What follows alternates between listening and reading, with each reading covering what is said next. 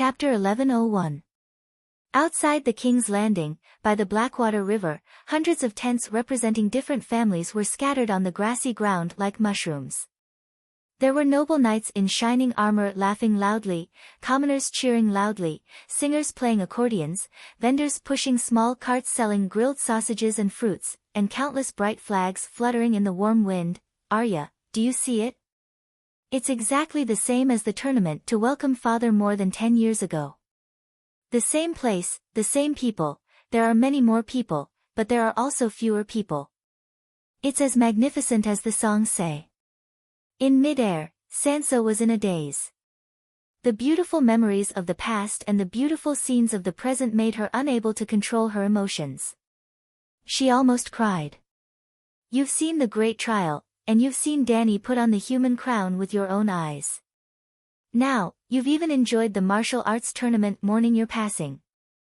You should be satisfied, right? Arya said lightly. Satisfied? How can I be satisfied? This is supposed to be a tournament to celebrate my ascension, not a funeral. Sansa said agitatedly. Fate is what it is. There's nothing I can do about it. Arya sighed. Fate is unfair. I don't accept it. Sansa shouted with a twisted face. I can assure you that your fate is not interfered with by anyone. It's the result of your own choice. Look at Bran. Sansa pointed at the White Knight who was sent flying by Jaime's spear. He's still laughing. He's laughing so happily. I just died, and he left never leave Winterfell to participate in the tournament. He's still laughing. Bran's dream when he was young was to become a knight like Barristan. Though his combat skills are poor, he has realized his dream. Why can't he laugh? Arya looked unhappy. He knew about my future but didn't inform me. He's still so happy. What's his motive? Sansa said agitatedly. Bran knew that Ygritte would have a difficult birth. He didn't tell Jon either. Sansa, fate is not interfered with. It's your own choice, Arya said solemnly. It wasn't easy for me to obtain the iron. That damned Iron Throne. Why am I so obsessed with that filthy iron chair? Sob sob sob, they all call me rotten-ass Sansa. Sob sob sob, I'm a founding queen greater than Aegon the Conqueror. Sob sob sob. When she thought of the Iron Throne, Sansa could not help but feel sorrowful. She was both regretful and resentful. She covered her face and wept. Leg, leg, leg. Suddenly, a tsunami of cheers erupted from the arena. Sansa rubbed her eyes and took a closer look. After 6 rounds, Leg dodged Brittany's spear and knocked her off the saddle at the same time. Woo-woo. Seeing Leg place the golden peony wreath on her daughter's head, Sansa's mother-in-law started crying again. I've never worn a crown before in my life. She had worked hard for more than 10 years and finally achieved hegemony, but she had not even enjoyed the taste of being an official queen for a single day. My life is too bitter. You've seen what you should see. Come with me to hell. Arya said impatiently. Hell? Sansa was stunned. What for? To serve your sentence. What? Sansa's eyes widened. She roared, are you kidding me? I've been cautious all my life and have never done anything that goes against the teachings of the 7 gods. Instead, I've made a lot of contributions. Why do I have to go to hell? I'm a level 4 great priestess. You've been a white flower for the first half of your life. You've done nothing wrong. In the middle of your life, you've cheated Aegon's feelings. It's not a big mistake. Later on, you've saved countless people and have done a lot of good deeds. You've committed a lot of small crimes but few big ones. Overall, your good deeds far exceed your mistakes. You'll have a good position in heaven. Arya first read out the Heavenly Father's judgment for Sansa. Then, under Sansa's confused gaze, she sighed. But you're not alone. You have a mother. Mother? Sansa frowned. Wasn't Mother's soul repaired? After returning from Slaver's Bay, I burned her body myself. Don't you know Mother's sins? Because of the Crimson Wedding, when she was Madame Stoneheart, she always broke her oath and violated the rights of the guests. Sansa hesitated. It's fine to give her all my good deeds. Why do you want me to go to hell? Children can help their parents serve their sentences and be punished. I'm afraid of pain, aren't you afraid, Mother? How many things did she do for you when she was alive? Arya said coldly. What about you?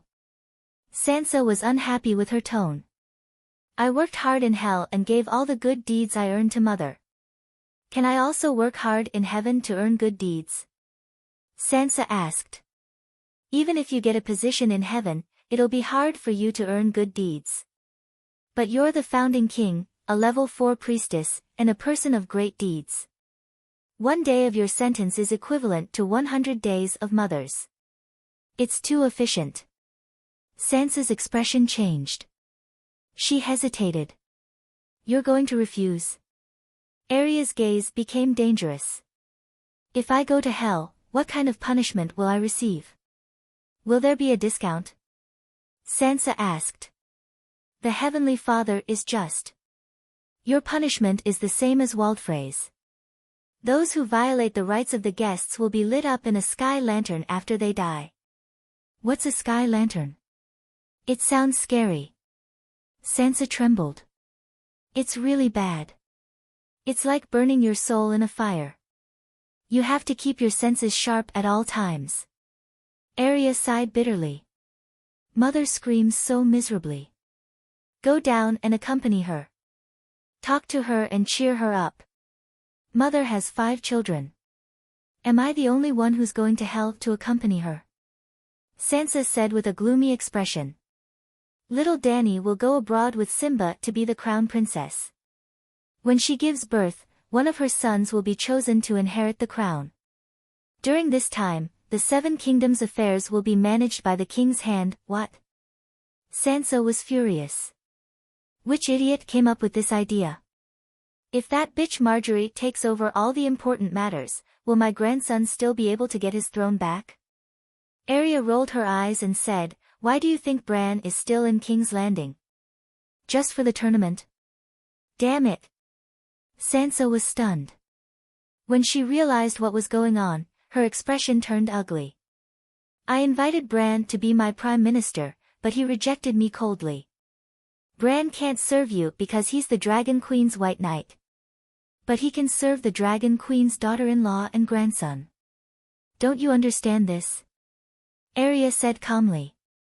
What does this have to do with me going to hell? When Bran rules the 7 kingdoms, he will work hard and love the people. He will work hard to benefit the 7 kingdoms and earn more merits. So, do you understand? You're working hard. We're all working hard too. No one is free. It's not that I'm not willing to work hard, but... Sansa held her sister's hand and begged, can I change my position? For example, if the Holy Mother revives me, I promise I won't keep any pretty boys around. I'll work hard every night and be vigilant all the time. Do you think that's possible? The Holy Mother doesn't even care about Ygritte. Sansa's pale face turned gloomy. After a while, she gritted her teeth and said, good, very good. I love my mother and am willing to share some of her sins. But no one is alone. I have a daughter too. Arya, tell the Holy Mother that I want to visit Dany in her dreams and let her know that I'm suffering in hell. She's a filial child. Not only will she share her merits with me, she will also go down to hell to light the lanterns. As for my son-in-law, I won't accept any betrothal gifts. He'll come and light the lanterns for his grandmother. Oh right, and my future grandchildren. Sansa became more excited as she spoke. Let all of Dany's descendants go to hell to light the lanterns for my mother. Ha ha ha. Arya was shocked. Maybe, for my mother, I can try. She said with a strange expression. 5 years later. At the foot of Changbai Mountain, a stone city was being built. hundreds of free people were shouting and working hard. Northern Ice King, John, is about to give birth. Suddenly, a red-haired old man walked out of a rough stone tower in the center of the city. He made a trumpet with his hands and shouted at the construction site in the west. John was shocked when he heard this. He hurriedly removed the stone from his shoulder and threw it on the ground before running back to his castle. It's only afternoon now. Didn't they say it would only be at night? Did something go wrong? Is in her 30s, almost 40. She seems to be a little old, he said nervously. That old man Machiro said it's normal. It's very difficult for a pregnant woman to determine the date of her labor. It's almost impossible to pinpoint the exact time, Tormund said with his white hair. As they spoke, the two of them arrived outside Wa's bedroom. However, they were stopped by Manslade. The former king of savages also had white hair, but his body was still straight and strong. Men shouldn't go in when a woman is giving birth. You should cheer her on from outside. Hearing his wife's heart-wrenching screams, John's forehead broke out in sweat. You'll give birth to a daughter. I saw it in the prophecy. Don't be afraid. Did not reply. Instead, a strange singing voice came from inside the room. The Holy Mother gazes tenderly and waits quietly. An angel flies in gracefully, watching the sunrise of life. His cries are like the sounds of nature. The Holy Mother smiles. An angel is about to arrive. They could tell that the singer was an old man. His voice was rough and monotonous, but it contained a strange power that could calm one's heart, focus one's energy, and fill the pregnant woman with strength. Even the womb moved rhythmically to the tune. This is the song of childbirth. John heaved a sigh of relief. According to the priest's statistics, since the song of childbirth became 7 gods 3 years ago, more than 70% of the pregnant women who had been assisted gave birth naturally. More than half of the remaining 30% were able to give birth successfully under the combined effects of the holy healing technique and the song of childbirth. Moreover, Hachiro had obtained 2 doctorates in the profession of scalpel priest and pharmacy priest. Gwa. As expected, in less than an hour, the child's loud cries could be heard. It really is a girl. Inside the room, Dana exclaimed. Oh my, what's going on? How did this happen? John had just been overjoyed when he heard his sister-in-law's panicked cries. What's wrong? He could not help but push open the door and rush in. There were many people in the room. Manslade's daughter, Tormund's granddaughter-in-law. There were 7 or 8 of them. They were all staring blankly at the bloody baby in Dana's arms. Seeing John in such a hurry, they all had strange looks in their eyes. They wanted to say something but stopped themselves. This is my daughter. John did not notice their expressions. There was no one else in his field of vision. The red-haired baby girl who was crying with her mouth open occupied all his attention. Wait, red hair, John rubbed his eyes. It was not blood. The thick tuft of hair was really red, like fire. Why is this child red-haired? His sister-in-law mumbled. Manslade, who had followed them in, was stunned. He looked at John's dark brown curly hair, then at his wife's long blonde hair. His sister-in-law had the same blonde hair and blue eyes as his wife. The tenacity of the caste had become a fact that everyone knew. Theoretically, this child should have awakened the Targaryen's silver hair and purple eyes, or silver blonde hair and blue eyes. What's wrong? Why are you all in a daze? Giving the child a bath, Tormund said, scratching his head in confusion. Swoosh, swoosh, swoosh. Everyone in the room looked at his head. Manslade frowned and turned to the only red-haired man in the room. He sighed. Tormund, John made you the commander of the castle to take care of his family while he was building Neverwinter. Is this how you take care of him? I took good care of Whale. Listen, the child's cries are so loud. She's as strong as I am. Tormund laughed. Maybe the red hair is a mutated gene. John said, forcing a smile. Manslade walked to Tormund and asked in a low voice, "Did you and Whale? This child has red hair, and so do you. Do you know that the cast is strong?" Tormund was stunned for a moment before realization dawned. "Are you all crazy? You're suspecting that Whale and I are having an affair?" "Although we did, shut up." Whale, who had just woken up, shouted angrily. "What are you all talking about? This is John's and my child." Everyone was silent. John grimaced, not knowing what to do. Whale was so angry that she said with a pale face, "Master Machiro, according to the tradition that has become popular in recent years, the first child of a noble has to have his blood tested in public to gain the recognition of the 7 gods and the people of the territory. You can try it now, in front of us." The dark-skinned priest glanced at the Northern Ice King and walked to Dana's side. He tapped the baby's foot lightly. A drop of blood the size of a grain of rice seeped out of the foot, which was still stained with blood. Machiro did not take John's blood. Instead, he used the simplest, King's Blood verification spell, to ignite the blood. Boom! The bean-sized flame instantly expanded by more than 3 feet, and its color became a noble deep purple. Ah, King's Blood, top King's Blood. What powerful mana! Machiro was shocked. "This is my daughter." John was overjoyed. "Yes, she's most likely your princess." "Tormund does not have King's Blood," Machiro said with certainty. "Hey, old man, are you looking down on me? After all, I'm Marquis Tormund." Tormund said unhappily. After the little princess was cleaned, changed, and breastfed, Machiro took a drop of her and John's blood for a more complicated and formal genetic comparison spell. This time, all the nobles and famous commoners of Neverwinter were present. This had indeed gradually become a tradition among the nobles. It was not only popular in Westeros. A year ago, when the eldest grandson of the Dragon Queen was born, a similar ritual had been carried out. Yes, it had gradually become a ritual that represented the recognition of the 7 gods and the heavens and earth. Similar to how Erlu and Renly used the excuse that Joffrey was not Robert's biological son to start a rebellion, it was almost impossible for this to happen again in the future.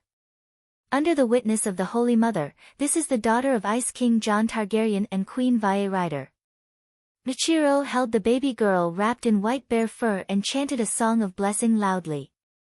A ray of holy light descended from the sky and landed on the swaddling clothes. "Princess, princess!"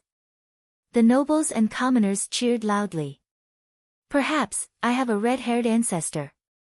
Vhae was not angry after the incident. She knew the principle of the strong caste. Alright, she had no reason to be angry. After all, her past, 7 days later, when the baby was being baptized, her great-aunt Dany revealed the mystery to the couple. Look at her. Round face, flat nose, red hair. Can't you think of anyone? Dany looked at the baby girl in her arms like an artist appreciating a painting that had been completed with great effort. Ygritte? John blurted out, then shook his head frantically. How is that possible? Her mother is not Ygritte. She should not look like Ygritte. She doesn't look like Ygritte. She is Ygritte, the reincarnation of Ygritte. Dany's aunt smiled proudly. Ah, this. Vhae was stunned. Didn't you say that Ygritte's soul had returned to the heavens and earth? John asked suspiciously. Of course it returned to the heavens and earth. If Ygritte's soul entered the child's body, it would not be reincarnation. It would be possession. How could I do such a thing? Is the wheel of reincarnation ready? John's heart skipped a beat. Not yet. Not only will the wheel of reincarnation cleanse the soul, it will also format the mark of life. This child's mark of life is exactly the same as Ygritte's. No matter how strong the caste is, it is not stronger than the mark of life. So, although she has your and Valley's bloodline, her specialty is very similar to Ygritte's. Tell me how I should face her in the future. John pulled his hair in frustration. That's your problem. Either you learn from caste, or you happily hand her over to another man, ha ha ha ha. This was a lifetime of punishment, a lifetime of debt. Another 15 years. King's Landing, the first day of the new year, the first day of the new year. Another new king ascended to the throne.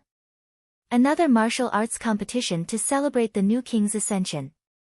Outside the King's Landing, the people who had changed into new clothes on the first day of the new year were as dense as a forest. In the crowd, the crisp sound of spears breaking could be heard from time to time, accompanied by intense shouts. Beside the Black River, the spring chill was chilly. The river water was clear and slow. One could vaguely see the lonely reflections of two gray-robed old monks, one tall and one short. There are so many people in King's Landing, said the short barefoot monk. According to the census a year ago, King's Landing has a permanent population of close to 300,000. Including the farmlands within 100 miles of the outskirts, there are more than 500,000. It's almost the same number as before the long night, said the tall monk. It seems that the 4 seasons are better than the chaotic seasons before, said the barefoot monk. It's also better than the extravagant long summer. Spring plowing and autumn harvesting, the 4 seasons are orderly. There are rewards for hard work and no rewards for not hard work. There's leisure and work, and there's a balance between work and rest. The world is peaceful, said the tall monk. Master Braun, I didn't expect you to have such brilliant ideas. I'm impressed, said the short monk as he cupped his hands.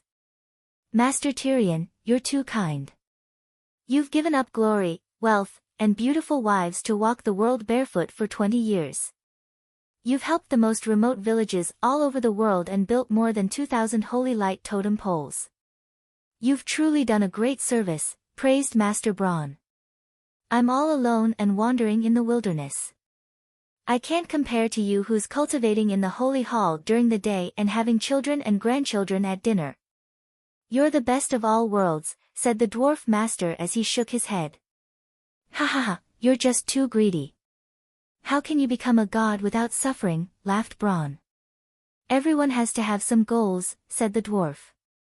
Yesterday was the eve of the new year. The new king invited the vassals for a reunion dinner. You came to King's Landing but didn't go to Red Fort. Where did you spend it? Asked Braun with concern. When I passed by a village outside the city, I met a peasant girl. She saw that I was all alone and pitiful, so she warmly cooked a pot of pork and cabbage dumplings for me. The taste. The dwarf smacked his lips and sighed. Even the table full of delicacies in Red Fort can't compare to it. Braun looked at him in surprise and saw that his face was full of sincerity and praise. He nodded and said, very good. You've reached a certain level. I'm a peak level 4 priest. My level is definitely higher than a level 3 priest like you, said the dwarf calmly. Braun smiled and didn't argue. He asked again, have you met King Ymont? Ymont.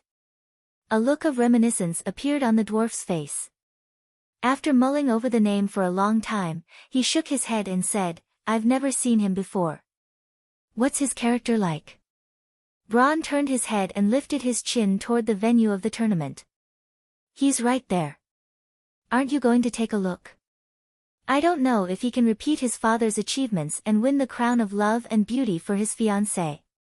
One look and you can only see his face. It's hard to know his heart, said the dwarf. Braun thought for a while and said, his character is all right. Although the Empress doesn't like this grandson very much, she still kept him by her side and taught him step by step. Other things aside, he has activated the 3 blessings of the human crown. Only the 3 blessings. The dwarf frowned. The Heavenly Father's blessing is just, the Holy Mother's protection is benevolent and loving, the warrior's armor is brave and fearless. It's enough for the king, said Braun. The dwarf nodded and asked again, Ymont is Leg's eldest son. Why doesn't the Empress like him? That kid is a bit like you. He's very flirtatious. At the age of 13, he impregnated a court lady. More importantly, that court lady was the daughter of Marquis Ellie. Do you still remember Ellie? The Empress Centaur maid, said the dwarf. That's her. The Empress originally wanted him to marry the court lady, but that kid actually said that he didn't like her at all. It was only because the moonlight was too mesmerizing that he couldn't help himself. Tell me, is that something a human would say? He's just like you back then. They all say that nephews resemble their uncles. Crown Prince Leg isn't like you, but his son really is. Not only is he lecherous, but he's also glib-tongued, quick-witted, and sharp-tongued. The dwarf's mouth twitched. The Empress let him off. How is that possible? The muscles on Bron's face twitched a few times as he raised 2 fingers. A total of 200 lashes. No matter how much the crown princess begged, it was useless. Her skin and flesh were lacerated, and even her eyelids were charred. She had to lie in bed for a full half a year. When Prince Yamant recovered, he was immediately sent to the King's Landing as a preparatory king. I'll go and meet that kid later. The dwarf was somewhat interested. Tyrion. Suddenly, a group of knights who were about to return to their tents stopped.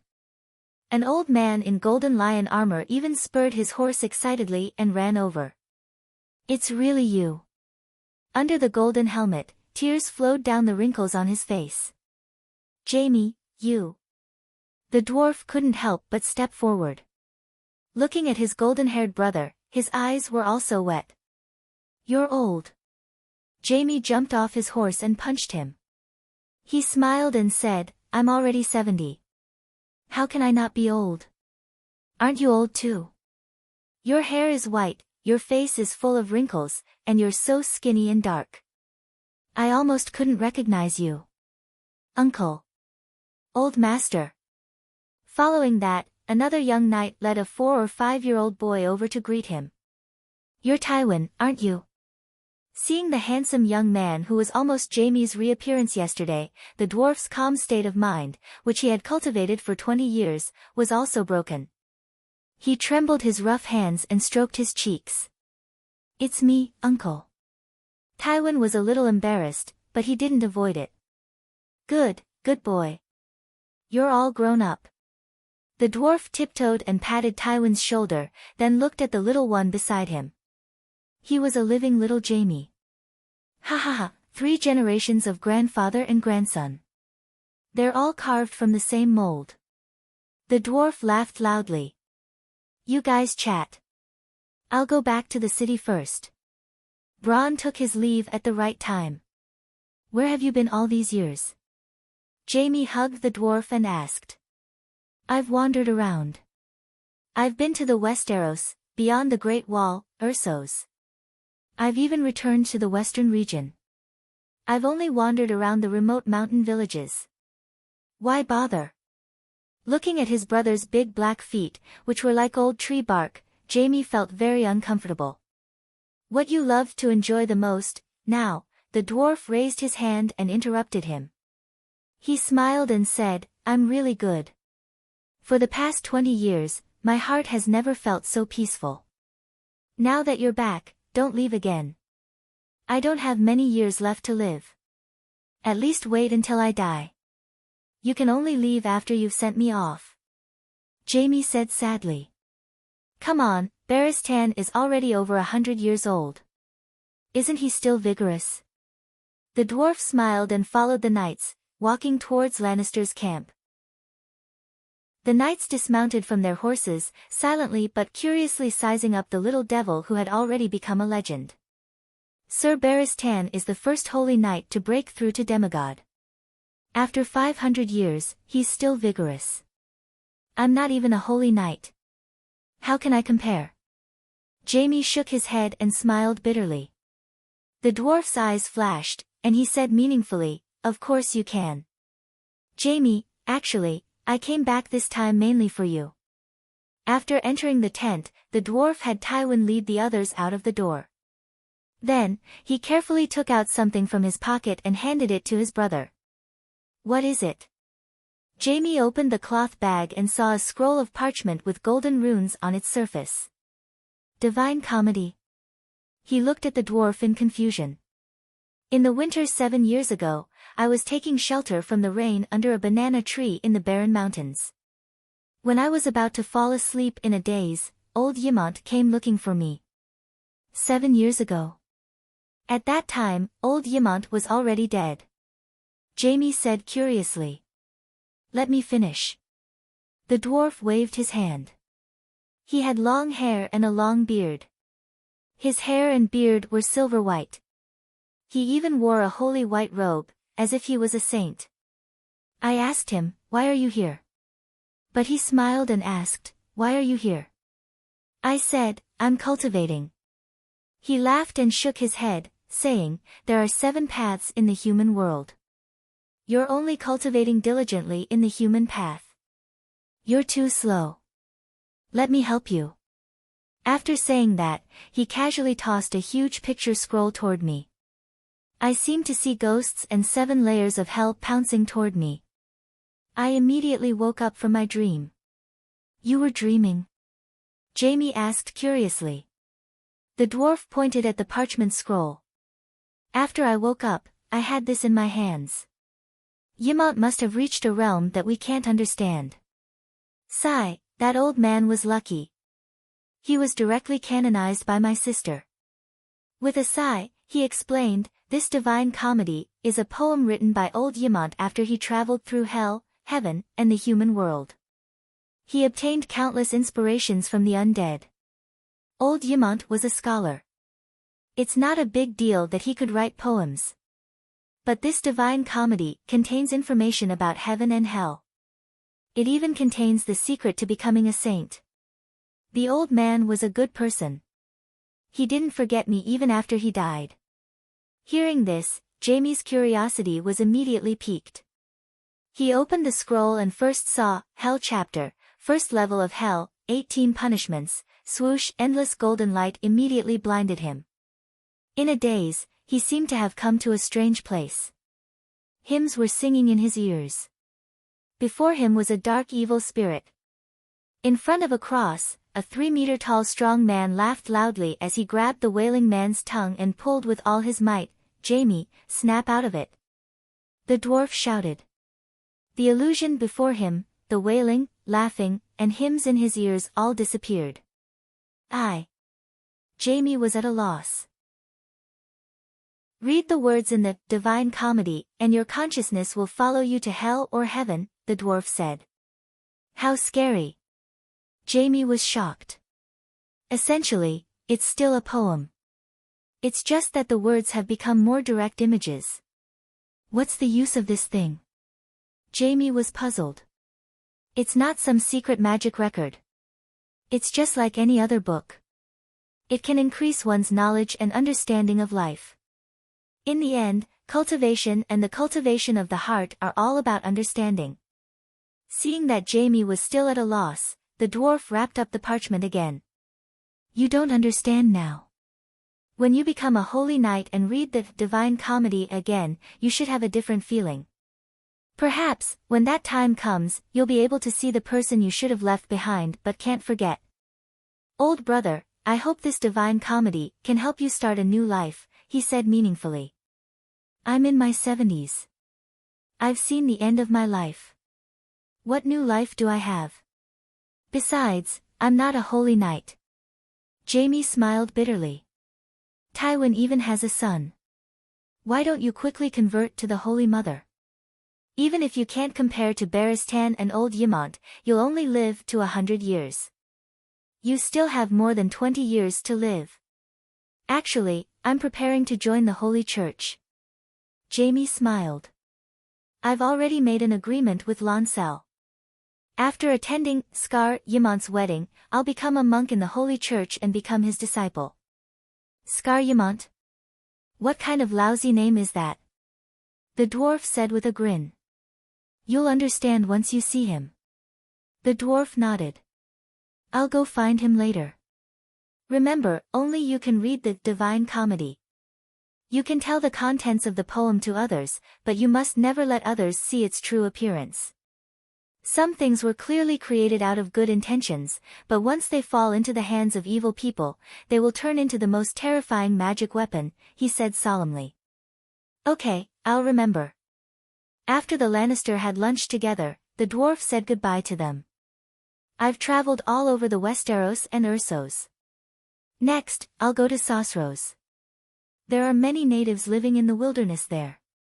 I'll convert them and use the light of the 7 gods to cleanse the savages of their stench and savagery. Don't worry about me.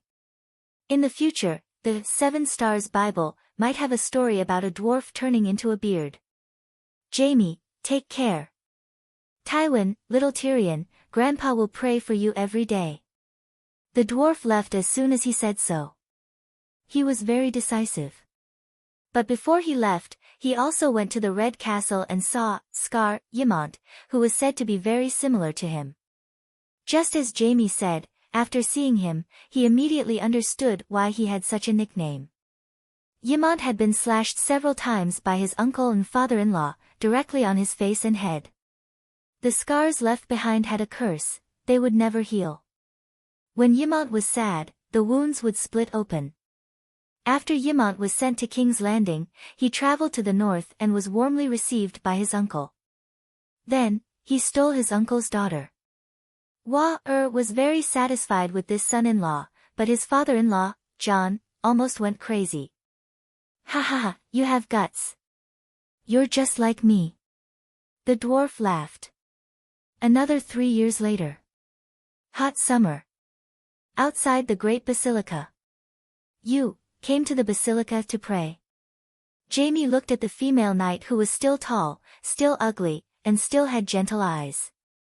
His expression was very complicated. I also want to join the warrior's sons, Brienne said softly. You're already a holy white knight blessed by the Holy Mother, Jaime said. I want. Briene's coarse round face blushed slightly. She bit her fat caterpillar-like lips and mustered her courage. Jaime, I've thought about it for many years and finally understood one thing. The glory of the knights, the recognition of the Dragon Queen, and the praise of countless people for the naked Iron Guards are not what I really want. I discovered that the days when I escorted you to King's Landing, the days when I spent with you were the most memorable memories of my life. When you were in Casterly Rock City, I could still hold back my thoughts, but in the 3 years since you came to the Great Basilica, I could not help but look in the direction of the Tower of Light as long as I stood on the top of the Red Keep. I can't help it anymore. You're in your 70s, and I'm in my 60s. Maybe I can still live for a few more decades, but I'm afraid that when I get older, I won't have the energy to say these things, to do. I don't want to do anything. I just want to see you every day. We can practice martial arts together and pray under the statue of the Holy Mother. That's enough. Jaime's eyes reddened, and he felt an inexplicable impulse. No, it's not enough. He took a step forward and grabbed her rough hand. We can still live for a few more decades, or even decades. We still have time to do some things that we couldn't do before. What things? Briene's big eyes were filled with anticipation and confusion. Let all the rules go to hell. Let's get married first, and then we'll travel the world with our swords. We'll see the beauty of the world, see the customs of various places, and eat various traditional delicacies. I'm tired of staying in Westeros. Let's go find Tyrion. He's also a cultivator. Let him officiate our wedding. Jaime said excitedly. All right, let all the rules go to hell. 2 streams of tears flowed down Briene's face. She pulled out the Oathkeeper's sword with a laugh and threw it on the ground. Then, she tore off the white robe behind her. The golden rune between her eyebrows flickered, and the seal of the Holy Knight shattered. Ha ha ha. Jaime also took off the striped cape of the warrior's son and removed the seal of the Holy Knight in his sea of consciousness. He laughed and hugged the tall woman. The two of them hugged each other like they were hugging the entire world. Chapter 1102.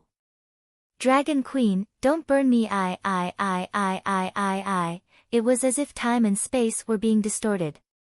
The sound and the light before his eyes were being stretched infinitely. In the next moment, Asha looked around blankly.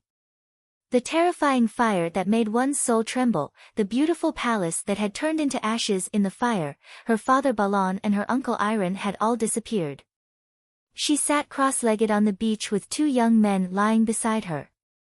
They were Dunk and Thornton, who had entered the flowing water palace with her. "The sun is out." "Where is this?" Asha murmured. The sun was shining brightly here, the hills were covered in green grass, and the sky and water were both jade green. There were many tourists in the vicinity, and those people who were wearing strange clothes and holding strange big black boxes were looking at her strangely. "Look at her. Why did she enter the Naga altar?" "Yeah, isn't the Naga altar not open to the public?" "No, she and two other people suddenly appeared in the Naga altar." "Have you seen her before?" Looking at their classic leather armor, they should be actors from the island. They specialize in acting as the ancient Iron Seed pirates. "Oh my, she has the Greyjoy family's sea monster emblem on her chest. She must be a big shot. Don't you think her temperament is very different?" There was a kind of savagery that was rarely seen among ladies nowadays. "Help me take a picture." Ka, what magic are you using?" The small silver iron pot on top of the big black box emitted a dazzling light. Asha was frightened and covered her face as she retreated. Hiding behind the Naga's rib, she was convinced that although the environment and people had changed drastically, this was definitely Old Wake Island. "Someone come, Priest Thale, Dunstan Zhuogu, is there anyone from the Zhuogu family?" As soon as she finished speaking, the sky immediately darkened. Old Wake Island's Naga Rib scenic area is temporarily closed. Distinguished guests, please leave in an orderly manner. In view of the inconvenience caused by this action, Iron Seed Culture Travel Company is willing to make sincere compensation. A rumbling sound came from above. Asha looked up blankly and saw a cylindrical sail that was even bigger than a castle. There was clearly a 20-meter-long wooden boat hanging below. While she was still in a daze, 7 or 8 ropes were thrown down from the side of the wooden boat. A group of soldiers in strange clothes slid down from the sky. Among them, a handsome pretty boy with silver hair and purple eyes came to her side. He stopped 2 steps away and said in a low voice, "Grandma Asha, I'm Theon Greyjoy, your 6th-generation grandson. It's not convenient to talk here. Let me take you back to Pike City first." "Brat, are you trying to scare me? I don't even have a son, how can I have a grandson?" Although Asha was a little suspicious, she didn't reject him when she saw his sincere expression and the palm-sized golden sea monster tribe emblem on her left chest. He grabbed her waist and pulled her up to the wooden ship in the sky. "Little Theon, why aren't they coming up?" The smell of fresh meat was refreshing. Asha couldn't help but lean into his arms and deliberately use her thigh to rub against his sensitive part. Little Theon's face turned red, and little Theon's blood began to rush. "Grandma, I'm really your 6th-generation grandson.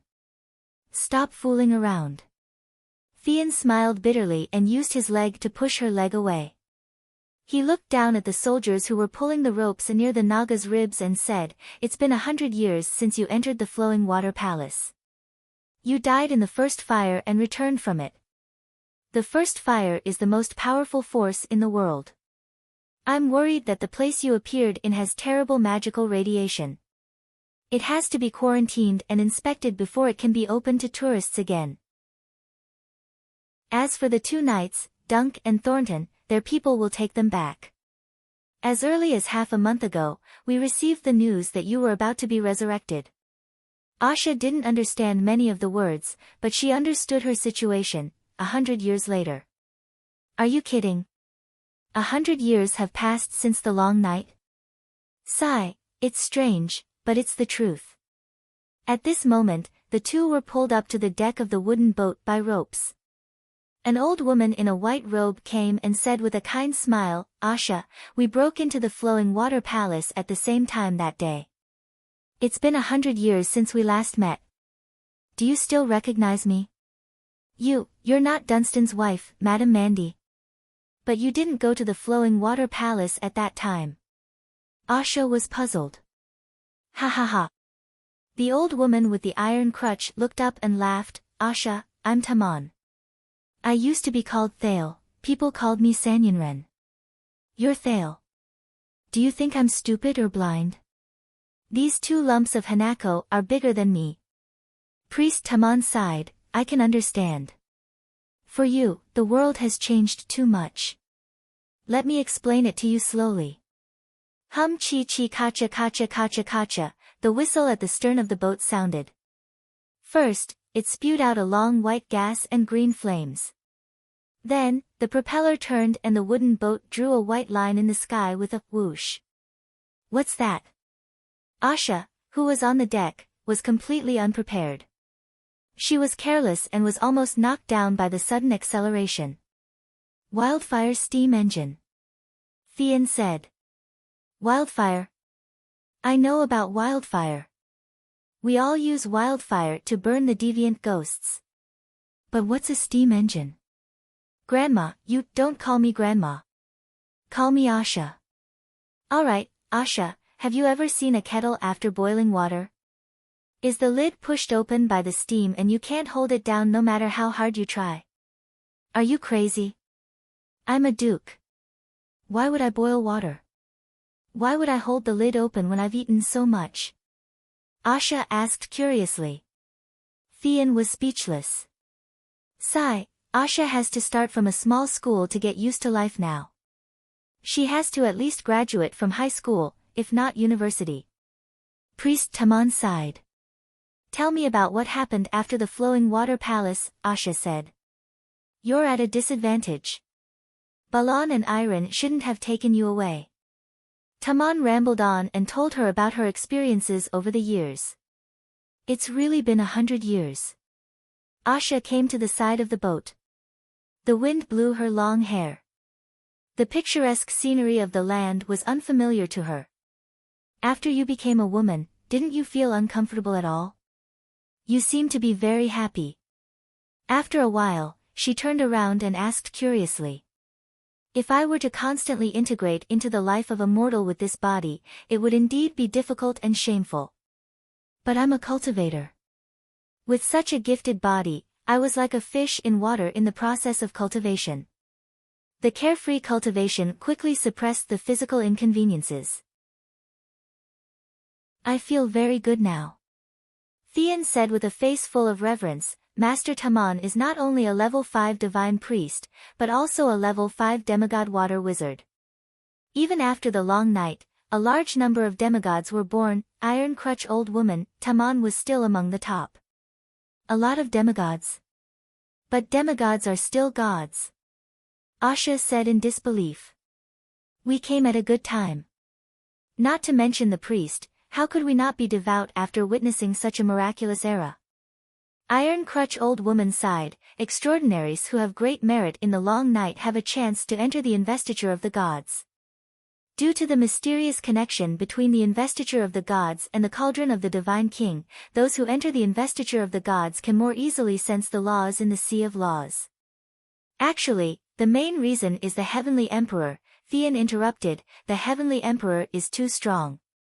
Asha, you were able to be reborn perfectly, which is enough to prove the extent of her control over the first flame. Heavenly Emperor. Dragon Queen. Yes, after the long night ended, there were many cities in the world that did not submit to her.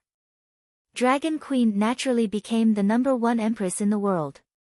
All the kings in the world, including the kings of the 7 countries, are her subjects. And all the extraordinaries know that she is also the king of gods. Her dual identity as the divine king and first emperor made her respectfully known as the Heavenly Emperor. Taman said leisurely.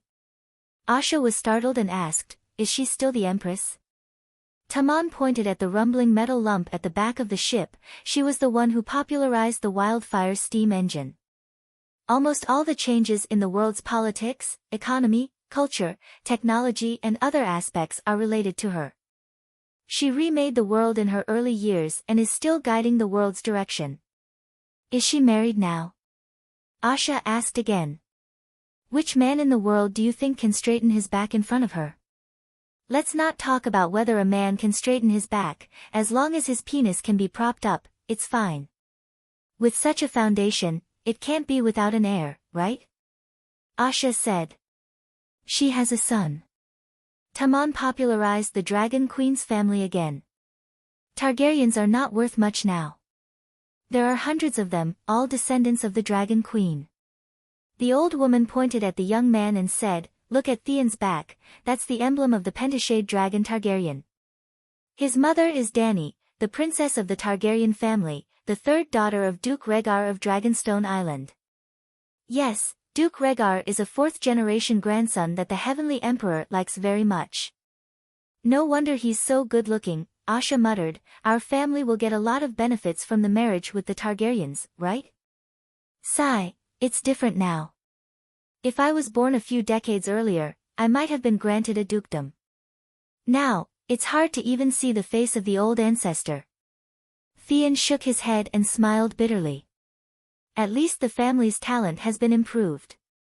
Which of the great dukedom families in the world doesn't want to marry a Targaryen princess as their mistress? The Heavenly Emperor's bloodline is the greatest benefit. If it weren't for Lord Robb's personal appearance, Duke John would have no hope of marrying the famous Dany as lady. Tamon said faintly. Theon was silent. Asha said blankly, Robb, John, who are they? Robb is the son of your brother, Theon. John is Theon's father. His name comes from the legendary hero, Fool John. Robb is also the adopted son of Fool John. So, Greyjoy and Targaryen have a deep relationship. Tamon said. Asha was even more confused. My brother is a eunuch. I thought Theon was my uncle's descendant. And, Fool John, I've never heard of him. Victarion married Little Rose, but didn't leave Inami above. Asha shouted excitedly. Which Little Rose? Is it the shit Rose Marjorie? How did the two of them get together? The evil and depraved Inami is a thing of the past. Now, we all believe in the 7 gods. Fordrowner, Tamon said awkwardly. Then, she explained the experiences of the few legendary characters to Asha. I didn't expect so many things to happen after that. Asha was in a daze. I'm not surprised that Theon had an illegitimate son. When that guy's second son was still around, he never let it rest. I even remember Robb's mother, standing at the dock with a silly look on her face as Theon left. Theon was very embarrassed. Asha, the wind on the deck is strong. Let's go to the bottom of the ship, he said. Don't flying wooden ships stand on the deck? It was only after they entered the cabin that Asha realized how foolish her words were. The ship was not too fast. It was about the speed of a normal horse, about 30 to 40 kilometers per hour. However, it was a little high. Coupled with the rotation of the steel propeller at the stern, the wind on the deck was especially strong. But once they entered the cabin, not only was the wind gone, the roar of the wildfire steam engine was almost inaudible. It was a small room that was as luxurious as a palace. There were glass windows installed at the bottom and sides. Sitting on a comfortable leather sofa, one could taste red wine while admiring the white clouds floating past them. When one looked down, one could see the rolling hills and plains. That's not right. Is Old Wake Island that big? We've been flying for so long, but we still haven't seen the sea. Oh, back in the day, the Dragon Queen saw that our Iron Islands were too barren, so she used her great magic to fill in the sea between a few islands, Tamon said casually. Clang! Asha's crystal glass fell from her right hand and onto the ground. Chapter 1103. Aunt Asha, you're finally back. Father was still talking about you when he was dying. The airship had just landed on the lawn in front of the castle when old Robb walked over shakily. Sigh, before I opened my eyes, I didn't even know I had a nephew. When I opened my eyes again, you're already so old. But apart from you, no one in the Greyjoy family really misses me. Looking at the skinny old man with wrinkled skin and white hair in front of her, Shaw could not help but feel a sense of loneliness. Don't say that, Aunt. We all know you and have been waiting for your return, said a silver-haired, purple-eyed woman in a red dress with a smile. Oh, you really do look a little like the Dragon Queen. You're Dany, right? Asha looked at the elegant and noble woman, muttering to herself, my son is already an adult, but why does he look younger than me? Aunt, it's me. Let me introduce you. This is my husband, John. My eldest daughter, Dania. My second daughter, Dany C.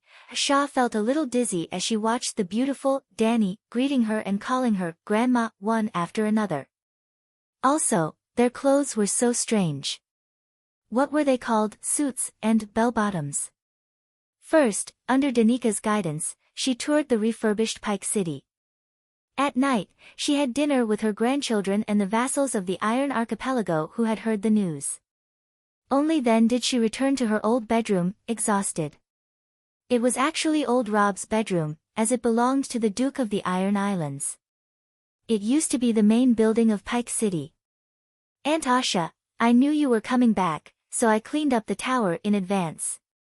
Old Rob sighed emotionally. Kids nowadays live in fashionable villas. There's a generation gap between them and us nostalgic old people. Asha had seen Dany's villa today. It was an empty, clean, and bright, empty house. I'm still young. I also like big houses with tiled walls, floor-to-ceiling glass, and balconies, she said. Then I'll get you another one. Old Rob was stunned. Forget it. I like big houses, but I like this tower even more. Here, I have more memories. This painting. Asha stopped in front of a huge oil painting at the head of the bed. The painting was of a young woman with a somewhat familiar face. Is she your wife? She asked. I hope she is, but she is only my dream, my moon. I can see her every day and feel her gentleness, but her gentleness doesn't belong to me alone. Old Rob stared straight at the smiling woman wearing a garland in the oil painting and said in a daze. Seeing an old man in heat, Asha got goosebumps. Never thought you were a poet, she said dryly. Poet? Old Rob was taken aback for a moment before he smiled in realization. Aunt, you misunderstood. I wasn't reciting a poem. What I said was the truth. She's the real moon goddess. She was the daughter of Queen Sansa, also known as Dany Lees. We grew up together. Later, I became Lord John's adopted son, and she went to Slaves Bay. We parted ways. Oh, so she's the daughter of rotten-ass Sansa. I was wondering why she looked so familiar. She really looks like her mother. Asha suddenly realized. Aunt, don't say that. Queen Sansa is very good to my father and to me. I grew up by her side, and she almost treats me like a son, Rob said uncomfortably. If she's good to you, why didn't she marry her daughter to you? Asha scoffed. That's because she's better to her own daughter. You have to be content with what you have and know how to be grateful. What kind of person would you be if you forgot all your previous kindness when things didn't go your way? Old Rob said magnanimously. You're very unlike Greyjoy. Your grandfather, or any of your uncles, wouldn't say that, Asha said strangely. My father would say that. Old Rob smiled. Asha smiled as well. It's good the way it is now. What does the moon goddess mean? She asked again. Do you see the moon outside? Yes, it's very big. It's even brighter than when we were here. Asha walked to the window and looked at the half-moon in the sky. Just 20 years ago, there was no moon in the sky. When Dany became a demigod, the Dragon Queen lit up the moon again. Dany also left the human world and ascended to the astral world to take control of the lunar star, which is the moon. Prince Leg also ended his 80-year career as the crown prince. He rode a carriage forged by the sun god armor and guarded the sun star for the sky emperor. I can understand that the dragon queen's son and daughter-in-law became demigods. But why was there no sun or moon before? Why did they only start forging 20 years ago? Asha was puzzled. The sun before was the dragon queen herself. The dragon queen's light illuminated the world. Later, our world was cut off from the four-pole universe, and we could no longer extract the power of the four elements. At that time, without external energy, we could only extract the power of the Earth's fire from the Earth's core. The Dragon Queen simply took a ball of Earth's fire from the Earth's core and used the Song of Fire to solidify it into the secondary first flame. 1,000 fire spirits ate it. After eating the secondary first flame, the fire spirits all became demigods. 1,000 demigod small suns were installed with strange runes, forming a giant true sun that would never be extinguished. Prince Leg's sun chariot carried that sun. I don't understand at all. Asha was confused. It's okay if you don't understand. Just think of Prince Leg as the Lord of the Sun and Danny as the Master of the Moon. Auntie, you've been out of touch for too long. A lot of knowledge can't be explained to outsiders without systematic learning. When the Imperial University reopens, why don't you go to King's Landing with Danny and be a transfer student in the history department? Old Rob suggested. I'm already 30 years old, and you want me to be a student? Or, are you trying to chase me away? Asha was suspicious. Oh, what are you saying, Auntie? The old man's face was red with anxiety. He stomped his feet and said, I swear to the 7 gods that I have no bad intentions. If you don't want to leave the Iron Islands, you can go to Ocean University in Great Wick City to study. However, Ocean University is only a secondary school. It mainly trains sailors and sea shapeshifters. Its faculty is far inferior to the world's #1 Imperial University. Although King's Landing Imperial University is only a branch of Imperial University. What secondary school? Asha suddenly felt that she really should go to Imperial University for a few years. Secondary university can be regarded as the count of universities. Primary university is the Duke, while Imperial University is the King. Oh, I see. Imperial University specializes in training the children of royalty. Asha was enlightened. No, commoners can also enter as long as they pass the exam. Old Rob waved his hand. I remember that when you went to the Flowing Water Palace, the 7 kingdoms already had elementary and intermediate magic schools. He was confused. Haha, commoners need to take an exam to enter, but nobles are exempted. Isn't that like accompanying the prince to study? Asha laughed. You're not completely wrong. Nobles do have preferential treatment, but it's only based on their title. It's impossible to completely exempt them from the exam. What about me? Old Rob sighed. You're a transfer student. You don't have a graduation certificate or participate in the final exam. Imperial University's official students, if they have excellent grades, will be conferred a title by the royal family when they graduate. They'll be court knights without fiefs. Some star students are even recruited by the king in advance before they graduate and are selected as their own ministers. Let me think. I haven't even explored the Iron Islands enough. I don't want to go to King's Landing immediately, Asha said. In less than half a month, Asha changed her mind and decided to go to King's Landing to study at Imperial University. There were 2 reasons. First, the Iron Islands had changed too much, and she was unfamiliar with the place. Whether it was Iron Seed commoners or nobles, there was a very obvious generation gap when she interacted with them. Second, she was deeply traumatized and really thirsted for new knowledge and skills. A few days ago, when Countess Harlow brought her daughter to visit her, Asha's mother was from the Harlow family. She gave her a brown leather bag the size of a wine bottle as a gift. Asha felt that her uncle's granddaughter-in-law was insulting her. This little thing was hard and small. What could it hold? Danny and the other women commented on the bag, talking about the leather, the style, the matching with the skirt. They talked endlessly, their faces full of excitement. When she laughed and said, "When I took the iron seed out to sea to rob merchant ships, I always hated the fact that the sack wasn't big enough. You little things can't even hold a bigger penis. What's the use of it?" Silence. Everyone covered their small mouths and looked at her like frightened quails. She was annoyed by the way they looked at her like she was a barbarian. She continued to provoke them, "You fancy ladies of the green land. If you meet the iron seed at sea, you'll probably be scared to tears. Ah Shah, any of us ladies here, even me, can easily sweep away all the iron seeds on a ship back in the day," the second daughter of the Duchess said excitedly. According to Asha's request, they no longer called her Grand Aunt. They all called her by her name.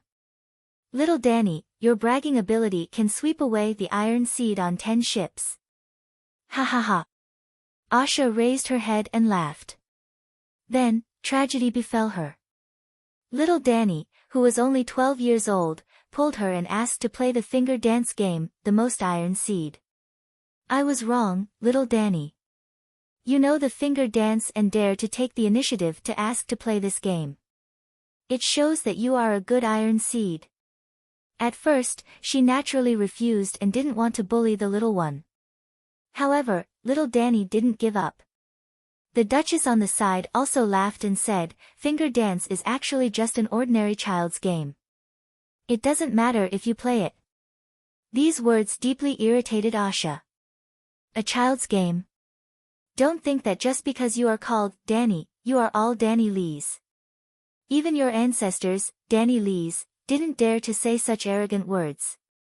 "Let's try with an axe without a blade," Asha said with a straight face. "No need. We all know the holy healing technique. Cutting off an arm or a hand is a small problem," the Duchess said.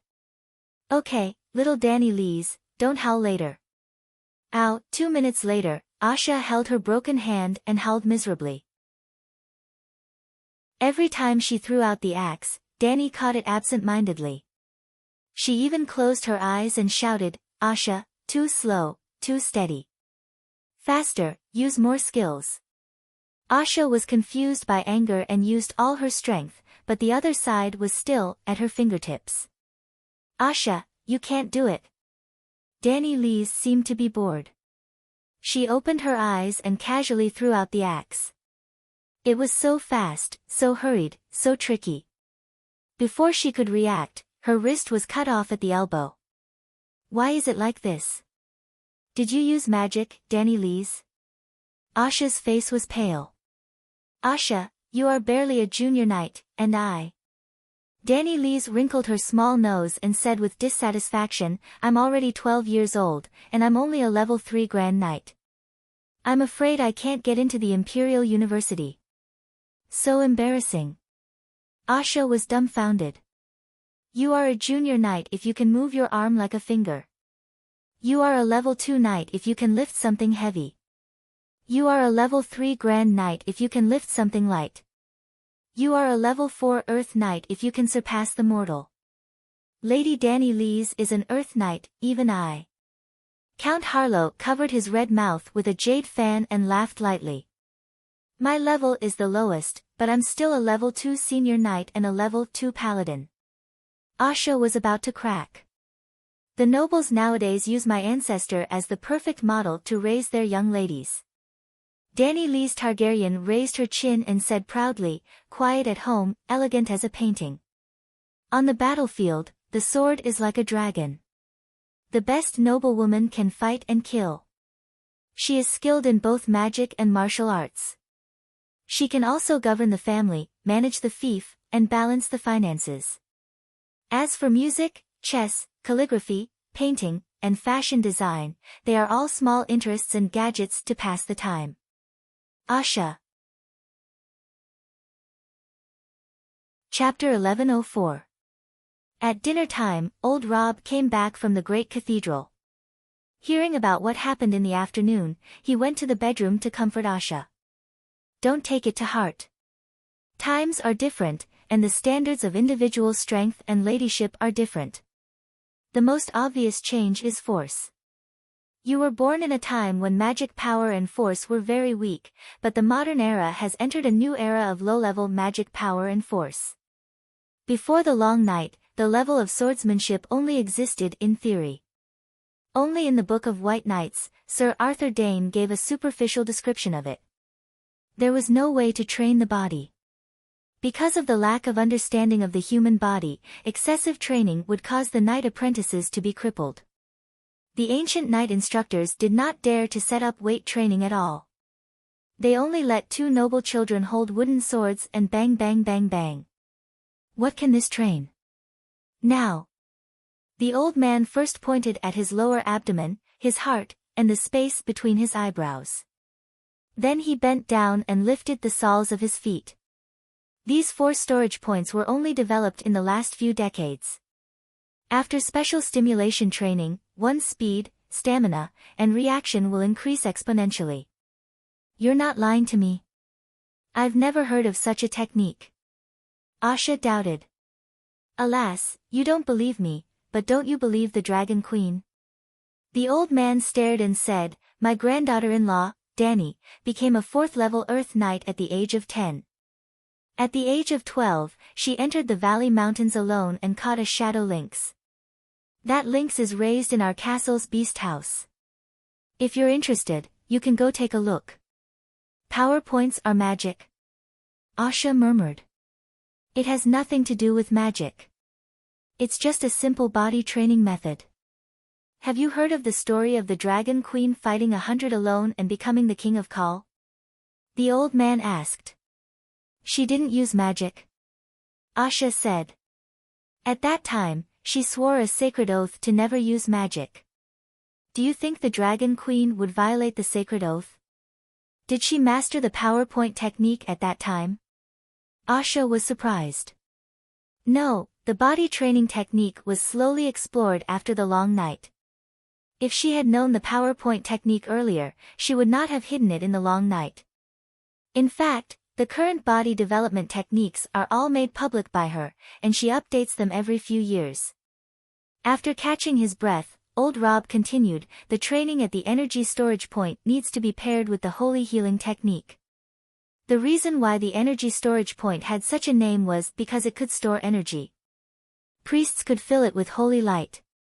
In this way, during physical training, the muscles, bones, and organs of the body would automatically absorb the power of holy light from the accumulation point to improve themselves.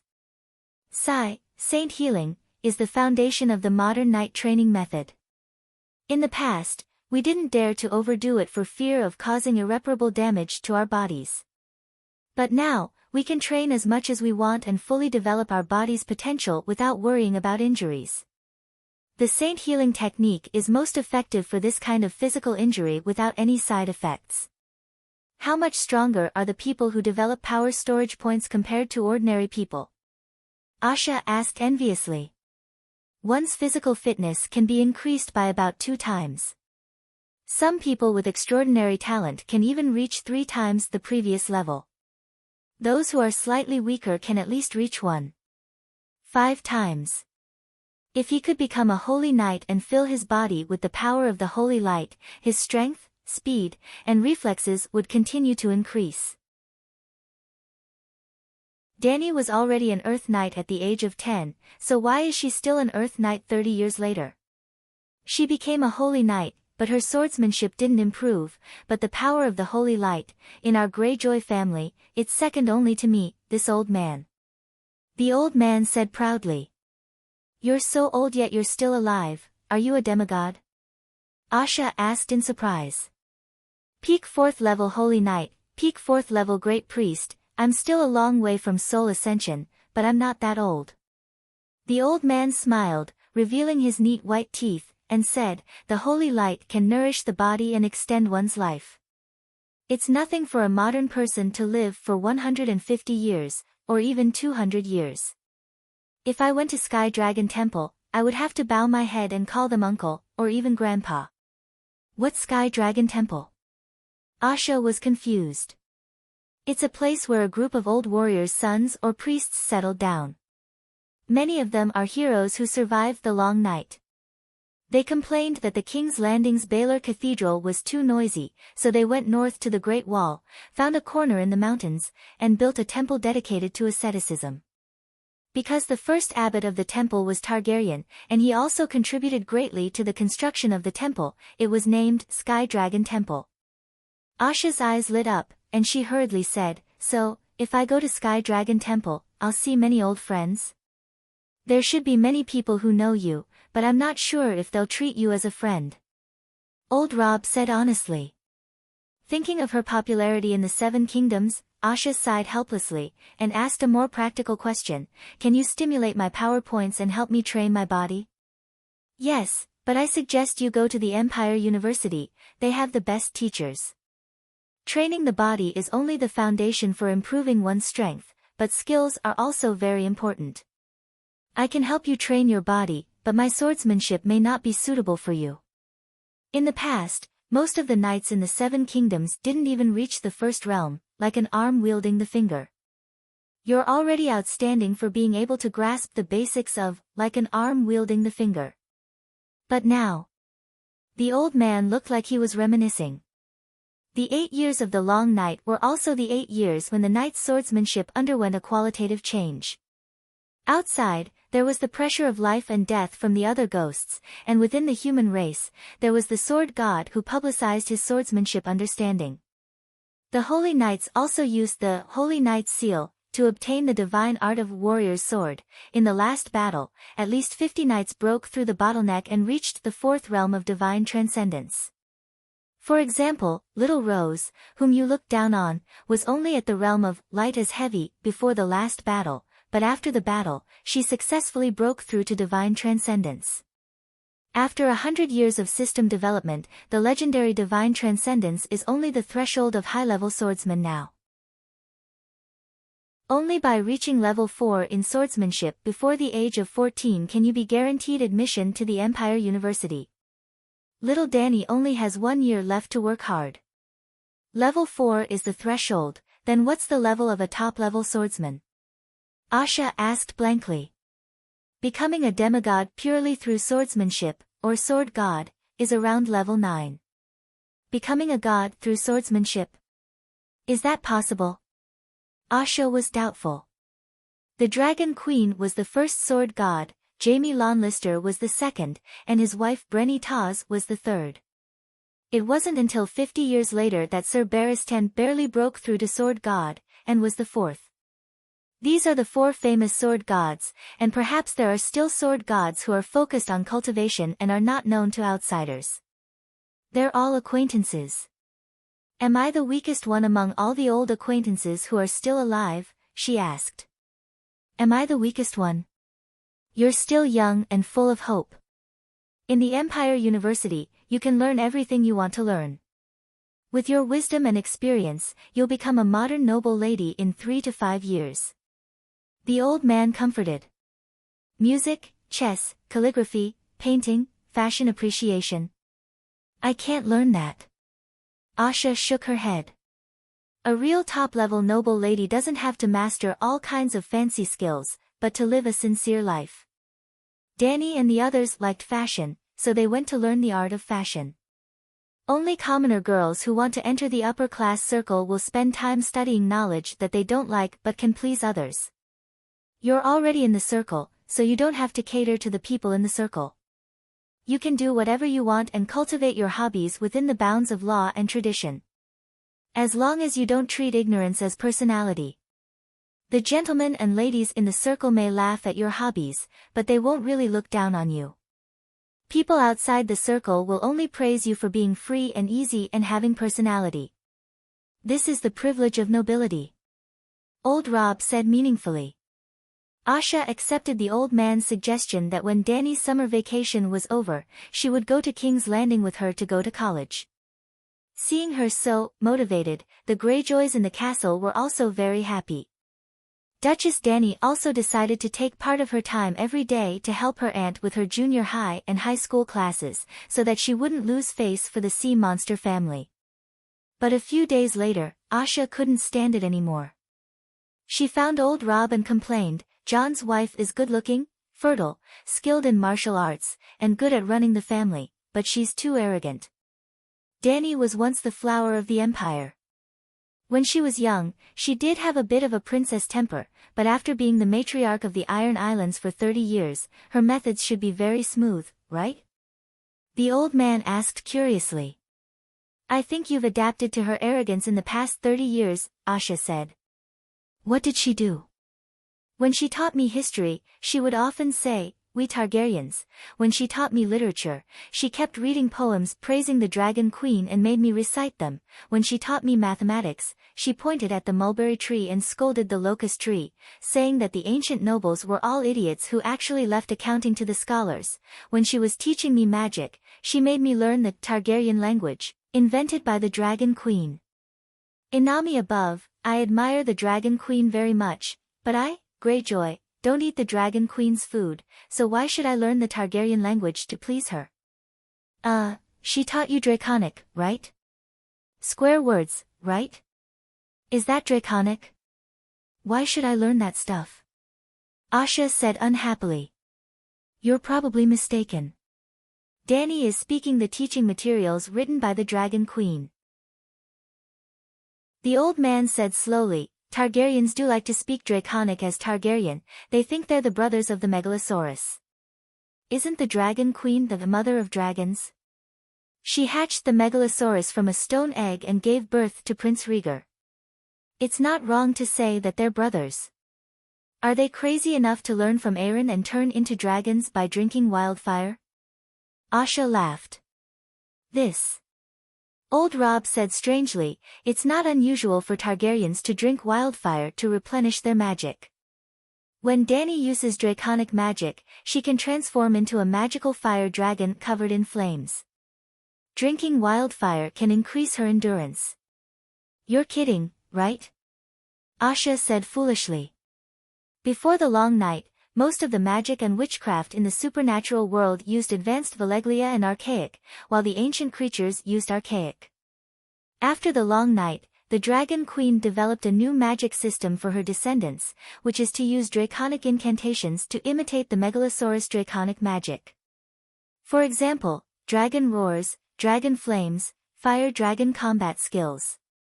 Transforming into a dragon and drinking wildfire to replenish magic were just some of them. At first, only Targaryens learned Draconic, but later, priests with fire talent discovered that after switching to Draconic incantations, they could borrow the power of the dragon god to imitate Targaryens' Draconic magic. Thus, Draconic magic began to become a mainstream magic system. Dani taught you Draconic out of kindness. Who better to be a Draconic magic teacher than Targaryen? Chapter 1105. In the early years, Dani graduated from the Imperial University and stayed on as a Draconic magic teacher for a few years. Now that she's willing to teach you alone, you should thank her. As for the Dragon Queen's poems, if you want to learn history, how can you avoid the Dragon Queen? She is history, and her every move is a historical event. And Dani is a Targaryen. What's wrong with saying, "We Targaryens"? It was normal to let the scholars manage the finances in the past, but now.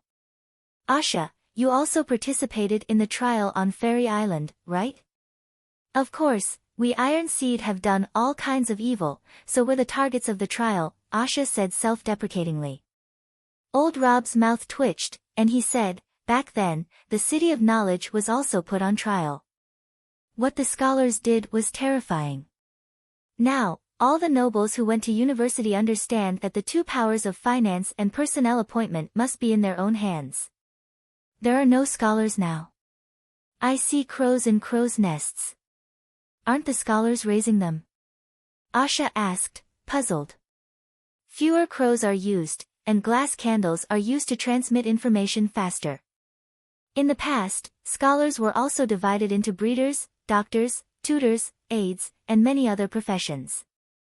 They were more professional, more efficient, and more reliable.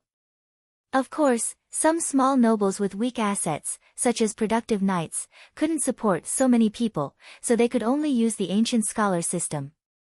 So, the City of Knowledge still exists. It was reorganized as the University of Old Town, and there's a major called Ancient Scholar. Just 30 years ago, it was successfully promoted to a university. There are only 7 universities in the world. Alright, what you said makes sense.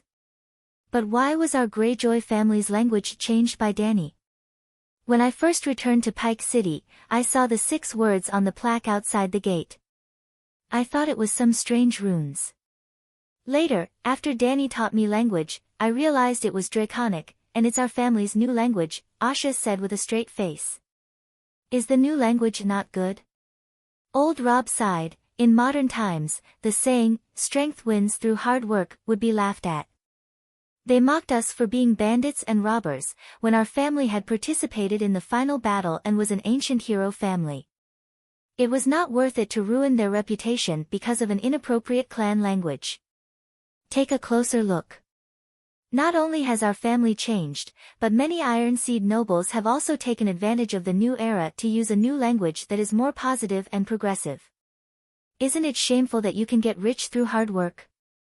If my father was still alive, he would definitely be angered to death, Asha said. Sigh, what a pity. You were taken away by Grandpa and missed the glorious battle that allowed the Iron Seed to rise from the ashes. When countless Iron Seed members pointed their swords at the Anami, we abandoned the Anami's evil teachings. Like Taman, Dunstan, and the other 8 heroes, it was very easy for them to accept the doctrine of the 7 gods that labor is the most glorious. Old Rob shook his head and sighed. Labor is the most glorious. Bullshit. Asha grinned. Labor is most glorious, that is the doctrine of the blacksmith. Fighting to the death is most glorious, that is the doctrine of the warrior. How is the doctrine of the 7 gods bullshit? You guys live in luxury every day, when have you ever worked? Old Rob was speechless. Apart from you, which adult in our family doesn't work hard? I go to the Holy Church every day and help the commoner children activate the energy points in the morning. After the noon prayers, I treat the patients in the afternoon. When it's dark, I go home and have dinner with my family. Isn't that hard work? Dany and Jon also have to manage the huge Iron Islands, and even Theon. You haven't seen Theon for a few days, right? He's the general manager of the Iron Seed Culture Tourism Company, and he works every day. Asha was speechless. After a while, she asked, then, is our family rich? Old Rob probed. Dany said that she can't give you the title of Duke of the Iron Islands, but regardless of whether you marry or not, she will compensate you with 2 million gold royals. Inami above, 2 million, are you that rich? Asha was stunned. Seeing that she was only shocked by the amount of money and didn't show any dissatisfaction about not returning the title, Old Rob sighed in relief and said, our family didn't have much money. When Dany married, she brought 5 million gold royals as a dowry, and then 5 million. Are you kidding me? She's only the 3rd daughter of the Duke of Dragonstone Island. Asha shouted. Sigh, Dragon Queen is too rich. Every Targaryen daughter gets a big red packet when she marries, ranging from 1 million to 10 million. Asha was shocked. Did she rob the Bravo's iron treasury in the end? No need. The old man shook his head. Long Night's 10 cities were empty, and the wealth in those empty cities belonged to the Dragon Queen. After the Long Night's end, she set up the Royal Merchant Company, which not only helped the empire develop commerce, but also made a lot of money. For example, our family's steam airship was bought from the Dragon Queen, and it cost 700,000 gold royals each. It's a robbery. Ah, Shah shouted again. In ancient times, how many longships could 700,000 gold royals make? Can those longships together beat a steam airship? Asha sighed. It's just a lump of iron, too expensive. You didn't look carefully, did you? The key parts of that steam boiler are all made of steel. How can ordinary steel withstand a long period of wildfire? Also, the leather pouch for inert light gas has to be tough, light, and fireproof. Only the best magicians in material science can make it. I'm sure you've seen the Air Force soldiers on the airships. In order to reduce their weight, they can't wear heavy iron armor. But the Air Force is precious, and protection is even more important. So, they all wear cloth armor that makes you feel strange. Old Rob said. This. Asha was stunned and smiled bitterly. I'm really behind the times. Danny is learning from the Dragon Queen's business methods. In just a few decades, our family has become rich, and we have a net worth of tens of millions. However, Danny is planning to build a road system that connects the major cities in the Iron Islands. Infrastructure is the most expensive, so I can only give you 2 million. Old Rob said slowly. It costs so much to build a road. Asha was puzzled. It's not an ordinary mud road. Have you seen the Valeglia Avenue? Without a megalosaurus to add high-energy magic to the molten boulders, we can only use a large number of fire priests who are proficient in dragon magic to replace it. A 7-meter-wide black stone avenue costs more than 300,000 gold royals per kilometer. This project will require all the nobles of the Iron Islands to invest 1,000 years and 10 billion gold royals to complete. The old man sighed. That's too much, is it necessary? Asha mumbled. Once the Black Stone Avenue is completed, our Iron Islands will benefit for tens of thousands of years, hundreds of thousands of years, or even longer. Do you think it's worth it? As long as it's worth it, it's necessary. After communicating with old Rob, Asha dispelled her misunderstanding of Danny. She abandoned her prejudices and began to truly focus on learning. She continued to read history books and elementary school nature books. She gradually gained a deeper understanding of this unfamiliar world.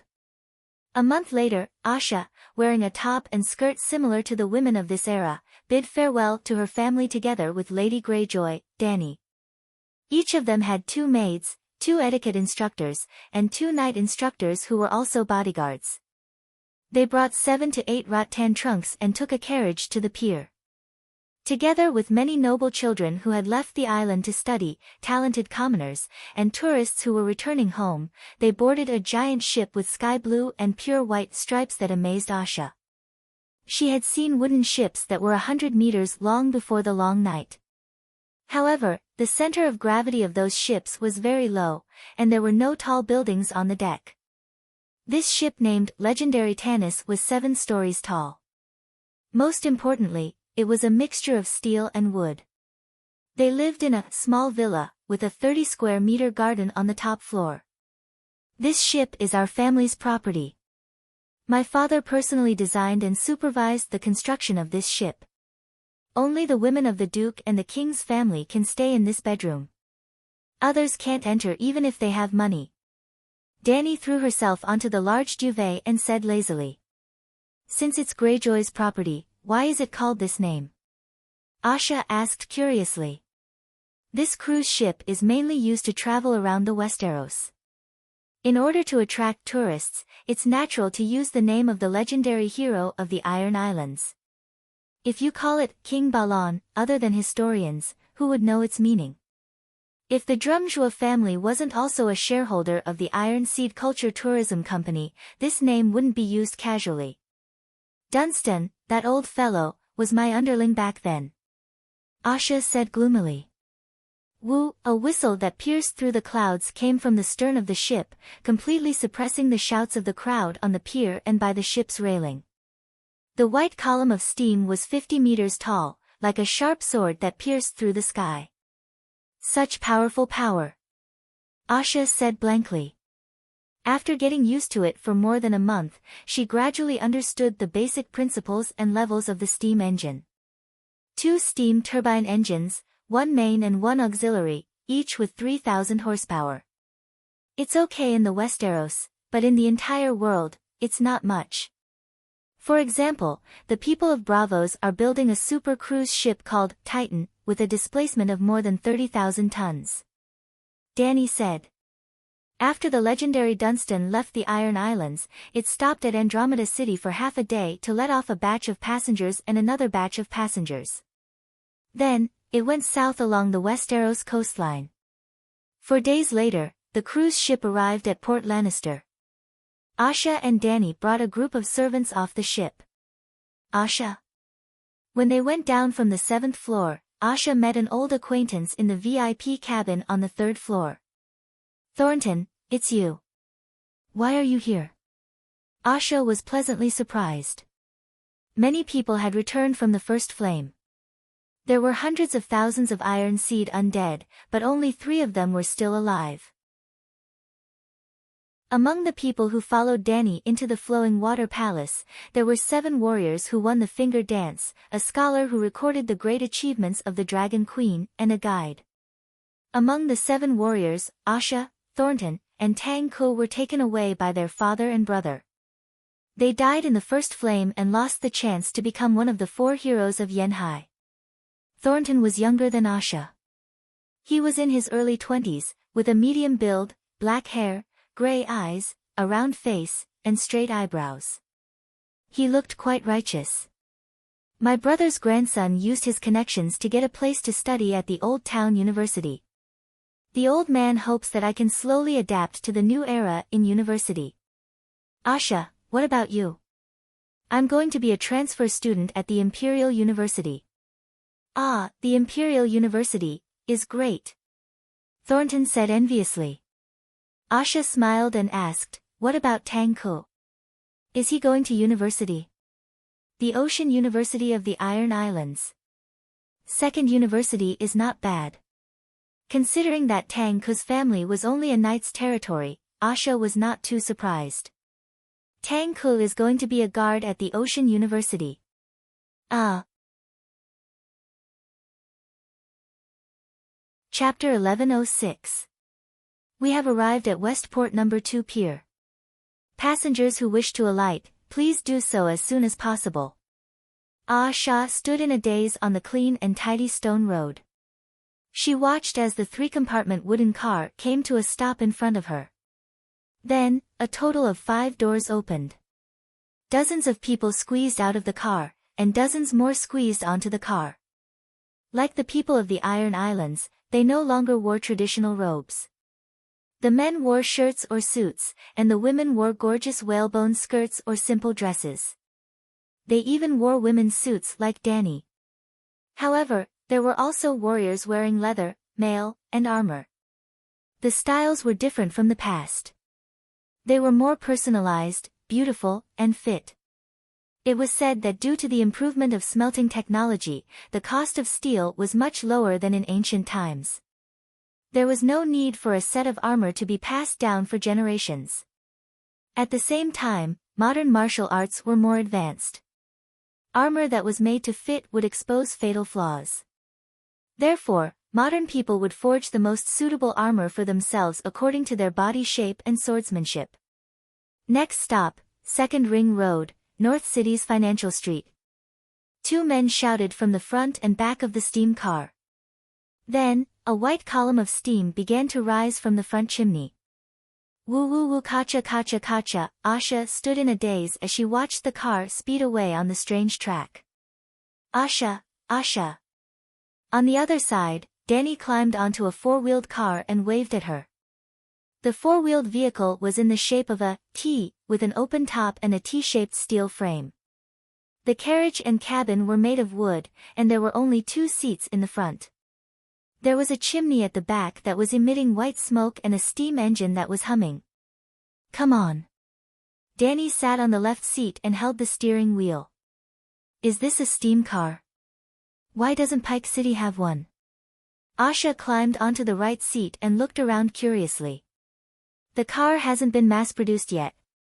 This is Joffrey's new experimental product. Dany was reading a manual as she spoke. Joffrey is Lannister. The heir of Casterly Rock, my senior. Why is his car here? Does our family have a good relationship with Lannister? Asha asked doubtfully. He's pursuing me, Dany said casually. Ah, your fiancé? No, Danny shook her head. He's just one of my suitors. Asha was stupefied. I almost understand it. It's no different from a public bus. Muttering, Danny threw the manual aside. Asha, get ready. It's also my first time driving a car. If there's an accident, I'm prepared to jump out. What? Asha was at a loss. She even fumbled around on the seat and asked, where's the seatbelt? I have a seatbelt when I take the airship. The seatbelt is a restraint. If we really get into a car accident, we should jump out of the car and run for our lives. Car accident? This new term made Asha's hair stand on end. With the skills and reflexes of a level 4 Grand Knight and a level 3 Holy Knight, it's better to jump out of the car ahead of time than to leave the seatbelt to fate. No matter how dangerous a car accident is and how unexpected it is it more terrifying than the sword of a level 4 Grand Knight? Danny said matter-of-factly. Asha felt that her words made a lot of sense, but I'm not a Grand Knight. And if you get into a car accident and kill a passerby, I'm afraid you'll go to hell after you die. She said. Sigh, then I'll drive slower. Danny sighed. Chi-chi woo-woo, the car slowly left the place and entered the wide black stone avenue. At first, Danny was still a little unfamiliar with it. But soon, she, who was proficient in bus driving, became familiar with the operation of the car. The speed began to increase, and even caught up with and quickly surpassed the railway bus that left before. The wind is so strong, slow down. Asha's eyes were a little hard to open because of the strong wind. Don't worry, I have the blood of a true dragon. This bit of wind, this bit of speed, is nothing at all. Danny was a little carried away. I want to see the scenery, Lannister Port has changed a lot. Asha said. Danny had no choice but to slow down to the speed of an ordinary carriage. The buildings on the street are all 4 stories, and they are all the same style and size. Why are they so neat? Asha was puzzled. Uniform buildings, neat streets, it's easier to build a sewer and a water supply system, and it can also increase the land utilization and traffic efficiency. Think about it, if a box of the same size is neatly stacked, can it hold more soap cubes, or can it be stuffed more randomly? After leaving Lannister Port, the car left the black stone avenue and began to bounce on the gravel road like a jumping bean. The car's shock absorber is so bad. Danny complained. The road to Casterly Rock City was wider, but there were fewer passers-by. Asha's heart itched. Can you let me try this car? I used to be the best captain on the Iron Islands. Driving shouldn't be harder than steering, right? The captain is indeed more skilled than the driver, but you don't have magic power to start the engine. Danny suddenly loosened one hand and pointed to the steering wheel. Look, this is the magic input. The main body of the steering wheel was curved into a circle of wood, and the surface of the wooden armrest was inlaid with threaded dragon crystals. At this time, the surface of the dragon crystals flickered with a dark red light. What's going on? Isn't the steam engine powered by wildfire? Why do you need to input magic power? Asha wondered. Look at the fuel tank in the back, isn't there 2? Not 2 boxes of wildfire. Danny smiled and said, neither of the 2 tin boxes contains wildfire, but when they meet, they can produce a magic reaction and produce wildfire. The engine is engraved with magic runes that synthesize wildfire. The driver injects magic power into the runes through the steering wheel, and the 2 stable substances react with magic, turning into flammable, explosive, and ultra-high burning wildfire. Then, the wildfire steam engine starts to run. The amount of magic power inputted determines the speed of the conversion, and the amount of wildfire determines the speed of the car. This technology was invented by the wildfire experts 50 years ago, and it was also 50 years ago that the wildfire steam engine became practical. And the first wildfire-powered steam train was invented by the ancestor long before the long night. Are you tired? She asked. Are you tired? Why tired? Danny asked curiously. You keep inputting magic power, aren't you tired? Hee hee, if I were to inject magic power like casting spells, how would I have the energy to talk to you? Danny explained with a smile, the level of magic power is analogous to the level of flames. Ordinary flames are level 1, wildfire is level 2, the dragon flames of ordinary megalosaurus are level 3, the earth fire is level 4, the sun is level 5, the embers of the first fire is level 6, and the first fire is level 7. Level 5 is a true god, and level 6 is the divine king. Asha, you can be resurrected, which means that the ancestor has surpassed the divine king and touched the level of level 7 god of creation. God of creation. You can brag all you want. Asha complained in her heart and said indifferently, what does this have to do with the wildfire? Listen to my explanation slowly. The ancestor is level 7, and the 5 gods megalosaurus are about level 4.5. So, with their power, ordinary fire priests can also make level 3 fire magic liquid, right? I don't know. Asha said honestly. Sigh, when we go to King's Landing, you have to study hard. You can treat wildfire as hard liquor. If you mix alcohol and water, can you blend it into hard liquor? Although level 3 fire magic liquid has a higher energy level, it is very stable. Then, when mixed with level 1 fire magic liquid, you don't need to inject much magic power for them to blend into wildfire. Of course, the mixing of alcohol and water is a physical reaction, and the synthesis of wildfire is a magical reaction. My magic power is equivalent to a catalyst. I still don't understand. Asha said with a wooden face. Forget it, let Joffrey explain it to you later. He is in the field of magic science. Asha knew what the field of magic science was. Under the physics department, it was divided into natural physics and magic physics. The chemistry department was the same. The wildfire department belonged to the magic chemistry department of the chemistry department. So Joffrey is a science guy, I thought he studied finance. Asha said. Danny showed a mocking expression, finance is a service-oriented industry, only muggles and civilians study finance and work for nobles after graduation. Lannister Port has the only financial street in the 7 countries. Asha said. Even a top finance student who graduated from the Empire University can't play with a duke with 3 professional degrees, because finance experts can only adapt to the rules, but dukes can make the rules. If any guy in the Iron Islands dares to speculate in finance, my father will catch him the next day and send him to the North Pole. So, the heir of a great noble only needs to master basic financial knowledge, enough to manage a group of finance experts. There is no need to take it as a profession. Asha was speechless. In silence, the car entered the gate of Casterly Rock City. A tall old man with white hair led a group of men and women to greet them at the gate. The old man was close to 4 meters tall, and the others were also tall. Ah, Grandpa Tyrion, who are you? I am not qualified for you to come out and greet me personally. Dany was shocked when she saw the old man, and there was also a bit of fear in her shock. Ha, little Dany, don't flatter yourself, I didn't come for you. The old man winked at the girl, then turned to Asha and bowed solemnly. Lady Asha, I am Messai's eldest grandson, known as Giant Tyrion, it is an honor to meet you. Oh, so you are Messai's grandson.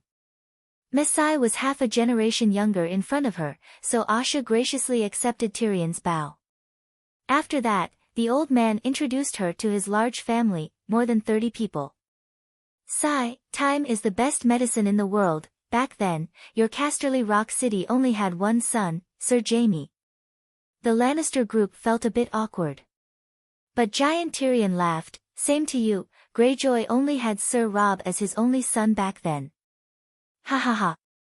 Asha gave an awkward laugh.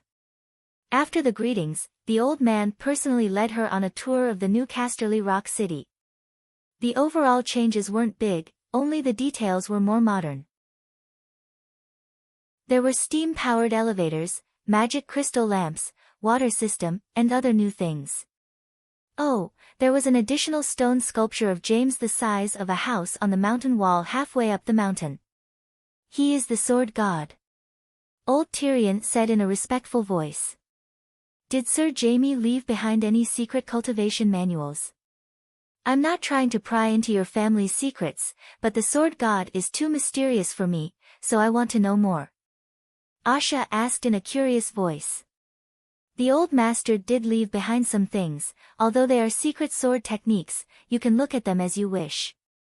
The old man said this and excitedly brought her to the stone garden on the top floor.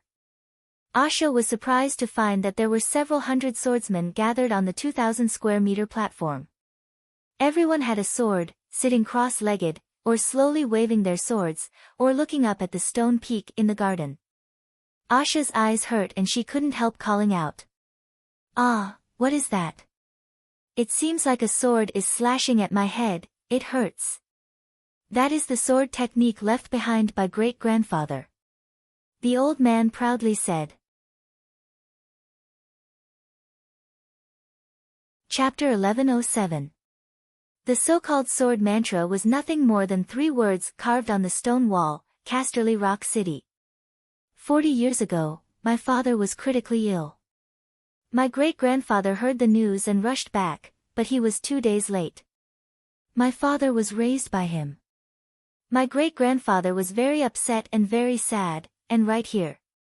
Old Tyrion pointed at the stone garden, he stood here for 7 days and 7 nights. Finally, he sighed and used his sword to carve 3 words on the mountain peak. He was not standing on the edge of the stone wall and using an iron sword to carve. Instead, he was standing beside the fence, dozens of meters away. He was using an ordinary rusty iron sword. It looked like he was just casually waving it a few times. Stone powder rustled down, revealing a finger-deep handwriting. Every stroke was a sword move, and it was also infused with his understanding of the sword and life. At that time, his swordsmanship must have improved further. Asha rubbed her eyes and tried to calm her heart according to old Tyrion's guidance. Finally, she saw the full appearance of the 3 words, Casterly Rock City. It was indeed carved with iron hooks and silver strokes. Even though she did not understand Draconic, she could clearly feel the beauty and power of the words. She couldn't help but feel a little excited. The lake in her heart rippled, and the 3 words immediately disintegrated into dozens of dazzling sharp swords. Every sword used a sword move, and every sword move seemed to evolve into a world. It was a very strange feeling. Ugh, she frowned again, and her eyes were stinging with tears. Don't look, your realm is not high enough. Old Tyrion brought her away from the stone garden. It's too amazing. This is the first time I've seen words that seem to have a life of their own. Asha said excitedly. Only when the sword moves have a spirit can one be called a sword god. Old Tyrion said. How did Sir Jaime do it? He was about the same level as me back then. This is too exaggerated. Asha muttered. Asha, your great-grandfather was a famous knight in the 7 kingdoms. When he was young, he was personally taught by Sir Arthur Dane. Before he lost his hand, he was already close to the realm of divine transcendence. What realm are you now? The old man said with a wooden face. I'm Iron Seed. I'm good at fighting on the ship. Asha was a little embarrassed. She couldn't even beat Erlu. Why is your family's swordsmanship secret manual open to others? I see that many of the swordsmen in the garden are wearing ordinary clothes. They should be commoners, right? She changed the topic. They are all swordsmanship experts who have come here out of admiration. They are at least level 4. Westeros, Ersosian, men, women, nobles, commoners. Casterly Rock City welcomes all of you, as long as you swear a sacred oath that you will never learn great-grandfather's swordsmanship and commit any evil deeds. The old man smiled. I thought you would keep it as a family heirloom and only show it to your own people, Asha said. Sigh, compared to the knowledge of magic and swordsmanship that Dragon Queen has made public, this secret technique is not even a drop in the ocean. Furthermore, great-grandfather was able to become a sword deity because he received the teachings of the warrior. What teachings? Asha asked curiously. Old Tyrion hesitated for a moment. After leading her to the study, he asked in a low voice, "Do you know the Divine Comedy?" Asha thought for a moment and said uncertainly, "I seem to have heard my granddaughter-in-law mention it before." Granddaughter-in-law? Princess Dany. Asha nodded and asked curiously, "What is the Divine Comedy? What's so special about it?" Strictly speaking, it is just a poem that describes hell, heaven, and earth. But think about it, hell, heaven, and earth, don't they almost cover the entire world? Old Tyrion said mysteriously. So, Muggles who came from the Age of Chaos were not very sensitive to the existence of divine scriptures.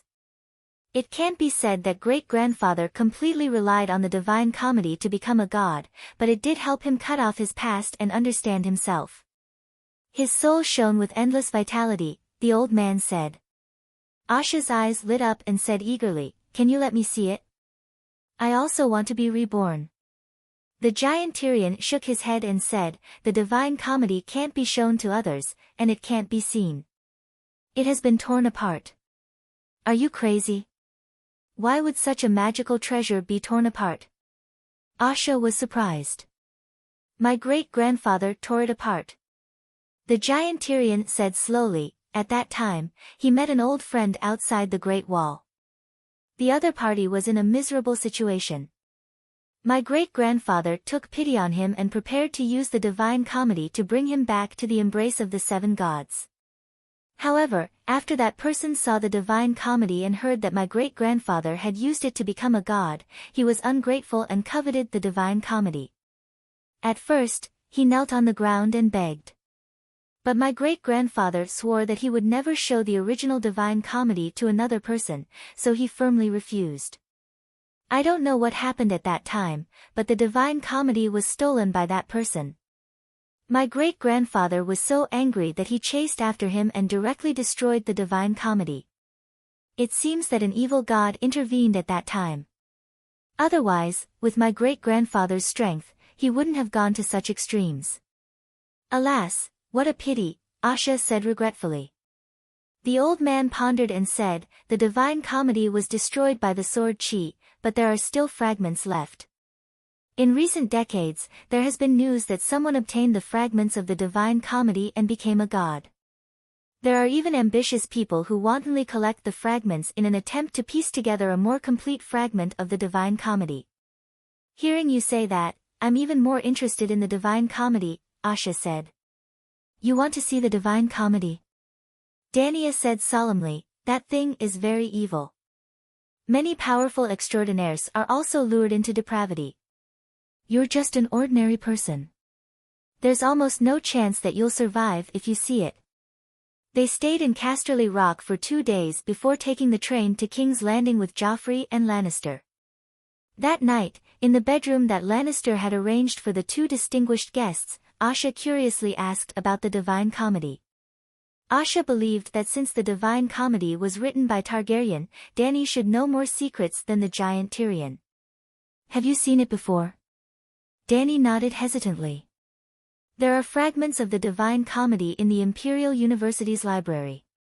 There are even scholars who wrote personal biographies of some demons based on it. Why are you talking about demons again? Asha asked, puzzled. River Inter had always been a place of war, and there was no fixed Duke family. Whether it belonged to the royal territory or River Inter, it made no difference to the River Inter nobles. That was why River Inter had almost no objections. But River Bend was different. All the River Bend nobles were part of the Green Hand. In fact, it was because they were all part of the same family that the large River Bend did not split. Marjorie spent a lot of effort and finally helped Queen Sansa settle the matter. Thus, she became the new Duke of River Bend and reclaimed Tyrell's Gotten. When Queen Sansa died, she had already obtained the title of Duke of River Bend. After leaving her post in the King's Hand, she returned to Gotten. Perhaps she had already achieved her goal of gaining power. After that, Duke Marjorie began to indulge in increasing her own strength. She devoutly served the Holy Mother and raised her priest level while researching the profound mysteries of magic. The sea monster left behind by Yuluen became her target. If she could control the sea monster, she would become the overlord of the sea. She could even borrow the sea monster's magic power. Through the horn she inherited from Victarion, she really summoned the giant sea monster from the deep sea into the Mander River. Dany's pretty face turned slightly pale. Fear appeared in her eyes. She said with a trembling voice, "Marjorie opened the gates of hell." At that time, the long night had already ended for more than 10 years. After 20 years of growth, the sea monster had become a giant demon. And 20 years of time was enough for Yuluen and Hell to evolve into Yuluen Demon.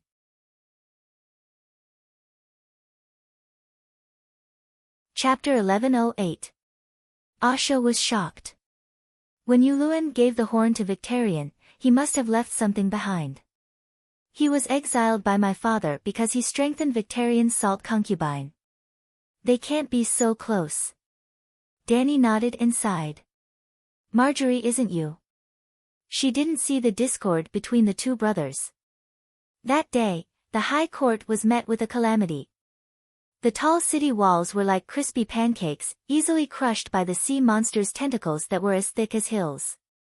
The Mande River was like a big fat person who jumped into a bathtub, and the flood flooded the villages within 100 miles. The houses in the city were like sand castles by the sea, easily crushed by naughty children. And the Yuluen demons used the sea monster's mouth to laugh wildly. High Court was destroyed. The collapsed rocks blocked the river, and the Mander River changed its course. The residents suffered heavy casualties. Tyrell was truly exterminated. Marjorie, her children, husband, and relatives were all eaten by the sea monster. When the demigod priest of the Holy Church arrived, the sea monster had already disappeared in the Mander River. Some people said that it was summoned by Yuluen to the endless Black Sea in the 3rd layer of hell. Didn't Yuluen go to the 7th layer of hell? How can you still come out to do evil? Asha was shocked. Hell is like a cesspool. Evil people like Yuluen are like feces. The 7 gods sweep the feces of the human world into the cesspool, not letting a single one go. The human world is peaceful, but the cesspool of hell is there. If normal people don't go near it, they won't be contaminated by the stinky feces. If you don't provoke the devil can't hurt you. Do you understand what I'm saying? Hey, Dany, you're disgusting. Asha covered her nose and said in disgust. You're the one who's disgusting. You pooped on the castle walkway. Dany said angrily. You can't blame me. There were no flush toilets in ancient times. Everyone pooped in the castle and waited for it to dry. Asha said awkwardly. What happened after that? She quickly returned to the original topic. Tyrell's family has been exterminated. Based on the contributions of the River Bend families during the long night, a new River Bend Duke will be chosen. The Tarly family and the Golden Tree City's Luo Wan were both from the Green Hand clan, and their merits were equally matched. In the end, the River Bend Dukes voted, and the Tarly family won. The eldest son of Rickon Tully, who died in Winterfell, became the first Hornhill Duke with the help of his uncle, Sam Tully, Dany said calmly. Did Yuluen demon appear again? Asha asked. Hearing this, Dany's expression changed. She nodded gently and sighed. You have been to the ancestral hall of the Greyjoy family. Did you find anything unusual? I only burned a stick of incense and didn't find anything, Asha said. There's no memorial tablet for my grandfather in the ancestral hall, but have you seen my grandfather in Pike City? Have they been removed from the genealogy? Asha asked in surprise. Yes. My grandfather didn't have extraordinary talent, and he wasn't willing to calm down and serve the Holy Mother. In the end, he went astray on the path of seeking power. What did he do? Asha asked curiously. After hearing that the Dark Warlock used the remnant pages of the Divine Comedy to communicate with the demons of hell, my grandfather was inspired. He secretly carved Yu Luan Demon's memorial tablet and worshipped it as an ancestor. Due to the pull of the bloodline, Yu Luan Demon actually responded to him. It was said that Yu Luan Demon promised my grandfather that as long as he offered the blood of his kin, he would be granted the ability to summon sea monsters. Asha was furious. Yu Luan Demon is a bastard. How dare you tempt the descendant of the Greyjoy family to kill his own kin? My grandpa was possessed and killed my grandpa, how tragic. His grandson killed his own son. Rob must have been very sad, right? Asha murmured. Not only was he sad, he was devastated. Later, he used the holy fire to purify my grandfather. Since then, Yu Luan Demon became the taboo and curse of our family. My father was able to marry my mother because of this incident. Danny sighed. What do you mean? Asha was puzzled. What do you think are the chances of the descendants of the Targaryen family worshipping Yu Luan Demon? Danny said proudly. Asha's mouth twitched. You are Greyjoy now. I am Greyjoy, but the blood of the true dragon flows in my body. My descendants, my brother's descendants, will all be proud of the descendants of the Celestial Emperor. They will only have a deep contempt for Yu Luan Demon. This way, the curse that Yu Luan Demon placed on the Greyjoy family will naturally be resolved easily. Asha looked conflicted. Although it makes sense, but it was very uncomfortable to hear. But she could not deny old Rob's wisdom. My mother was the flower of the empire, of the Imperial University, and my father. Danny sighed helplessly. He was just an ordinary person who entered the Imperial University with the help of his family's noble title. He had no looks, no talent, no power, and no courage. He did not dare to express his love for my mother. Fortunately, my grandfather had connections and personally went to the North Pole. Queen Jegret pitied her adopted brother's experience and prepared to matchmake the kingdom's eldest princess to marry my father. But my father was madly in love with my mother and rejected the equally outstanding eldest princess. When my mother heard about this, she was very touched, Danny chuckled. Actually, my mother has always been at odds with eldest Princess Sansa. Asha was not interested in the love affairs of the juniors. I see that you seem to respect old Tyrion Demon very much. Why? Also, how did this group of Lannister demons grow so tall? A strong cast, tall and sturdy body, these are the characteristics of Stark demons. Yes, Lord Tyrion's mother is a Stark demon. You also know about the bad things between the two families in the early years. Marriage is the best way to resolve the grudge, Danny said. Nonsense. I've seen many Stark demons, but none of them are so tall, Asha said. I don't know what the ancient Stark demons look like, but there are too many tall Stark demons in the northern region now, Danny said with certainty. Who is Tyrion's mother? Asha frowned. Arya Stark. Blood demon Arya. Isn't she the wife of a stranger? How can she marry? Not that lord. Danny shook her head. After the Northern Ice King was exiled, his younger brother Bran's son, Adu Stark, became the new Duke of the Northern region. Arya Stark is Duke Adu's second daughter. In the legends of the Northern region, Duke Adu once arm wrestled with a giant and won. He also won a wrestling match. I seem to have heard that Bran's son, Adu, is a mutant monster. He's very tall, Asha recalled. Rumor has it that Duke Adu is so tall because he drank the milk of a child of the forest when he was young, Danny said with a gossipy expression. Have you seen a child of the forest? Asha asked. No, they moved to Dragon Island near the Antarctic Circle with the giants and other monsters. I haven't seen it either, but according to the legends, the child of the forest should be tiny, Asha said. Maybe the child of the forest fed him with the giant's milk. Danny guessed. Asha shook her head and asked, what great achievements does Tyrion have? He's the adopted son of Prince Tyrion. When my mother sees him, she has to call him Grandpa Tyrion. He was lucky enough to be taught by the Emperor of Heaven when he was young. When he grew up, he was the finance minister of the empire for 30 years. Later, when he returned to the Westeros, he assisted 2 generations of kings and served as the prime minister for 30 years. He just retired a few years ago. He also built the largest financial street in the 7 Kingdoms in Port Lannister, and it's also the only place in the Westeros where stocks are listed. It's safe to say that he single-handedly founded the financial industry of the 7 Kingdoms, Dany said with admiration.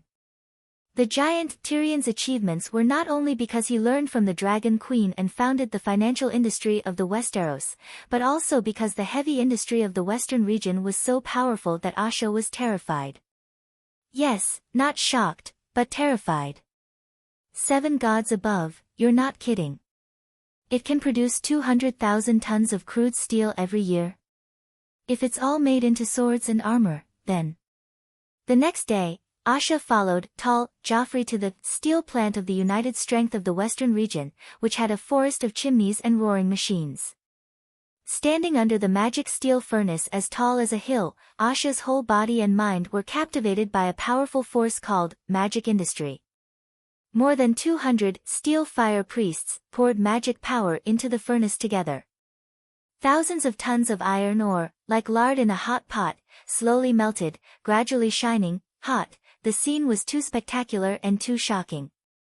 If it's all used to forge weapons, it's enough to let every man in the western region wear knight armor and the best steel sword. But it's meaningless. Joffrey continued her words. How is it meaningless? 1,000,000 soldiers are enough to sweep the world, Asha said with a trembling voice. Let's not talk about whether it can make 1,000,000 soldiers obedient and rebel. If you can build 1,000,000 soldiers, can't other duchies? The western region has steel plants, as do Hajian, Valley, Northern Region, Dorne, and Riverbend. Using steel to arm the people to rebel is meaningless except for the suffering of the people, the destruction of the country, and the harm of others. Joffrey sighed. Our Iron Islands also have a small steel plant with an annual output of 30,000 tons. Times have changed. Even if you wear iron armor, you can't become a knight. Apart from knights, there are dozens of magic professions, Dany said. Alas, times have really changed. You're strong, I'm strong, and we're all getting stronger. Asha smiled bitterly. Then, she asked curiously, so much steel, if not used to make weapons, where is it used for? Part of it is used to meet the production and living needs of the people. The rest of the steel can be used to build ships, cars, railways, and even high-rise buildings. For a long time, steel has been in short supply in the 7 nations. Half a year ago, my great-grandfather proposed to His Majesty the King a plan to produce 1,000 schools in 100 years. In other words, in the next 100 years, we strive to open 1,000 specialized schools for fire mages in the Westeros. Eventually, the total steel production of the 7 nations will reach 10 million tons. A fire priest who can borrow the power of the 7 gods to cast dragon tongue magic is the world's most productive force. Joffrey sighed. Asha was stupefied. The next day, when they arrived at the Western Region train station in Port Lannister, Asha finally understood the meaning of Joffrey's words. You actually used such high-quality steel to pave the road, and built such a huge and long green iron carriage. 7 levels of hell, it's too extravagant. Even when they entered the spacious VIP box, Asha's eyes were still in a daze. She had a dreamy expression on her face. It's not extravagant at all. Even an ordinary farmer can afford the fare to King's Landing. The initial investment is indeed huge, but if the time is extended to 100 years. Compared to the mud carriages of the past, the cost of the train is almost negligible. The key is still the fire priests. The steel requires fire priests, and the huge amount of wildfire needed to power the steam engine also requires fire priests. If the steam car is popularized, perhaps even 1,000 specialized schools for fire mages wouldn't be enough. Joffrey sighed.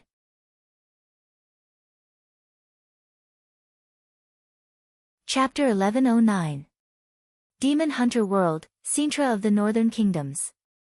It was a stone palace the size of a basketball court.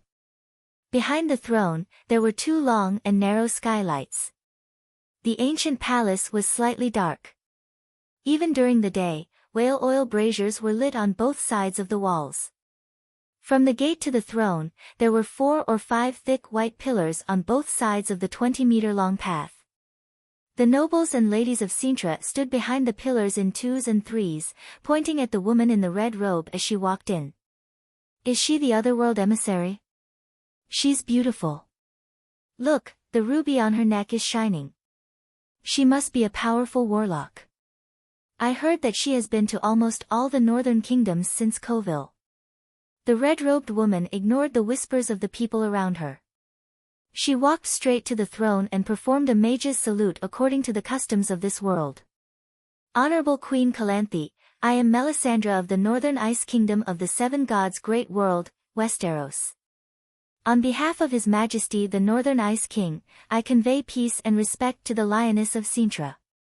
The woman on the throne had brown hair and blue eyes. She had deep eye sockets and thin lips. Her face was oval-shaped, and her skin was fair but rough. She was beautiful and full of heroic spirit. She was in her early 30s. Her long hair was tied behind her head and held in place by a spiked crown. Calanthe's eyes flashed. She smiled. Melisandre of the Northern Ice Kingdom. There is no queen in Sintra, only a queen. Even the only daughter of the king must marry and let her husband be the king. That's a pity. In our world, you will be a great queen who will be praised by the world. Melisandre smiled. Your world is called the Seven Gods. Is it the Seven Gods, or is it called the Seven Gods? Calanthe asked with interest. Melisandre frowned and said hesitantly, Your Majesty, I thought you would be very sensitive to this name. Why? Calanthe asked curiously. Your ancestors from 100 years ago, didn't they leave any special last words? Ancestors from 100 years ago. Calanthe's expression changed. She said coldly, What are you trying to say? How much of our agreement do you still remember? Melisandre asked.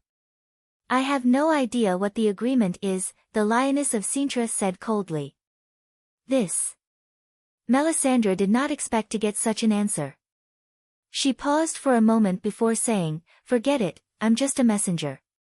The main purpose of this trip is to convey the wish of peace and establish friendly diplomatic relations with Cinderella. How can we just let it go? Explain yourself clearly, Calanthe said solemnly.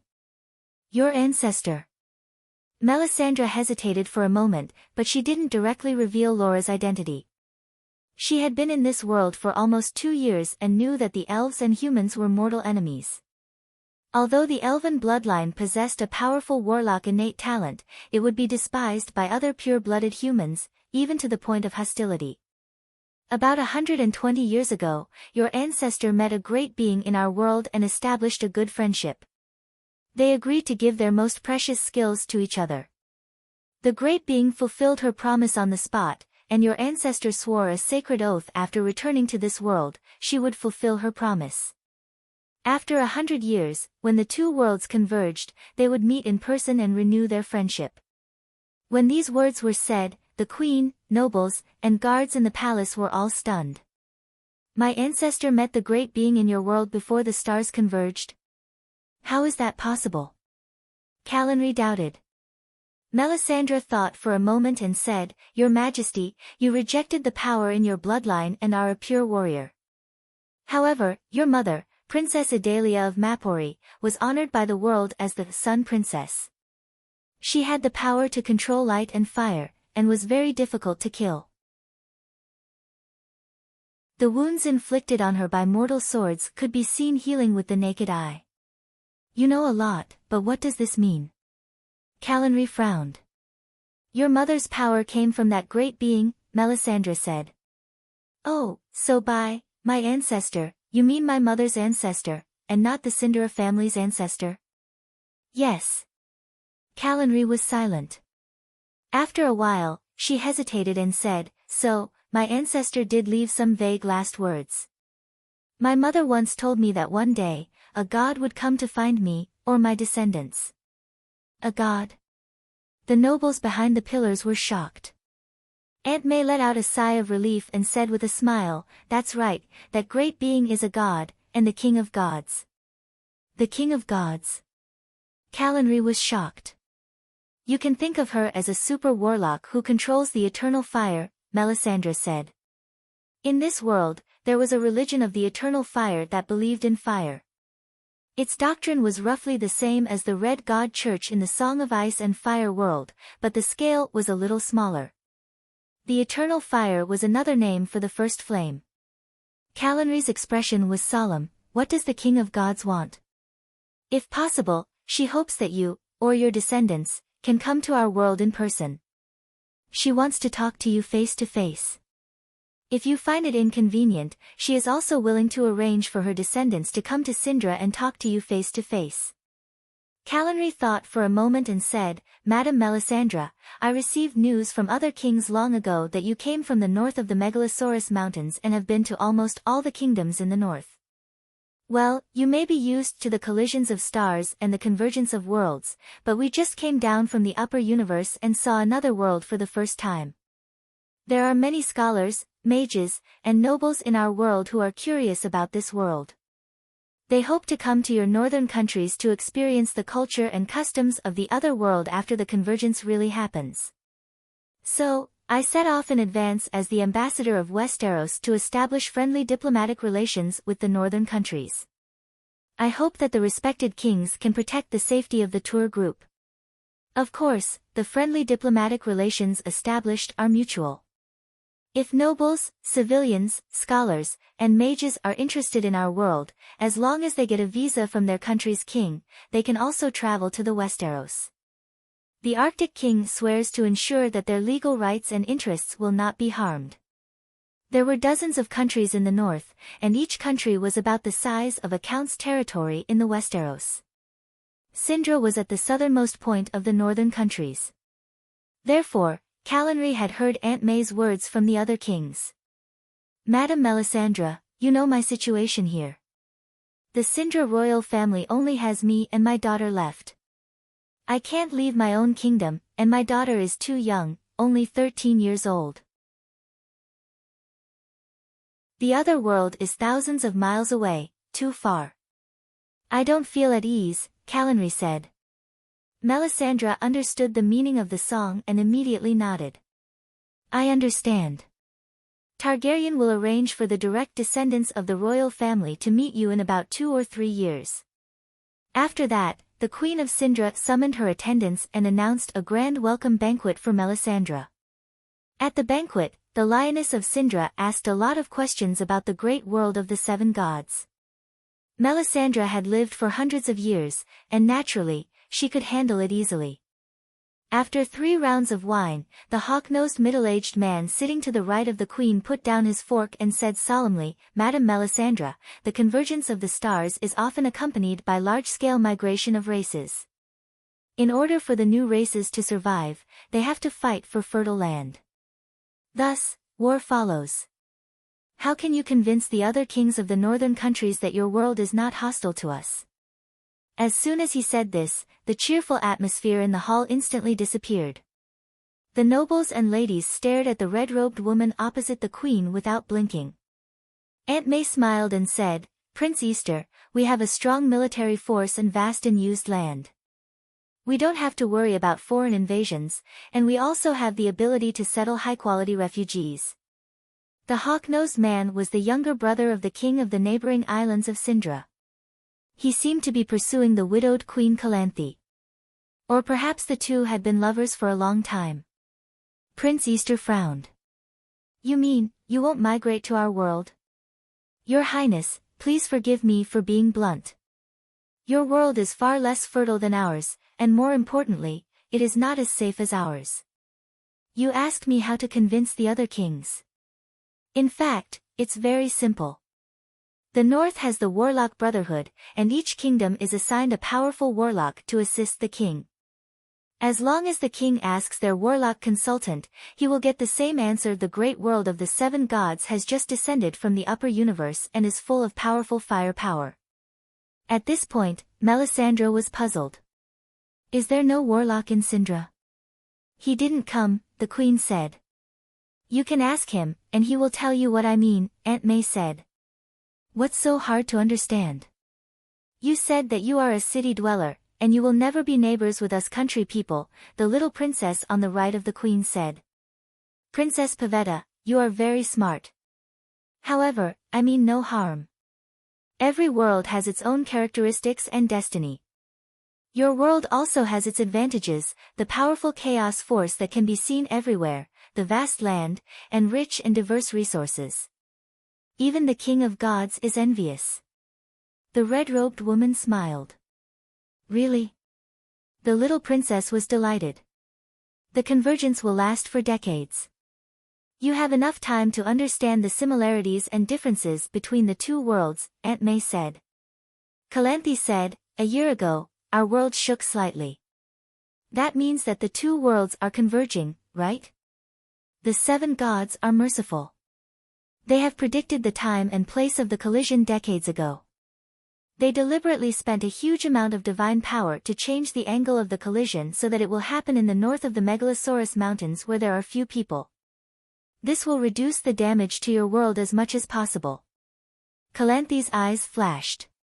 She probed, I heard that the warlocks have also predicted the time and place of the collision.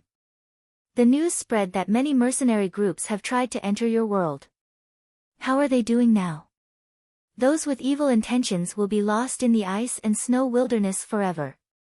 Adventurers who only want to explore will safely reach the northern ice kingdom. The virtuous will even be rewarded. Some will stay in the northern ice kingdom, or continue to travel to the south. Some will return to the kingdom of Coville in the north. In fact, I can safely travel to the northern countries thanks to the protection of the demon hunters in your world. The Butcher of Bravican, a count said in a low voice. Aunt May nodded with a smile, it's Geralt of Livia. He is a brave and righteous knight. He perfectly passed the trial of the 7 layers of purgatory. He even passed the 12 zodiac temples and received the blessings of the 7 gods. He received the most honorable reception in the northern ice kingdom. In return, he will protect me and complete my mission to the other countries. Righteous and brave. In the palace, the nobles looked at each other. Can you tell us about the 7 layers of purgatory and the 12 zodiac temples? Queen Calanthe asked. The 7 layers of purgatory are 7 barriers. Those who forcefully enter our world without being invited will have to go through 7 tests of character. Only those who pass will be able to enter the material world. Those who perform well will have the chance to receive the favor of heaven, which is the 12 zodiac temples. The 12 temples, the 12 temple masters, each guarding a checkpoint. According to the performance in the 12 zodiac temples, the 7 gods will give different levels of rewards.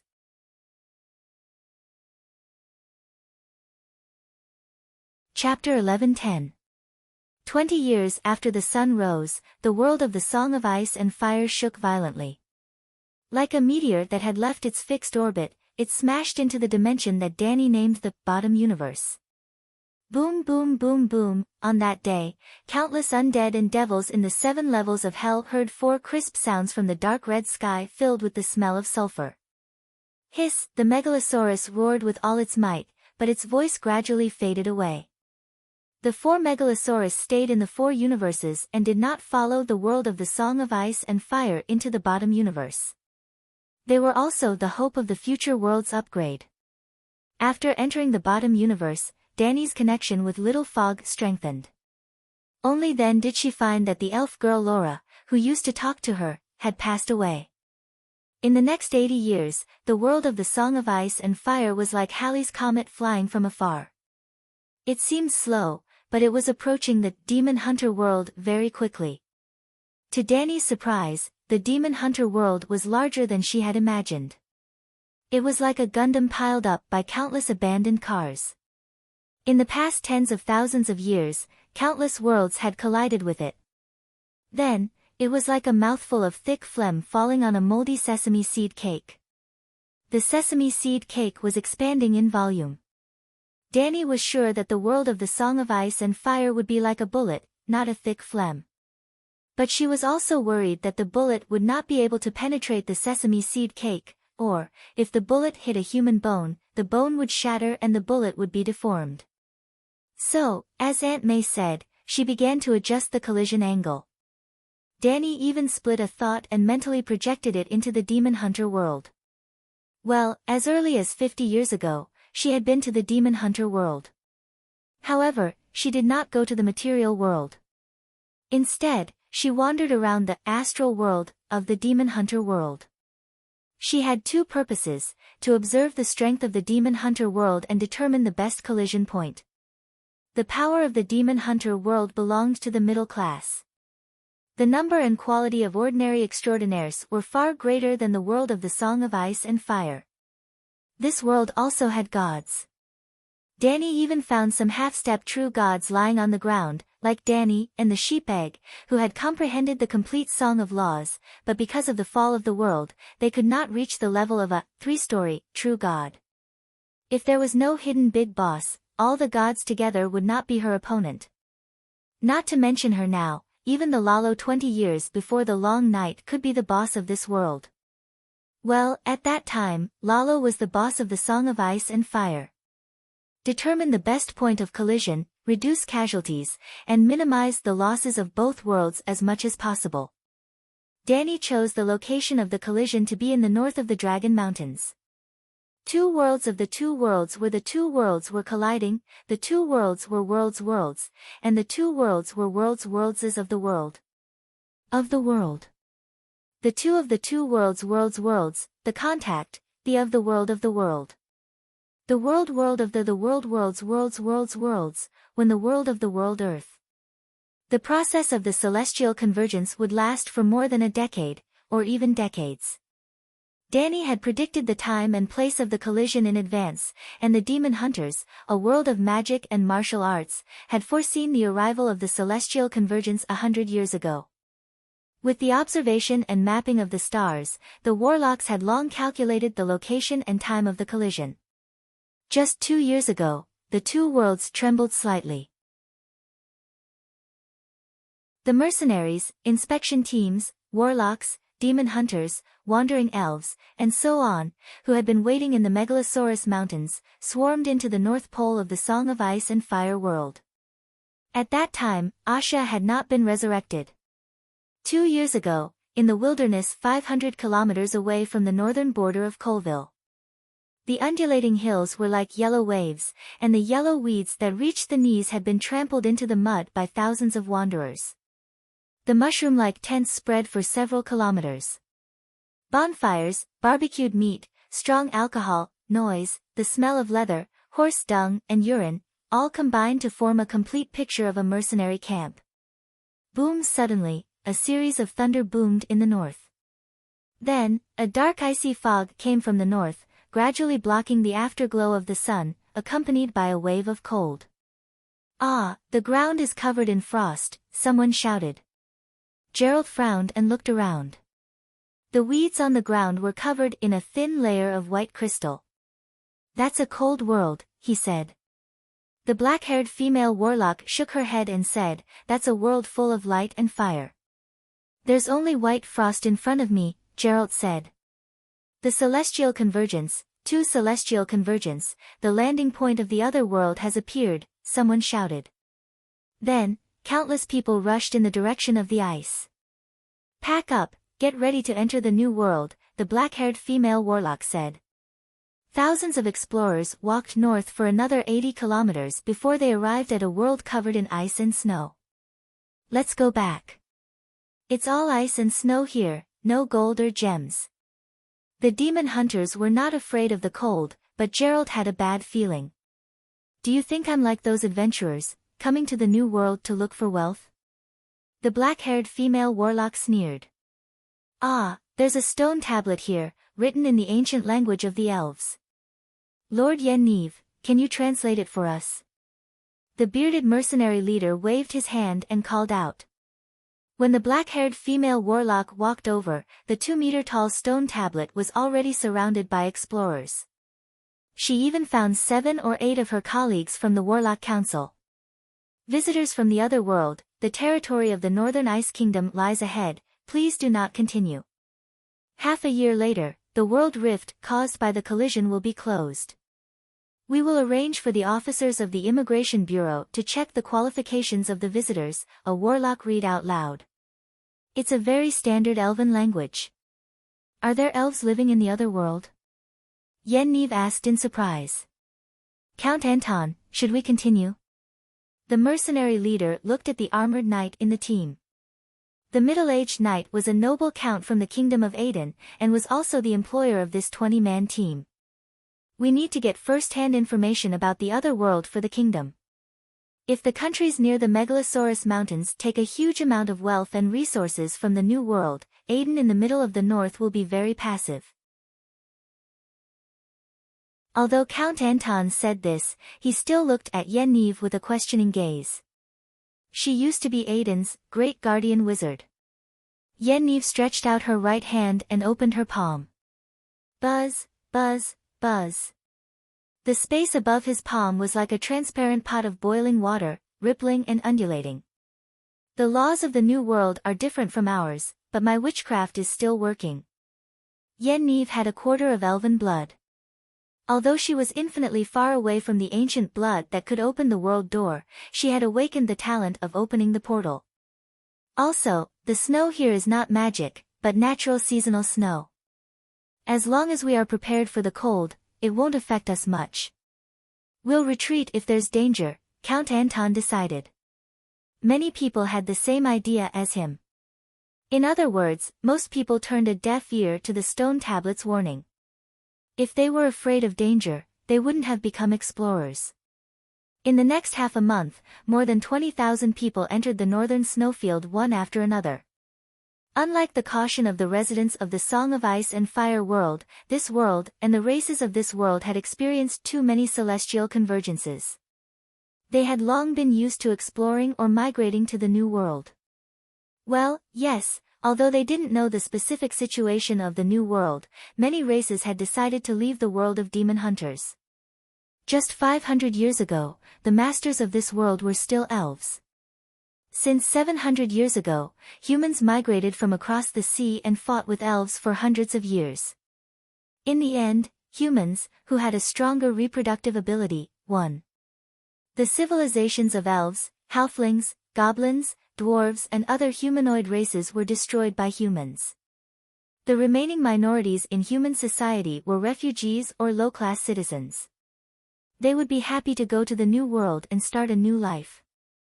After entering the snowfield, the sky in the south was obviously brighter, and they could vaguely see the shadow of the sun. So, everyone moved in the same direction.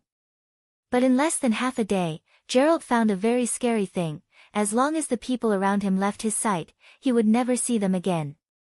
At first, when he told Yennefer about this discovery, the sorceress scoffed. I can swear on my honor as a member of the Supreme Council that there is no trace of witchcraft within a few kilometers. To be more direct, there has never been a fluctuation of the force nearby. Half an hour later, she lost track of Geralt. When night came, they set up their tents in the snowfield. The Count arranged for Geralt to go around and see if there were any beasts that could threaten them. But Geralt never came back. 7 or 8 people left one after another. Like throwing meat buns at a dog, they never came back. At that moment, extreme fear gripped the heart of the sorceress of Ving Castle. They had met a super expert. Fortunately, they met the natives of this world the next day. Like Yennefer, the lost demon hunters also found a warm and prosperous town that night. There were about 100 families in the town. 2 or 3-story buildings were built on both sides of the crossroads, and in the center was a small castle with a wall. The houses here were very unique. Whether it was wooden houses or brick houses, half of them were buried in the ground, and the other half was exposed outside. It was late, and there was no one on the cobblestone road. Warm light shone through the windows a foot above the ground. In the shadows, one could hear the voices of people and see the shadows of people walking. Gerald knew the way and easily found the noisiest tavern. The taverns in every world were the same, dirty, noisy, dark, and full of the stench of sweat and rotten feet. Of course, there was also the sweetness of the ale, the burnt smell of barbecued meat, and the skin of bones smeared with low-quality makeup. Traveler, this is Lanrua town. Where are you from? Look at your outfit, it's very strange. The fat bartender behind the counter spoke in an unfamiliar language that Gerald could not understand. But he was not worried. He walked forward and put his hand on the bartender's right arm that was wiping a horn cup. Hello, I'm from another world. I'm a demon hunter, Gerald of Livia. His mental wave reached his mind. The fat, red-haired bartender was stunned. He glanced strangely at the sword behind the demon hunter. You're a respected mage. Gerald still could not understand what he was saying, but he received accurate information from the bartender's mind. A demon hunter who knows a little about magic. Gerald explained the convergence of the stars and his situation in a simple manner. So you're a guest from another world. The bartender was shocked. I have to report to the mayor immediately. There are too many explorers from another world coming in. Our vault is in danger. Vault? Gerald frowned. We're not robbers. We won't rob your town. But this is Lanrua town. There's an open-air gold mine half a mile away. There's too much gold in the vault. Money moves people. The bartender said anxiously. This.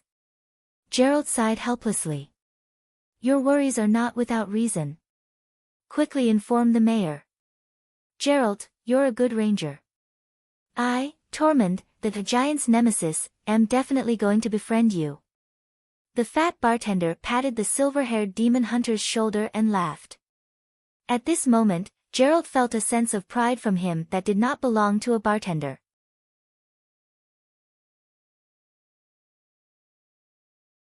Chapter 11:11. Gerald slept in Tormund's tavern for the night. As he wasn't sure when Yennefer would find him, he reluctantly rejected the Red Saintess who threw herself at him. Early the next morning, as soon as the demon hunters woke up, a butler came to the stone castle in the middle of the town. Lord Gerald, Mayor Elisa invites you for breakfast, the butler said. It must be about the otherworldly visitors, Tormund said as he shook Gerald's hand. Gerald nodded and carried his great sword on his back as he got into the butler's carriage. The town came to life in the early morning mist. The residents opened their doors and started their day's work. Gerald observed carefully and was surprised to find that there were no humanoids here.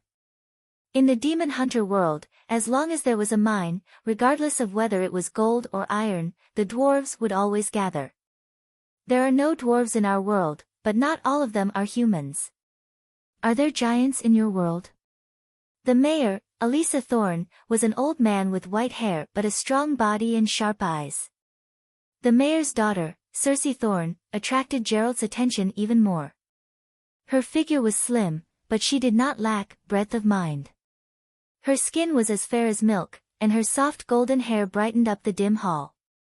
Her green eyes were like spring springs, and she was shy and delicate like a newborn lamb that had lost its way on a grassy slope in spring. However, her beautiful face had a natural charm that made men unable to resist. This girl could become the queen of any kingdom. Gerald praised her in his heart. There are not only giants in our world, but also elves and dwarves, he said. During the meal, they discussed the customs of their respective worlds. After breakfast, Mayor Elisa said solemnly, there are only 100 strong men in the town. It's not enough to protect our wealth. Therefore, I've decided to move the gold from the vault to Winterfell, which is further south. However, I'm worried that the team escorting the gold will encounter otherworldly explorers. I know Tormund's evaluation of you. You're a brave and righteous knight. I'm willing to believe him. I hope you can accept my employment and protect the gold and my daughter as they leave Lanrut town. Mayor, I'm honored to be recognized by you, but I didn't come to your world alone. In fact, I was just about to ask you to help me determine the location of my companions, Geralt said. Alicia stroked his long beard and said thoughtfully, I have a rough understanding of your situation. Ordinary people might not know anything about the collision of worlds, but I am a noble, and I have my own sources of information. A long time ago, the Northern Ice Kingdom sent us a message, warning us not to head north. It's best if we don't leave the town's territory. Because when the celestial bodies converge, many spatial cracks will appear at the point of convergence. It is possible to travel hundreds of miles with a single step. So that's how it is. There was indeed a warning about the world chasm on the stone stele, but we didn't listen to it, Geralt said thoughtfully. You should understand that I'm unable to determine the location of your companions. I can only promise you that if your companions come to Lanrua town, I'll welcome them warmly and arrange a guide to Winterfell. Anyway, if you want to explore our world, you will eventually reach the Northern Ice Nation. Geralt glanced at Cersei, who had a pleading look on her face. He sighed and accepted the escort mission. At noon, the team escorting the gold left Lanrua town on the snow horse's sleigh. Besides Geralt and Cersei, there were 10 strong men and a maid.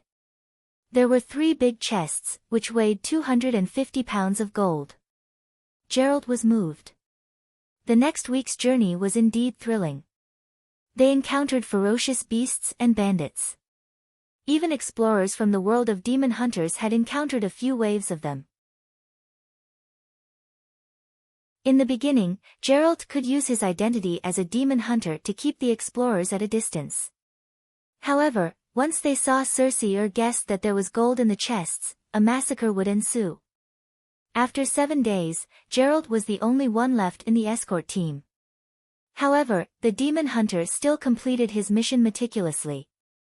He handed the gold and Cersei over to the Winterfell dungeon lord. You're a righteous person. Cersei licked her red lips regretfully. Geralt was pleased with himself, but he also felt regretful. He thought that Cersei was regretting that she couldn't spend a night with him, who was righteous, handsome, brave, and powerful. During that period, they did have some ambiguous moments. Many times, when he saw her flirtatious behavior, his dick was so hard that his leather pants couldn't contain it. As long as she showed any signs of invitation, he would pounce on her. But although she was seductive and showed her admiration and respect for him, her behavior was ladylike. She even hinted to him that she was engaged to Winterfell's young master Robert, but she wanted to go to the otherworld to have a look. Geralt understood that the girl wanted to elope with him, but he also knew his own situation. A demon hunter couldn't make any promises to Cersei. He didn't even belong to this world. Moreover, he and Yennefer, before he left, he asked for a kiss on her forehead. Then, he took the money pouch and left. What a pity. Such a strong soul, why did he have to be a gentleman? Cersei swallowed her saliva. At this time, her pure green eyes were dyed a charming purple, and her pink lips seemed to have been smeared with blood. It was a seductive red, and her sun-like golden hair was purplish black. There was also a pair of curved demon horns on her full white forehead. Forget it. The wild boar is gone, but there's still the deer.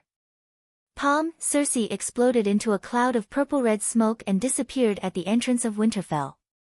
The nearby guards were like clay puppets. They didn't move at all. Unknowingly, Geralt left the 7 hells. After everyone crossed the boundary marker, they entered the 7 hells, and all they saw were undead. After leaving Winterfell and walking south for half a day, the demon hunters came across an impregnable pass that stretched across a canyon. Geralt, fight with me. No matter if you win or lose, you can leave. There was only a warrior in golden armor on the 30-meter-high wall. Why do we have to fight? Geralt looked around and asked curiously. I want to see the other world's top swordsmanship. We'll only use swordsmanship. Only duels, no life and death, the warrior said.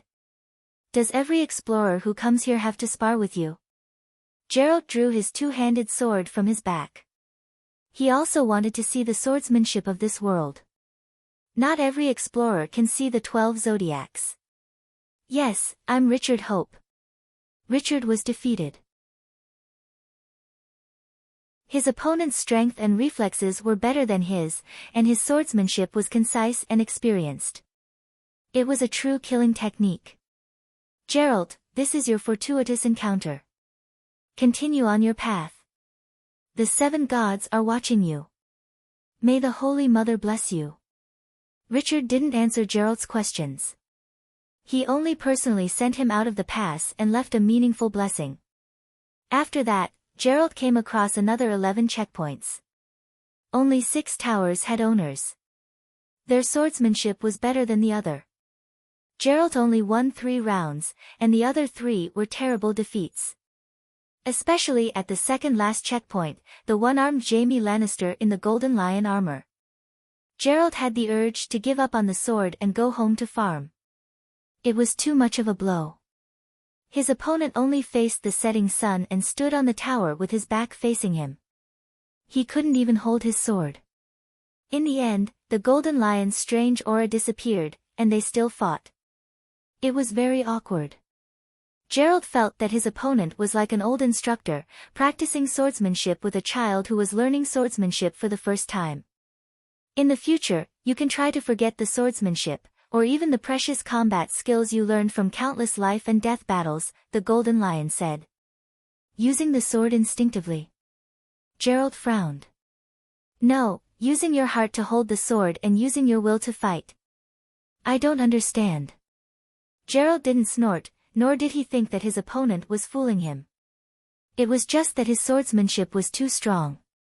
Let me ask you, how much weight can you carry? 1 ton shouldn't be a problem. The inhuman demon hunter gave him an inhuman number. What about your reflexes? How many stabs can you make in the blink of an eye? The demon hunter thought for a moment. Not more than 10 stabs. Let me ask you again. If an enemy uses 2 tons of strength and stabs you 20 times in the blink of an eye, crushing you, will you kneel down and kowtow to him out of fear? Of course not.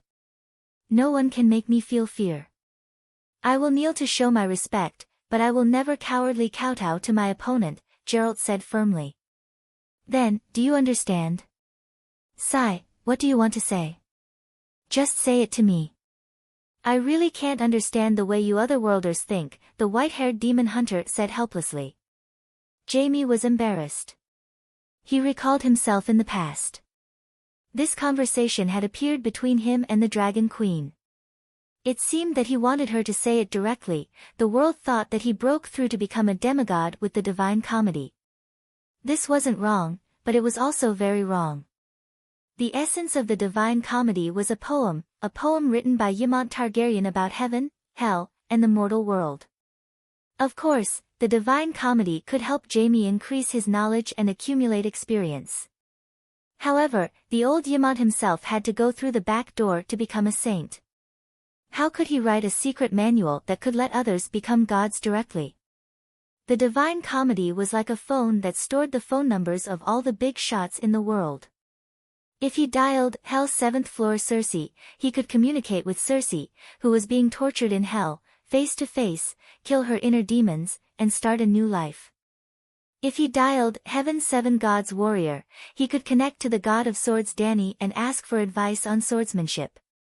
Human strength is limited, and so is the speed of movement.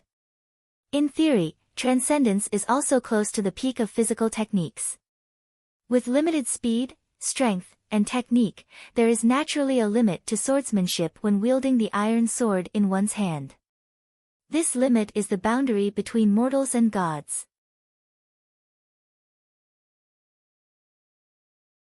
The mind can be infinitely wide and encompass the world, the mind can be infinitely fast and reach the boundary of the universe in an instant, the will of man is infinitely strong and powerful, able to withstand all the suffering and pain in the world. Thus, By wielding the sword in one's hand with one's mind and will, one's swordsmanship has broken through the limit. It makes sense and is thought-provoking. I have a deep understanding of it, but... Geralt sighed. I don't know what to do. Didn't I teach you before? Geralt was stunned and muttered, forget the moves and experience, hold the sword with your heart, and swing it with your will. Yes. Why do you want to teach me swordsmanship? Geralt was puzzled. The intersection of planets is dangerous, but also an opportunity. For mortals, we can exchange battle techniques, for higher-level beings, they can exchange laws. The so-called exchange is to take out something precious and exchange it for something of equal value. I don't have anything precious to give you. Geralt frowned. It's not you, it's your world. The will of your world has already opened the door to the great beings of our world. If you still don't understand, you can continue south. In the city of Everwinter, someone will explain it to you in more detail.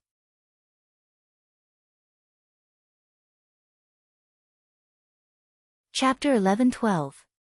What was the most valuable thing in the other world? In the demon hunter world, the most valuable thing was, of course, the ancient blood that opened the world gate. Almost every world had its own unique talent, but not every talent was useful to Dany. Most of the time, she couldn't even find the unique talent of the other world. So, compared to the talent of luck, the song of law of the other world was more practical. No matter how badly the world was damaged, as long as it was not completely dead, there would be a world will. The only difference was that the will was strong and weak, some were mechanical and dull, and some were flexible and intelligent. The will of the Song of Ice and Fire world was very strong, and its brain was barely at the average level among its peers. It could make corresponding changes to the state of the world. For example, the birth of each generation's savior. After wandering around the demon hunter world's astral world, Dany found that the other world's will was very weak and dull. They didn't have much of a reaction against outsiders. Dany could also guess the reason. The demon hunter world had experienced too many planet conversions, and the will of the world had been invaded many times, all. Just like a 20-year sex worker who came home at night and met a knife-wielding rapist, its reaction would not be as strong as an ordinary person's. Even so, she decided to make a fair deal with the other party. She arranged for someone to go to the demon hunter world to comprehend the Song of Law, and she also opened the Sea of Law of the Song of Ice and Fire world to someone with destiny in the demon hunter world. Well, Dany decided to do it herself. It would be best if she could sing the complete Song of Fire of the demon hunter world, or even more songs of law. To be more fair, she even arranged for a teacher to teach the chosen person personally. The reason why she was so serious in the face of a retarded will of the world was that Dany was sure that after she obtained the ancient blood of the ancient elves and started traveling through time, she would inevitably encounter countless other worlds. She needed to figure out a reasonable and legal method of traveling through time. Dany didn't want to see the dishes and take by force. Apart from the fact that she wasn't completely evil, she also had scruples about walking by the river often. One's shoes will get wet. If she saw a world with a weak will, she would rely on stealing, cheating. One day, she would encounter a world that seemed weak but hid a big boss. Not every white-haired old comrade was a protector of the country. Even Sweeping Monk and Zhang Sanfeng were old and appeared to be senile. Wasn't she a typical example? Compared to the will of the Song of Ice and Fire, she herself was terrifyingly powerful. Therefore, it was better to have some martial virtues when doing things. After Geralt left the 11th trial, he had been thinking about the Sword God realm in his heart. In just half a day, he had passed the last trial. He could also tell that the strength of the palace masters guarding the 12 ecliptic palaces was stronger than the previous one. He was expecting to meet a swordsman who was stronger than Jaime the Golden Lion in the 12th palace, but unfortunately, the palace was empty. This palace is waiting for a stronger palace master. Who would be stronger than Jaime Lannister? Before leaving, the demon hunter let out a long sigh. The 12 ecliptic palaces were built in the canyon. Leaving the 12 ecliptic palaces meant leaving the continuous mountain range. Gerald's field of vision suddenly widened. He could even see a sparkling ice city under the sun at the foot of a mountain in the distance. Everwinter. Gerald cheered himself up and quickened his pace. Everwinter was not too big. It was only a square 2 kilometers in length.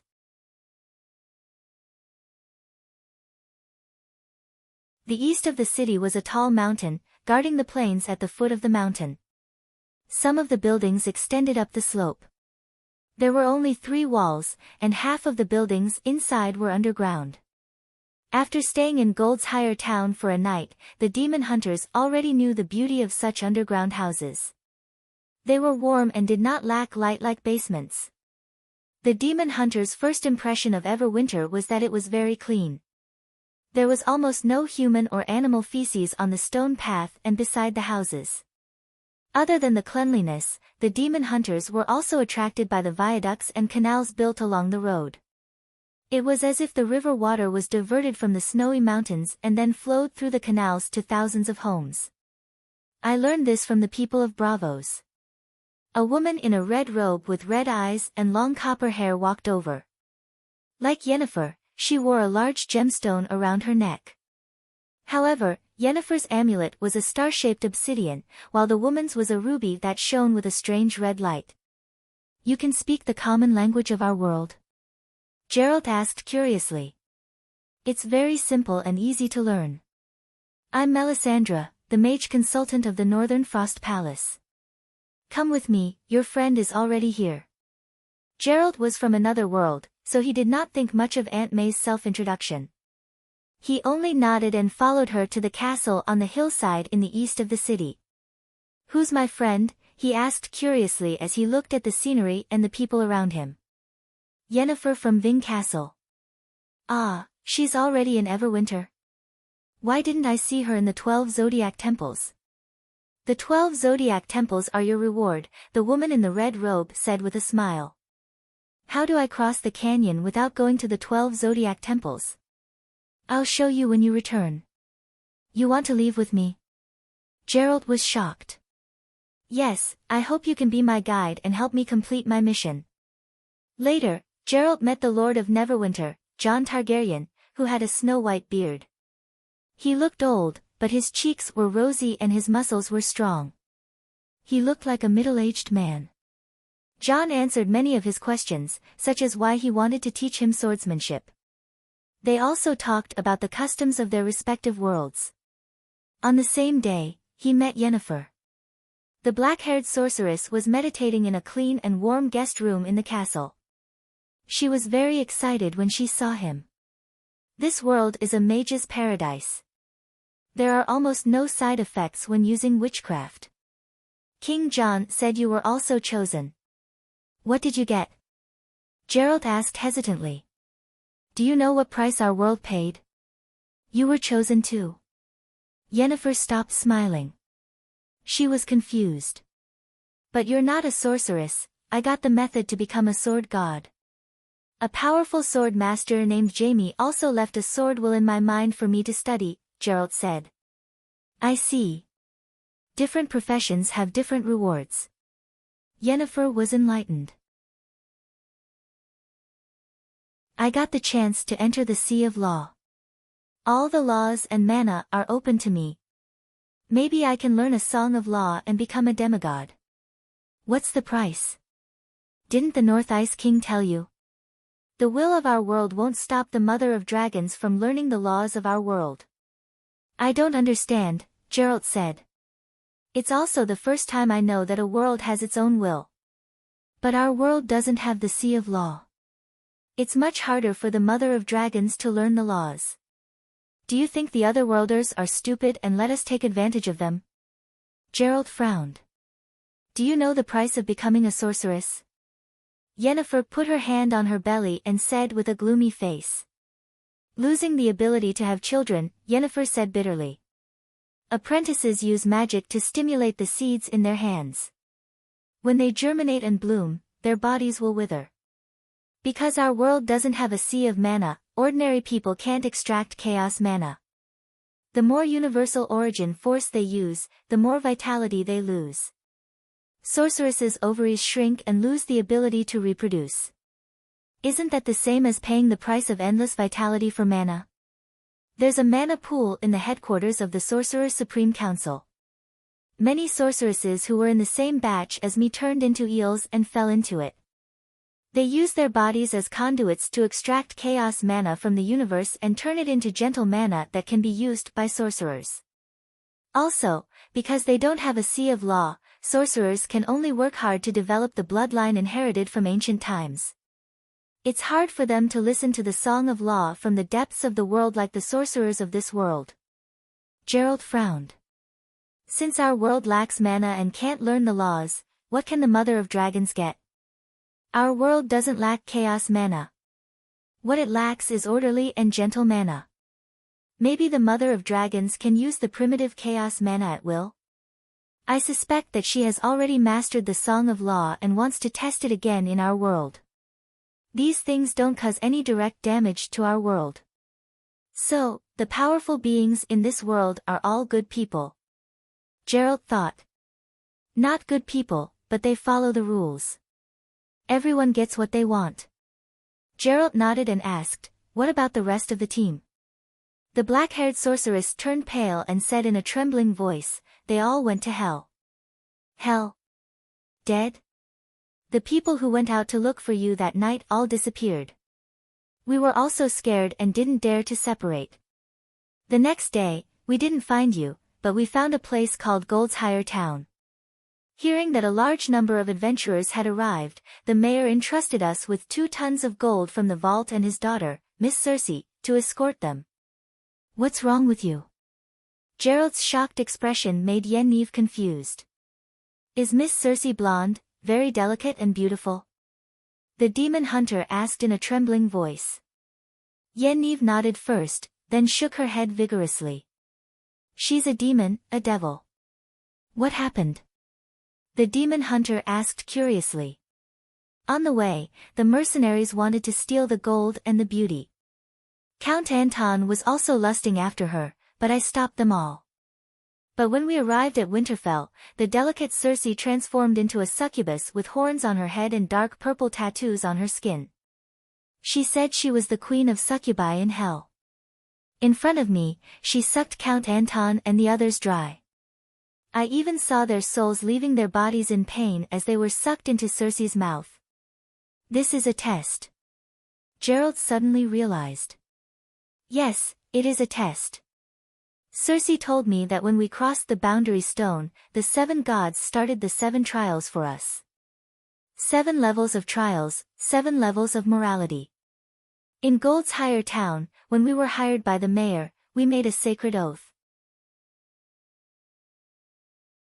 If we break the oath, such as attacking the mayor's daughter out of lust, stealing the gold out of greed, or running away from a powerful enemy out of cowardice, it's considered breaking the oath.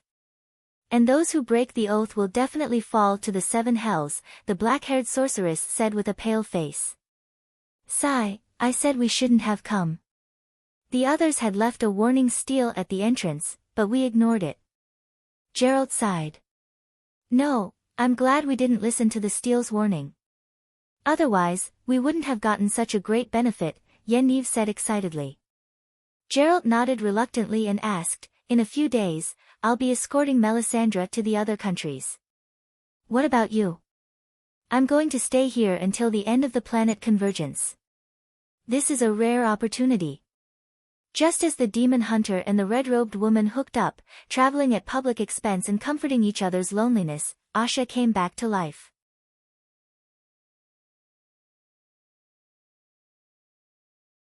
Chapter 11-13. Imperial University, King's Landing Branch. Dragon Incubation Square in front of the library. White jade was built into a 30 by 50 meter wide square. At the north end of the square was an obsidian sculpture of the Dragon Queen hatching a dragon. Below the sculpture was a waist-deep fountain. At the end of spring and beginning of summer, a faint rainbow hung above the fountain.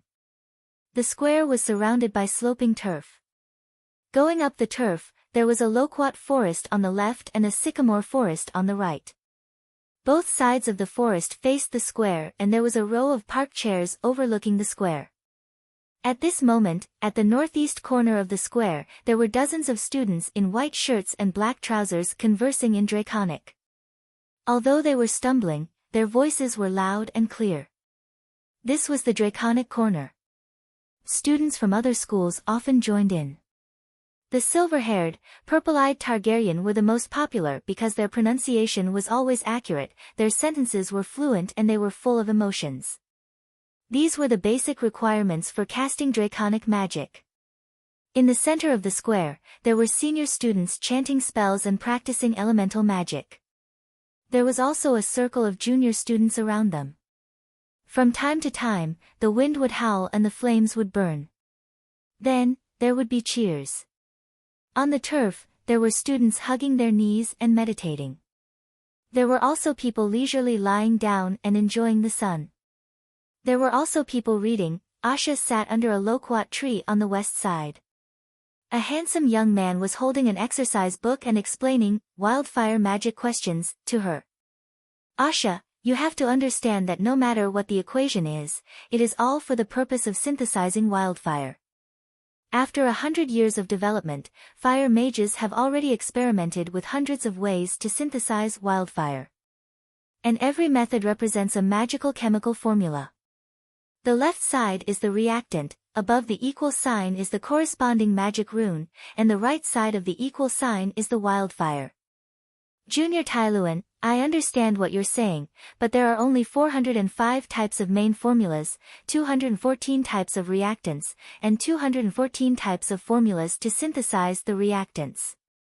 Furthermore, there are 214 types of formulas to synthesize the reactants, and within these 214 types of secondary formulas, there are even more detailed reaction formulas. 7 levels of hell. Asha scratched her head irritably. What's even more ridiculous is that every reaction formula has its own unique reaction rune. I can't remember it at all. Sigh, it can't be helped. The wildfire major in the 14th department of the chemistry department is a 5-year course. Even though you've been here for 2 years, you've only been in contact with the wildfire major for half a semester. Take your time. Our Imperial University is lenient and strict. There was once a senior who took 15 years to get his diploma. The black-haired young man said helplessly. In the blink of an eye, Asha had been reborn for 2 years. She gradually became familiar with this new world and began to fall in love with this new world from the bottom of her heart. The world right now was full of vigor, vitality, and hope. Both the nobles and the civilians were brimming with vigor that was rarely seen in ancient times. She even began to agree with some historians' assessment of the Dark Age before the Long Night. Compared to modern times, the era before the Long Night was really dark, barbaric, and ignorant. Sometimes, she even felt ashamed that she was an ancient.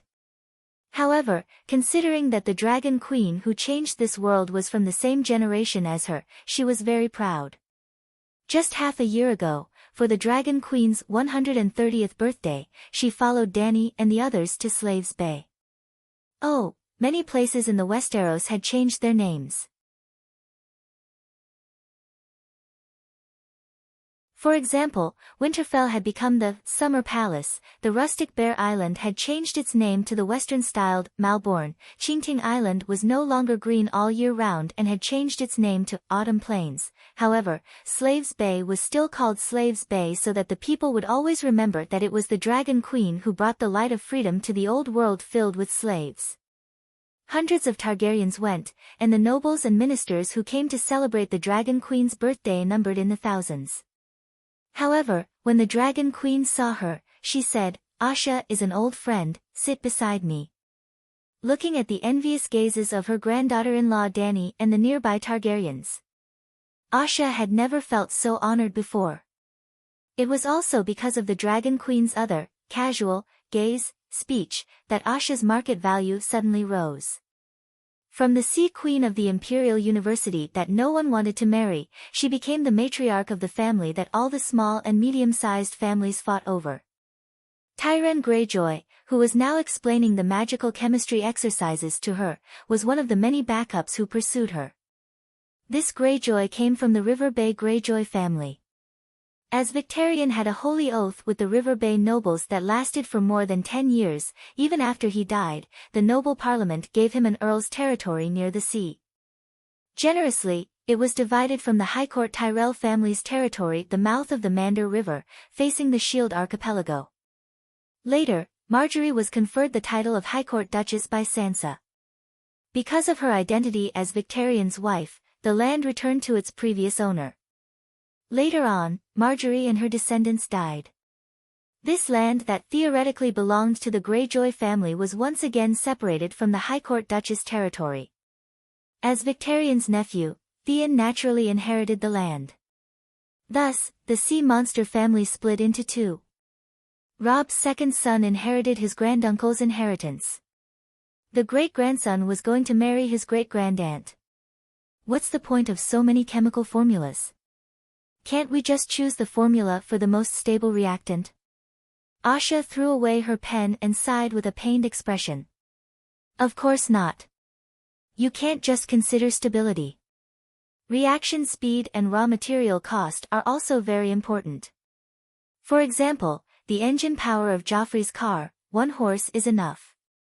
But the Titan of Braavos has a single engine set that can produce close to 10,000 horses. Both produce wildfire, but how can the reaction speed of the two engines be the same? The higher the engine power, the more wildfire it requires to be produced in the shortest time.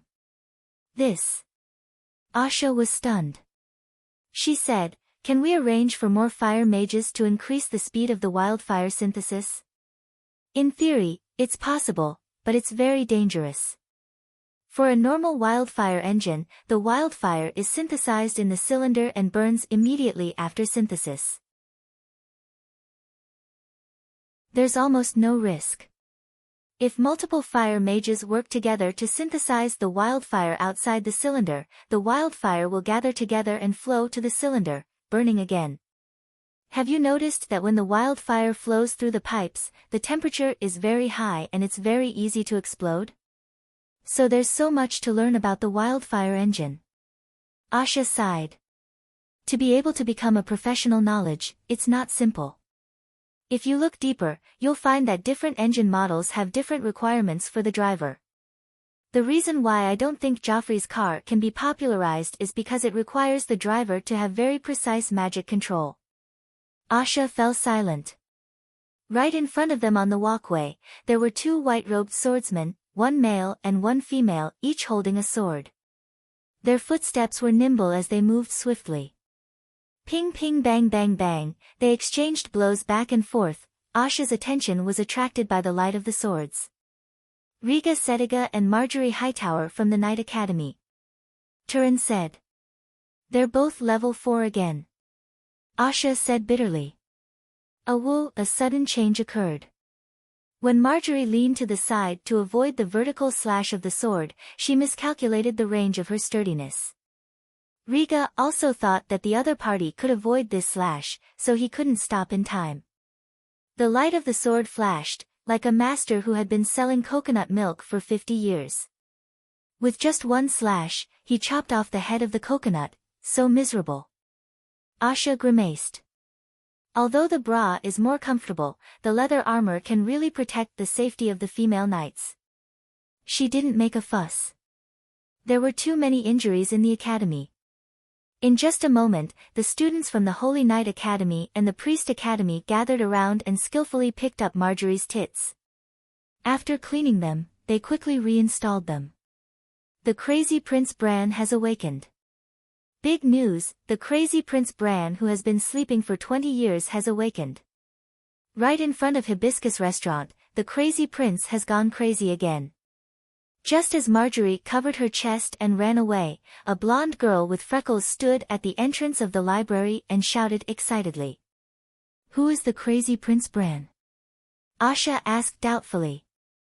Turin thought for a moment and said uncertainly, it should be the brother of the current king, the Crown Prince Bran Targaryen from 20 years ago. But I heard that he died a long time ago. Why is he sleeping now? Hibiscus Restaurant was a circular 4-story red brick building. It was also the female dormitory. Asha lived in it. She liked the swimming pool in the center of the circular building. She could swim there and also admire various types of beautiful bodies. Look north. At the entrance of Hibiscus Restaurant, a 4-meter-high wooden platform was built. A handsome young man with silver hair and purple eyes pointed to the sky and shouted, "That is another world. The convergence of the stars has already happened." Asha followed and looked towards the northern sky. She could faintly see a part of the arc-shaped planet that covered 1/16 of the sky. The northern sky was dyed a dark green by its reflection. This phenomenon started a year ago and became more obvious and bigger. Asha had already gotten the answer from the Dragon Queen. She was not the only one who knew. Anyone with eyes could see it and get a rough idea of the situation from others. The convergence of the stars was not a secret. 2 years ago, there were people from another world who came to our world. The Northern Ice Kingdom also sent messengers to the other world. Students, that is a world with a brand new civilization and a brand new power system. Even if you can't get any treasures, you can still increase your knowledge and experience by traveling there. You can even gain enlightenment and sublimate your soul, allowing you to break through your bottleneck. Prince Bran shouted loudly. Prince Bran, do you have the qualifications to form a travel group from another world? Someone asked bluntly. In fact, I will be engaged to the princess from another world. Prince Bran smiled proudly. The prince is going crazy again. The crowd burst into laughter. It's up to you to believe it or not. I only need 10 of the most outstanding companions. Bran was so angry that his face turned red. When they returned to the dormitory that night, Asha told Danny about what happened in the afternoon. She asked curiously, why did someone say that Bran died 20 years ago and is now in a coma? Also, he has been in a coma for 20 years. Why isn't he dead? Do you know about Bran's past? I heard from others that he rode on a horse and killed a commoner on the road, drugged a female classmate with a sword, gathered a bunch of bad friends to have sex in a brothel, set fire to his own roommates. He did almost all kinds of evil. In the end, when he secretly used the remnant pages of the Divine Comedy to summon a demon, he fell into a coma, or was his soul sucked dry by the demon? Asha said. Do you know about Queen Sansa's mother? Danny asked. Madame Stoneheart? Asha was shocked. Did she get redemption? She was tortured in hell. Her descendants also helped her pay her debts in hell. Queen Sansa once made an oath that she would atone for her mother's sins with her descendants. The old ancestor conditionally agreed to Queen Sansa's oath. Any unfilial son of the Targaryen family would go to hell in their grandmother's place to be tortured until they turned over a new leaf. Only then could their souls return to the sun. So, do you understand Bran's situation? Asha was dumbfounded. The Dragon Queen used hell to teach the family's good-for-nothing children. Danny nodded silently. This is the Targaryen family's secret. Don't tell anyone else. Are there many unconscious Bran? The Targaryen family's upbringing is not bad. In the past 100 years, they have only produced 3 or 4 unfilial sons. Some are still being tortured in hell. After one woke up, he went to Sky Dragon Temple to become a monk. The effect is that good? Asha said in a daze. Whether the effect is good or not, you can see Bran's actions in the future. By the way, do you want to go to the other world? Can I go? Asha asked in surprise.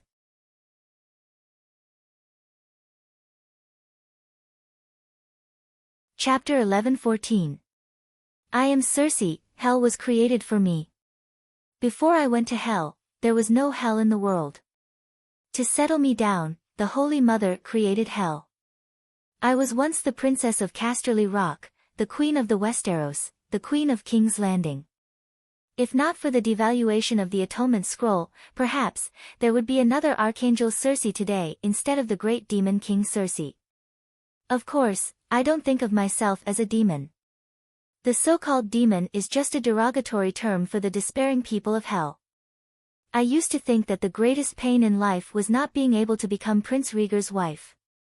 I used to think that the greatest pain in life was when Robert drunkenly crawled on top of me, nuzzling me with all his might while calling out Lionel's slutty name with his smelly mouth. I used to think that the moment Joffrey died in front of me was the moment I experienced the greatest pain in life. I used to think that the greatest pain in life was when Jaime ignored my summons and ran away with that ugly Brittany. I used to think, I can now confirm that the greatest pain in life is the complete despair of not seeing a trace of a future. 9,999,999,999 years. That was the length of my sentence in hell, and also the limit of my sentence in hell. Can the universe exist for so many years? At that moment, my faith almost collapsed. When I died, I came to a picturesque place.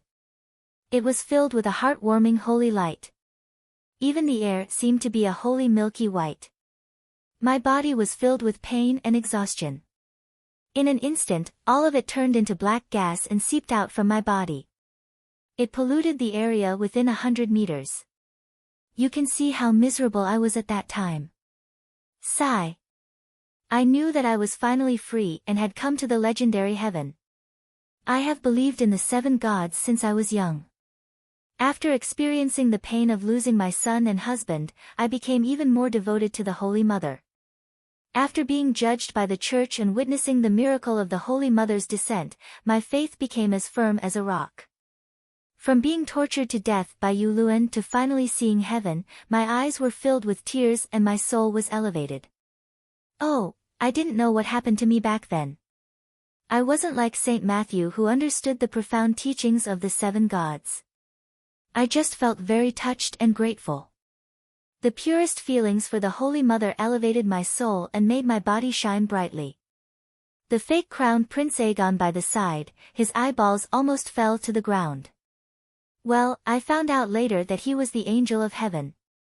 Are you really Cersei? The fake crown prince asked like a fool. You're the fake crown Prince Aegon. I've seen your portrait before, I said.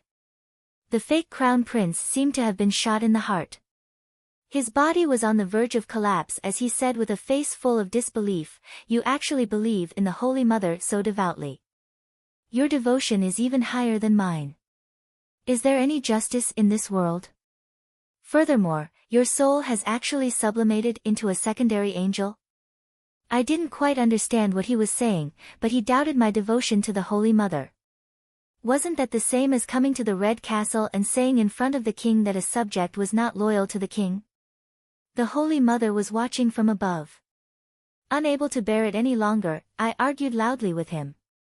The strange thing was that after I became angry, holy light shone from my body once more. The fake crown prince across from me seemed to be under some invisible pressure. His face paled, and his forehead was instantly covered in sweat. His spine even began to bend. In the end, his knees gave way, and he knelt before me. There's no need for that. It's fine as long as you know your mistake. This isn't the mortal world. There's no need for such formalities. I was shocked. Although the fake crown prince was fake, he had the Dragon Queen as his backer. He could even be a guide in heaven. I was new here, so I couldn't defend him. He started crying. First, he wiped his tears. Then, he started bawling like a pitiful child. As he cried, he howled, "It's true. Your devotion is real. You're a petitioner, devotion 100 to 150. You're even close to becoming a holy disciple. Your soul sublimation is also real. The holy pressure that a high-level Holy Spirit exerts on a normal holy disciple is real and powerful." I didn't understand what he meant, but I understood that he was jealous of me. I've seen too many similar situations. I knew that I had the confidence to be arrogant in front of him. Thus, my chest was filled with a heroic spirit. "Aegon, tell me. What's the current situation in heaven? What kind of status do I have? I glanced at him from the corner of my eyes. The fake crown prince wiped his tears as he brought me up the stairs to Heaven Island. Cersei. When I saw Sparrow, he saw me too. His expression was as if he saw the Holy Mother eating shit. It's me. Congratulations on meeting an old friend. I extended my arms and walked towards him with a big smile. I was prepared to give him a warm hug.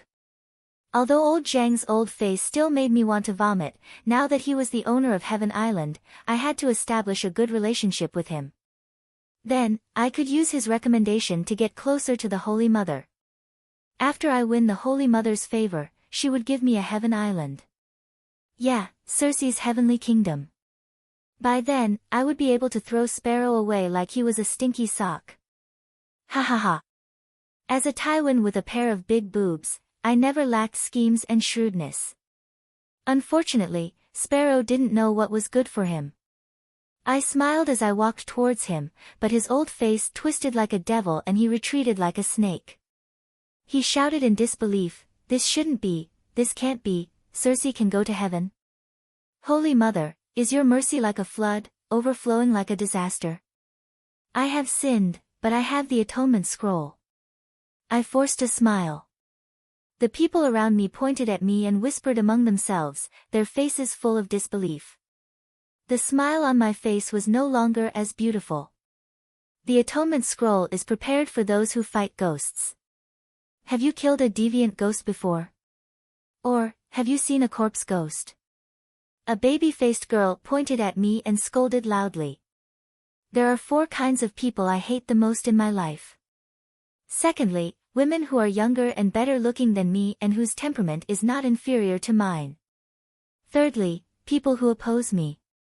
Fourthly, men who are handsome but do not pay attention to me, or men who are wretched but look at me with wretched eyes.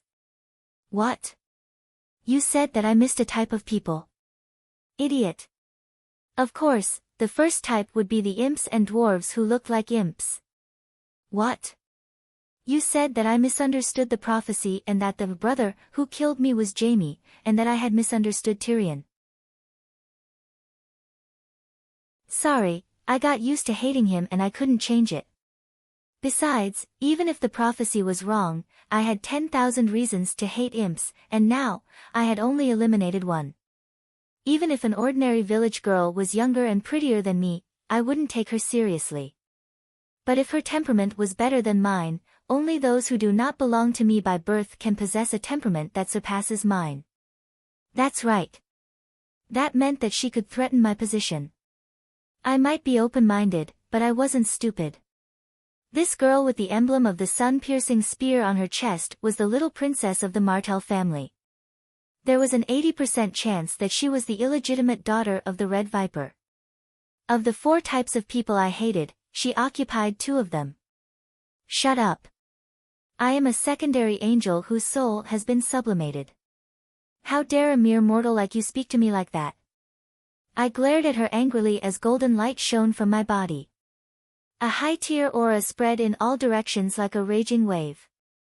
First, the baby-faced girl knelt down in fear. Then, the surrounding people were forced to retreat in fear. On the way to Paradise Island, the fake crown prince had already made me understand my current state. Good. Very good. Holy golden light, high-tier aura. The huge sparrow split open. No, no, no, the Holy Mother is unfair. Countless people hugged their heads and wailed. There was a faint black aura surrounding their bodies. It wasn't a big deal for a person to wail. It wasn't a big deal for a person to emit a black aura of resentment. It wasn't a big deal for a person's faith to collapse. But now, thousands of people were hugging their heads and wailing. They were all emitting a black aura of negative emotions that was incompatible with paradise. Paradise was about to turn into hell. Damn it. I already knew that the more outstanding a person was, the easier it was for others to be jealous. But this was paradise and all of you were the saints of paradise. Shouldn't the saints be virtuous and follow the teachings of the 7 gods? The teachings of the seven gods clearly stated, tolerate the unintentional mistakes of others and praise the merits of others loudly. The more outstanding a person was, the easier it was for others to be jealous. Could it be that I was so outstanding that even the saints of paradise couldn't help but be jealous of me? Then how outstanding must I be? I was wrong. I didn't know that I was outstanding enough. After all, the fake crown prince had told me that only Saint Matthew and I seemed to be the only two believers of the seven gods whose souls had ascended. Big Sparrow's devotion was the highest and he was close to ascending. The Holy Mother taught us not to be blinded by jealousy. Only by acknowledging the merits of others can we face our own flaws. I tried my best to put on the compassionate attitude of the Holy Mother and taught Big Sparrow earnestly. Pfft! Big Sparrow spat out a mouthful of colorful blood and exploded. I thought that he had run away, so I turned around and continued to preach the teachings of the Holy Mother to the others. Paradise Island seemed to have lit up with fireworks and firecrackers. It was beautiful. Why are all of you running away? Humbly seeking guidance is also part of the teachings of the seven gods. How can you not know this when you can go to paradise? I shouted loudly and the firecrackers became more and more urgent. Not long after, Big Sparrow returned. Everyone, don't panic. Demon Circe is going to paradise to be judged. She is not a saint of paradise, he said loudly. Kacha kacha, as he said that, a chain appeared out of thin air and flew over to tie me up tightly. I struggled with all my might but it was useless. But I wasn't too worried. It was a trial after all. I had experienced it too many times. I was used to it. Circe, do you confess to abusing your brother? I knelt in front of Big Sparrow as he drew a circle in the air with his finger. There was a clear picture in the circle, a blonde girl of 7 or 8 years old, pulling an ugly baby's penis with all her might as if it were a rubber band. I immediately understood.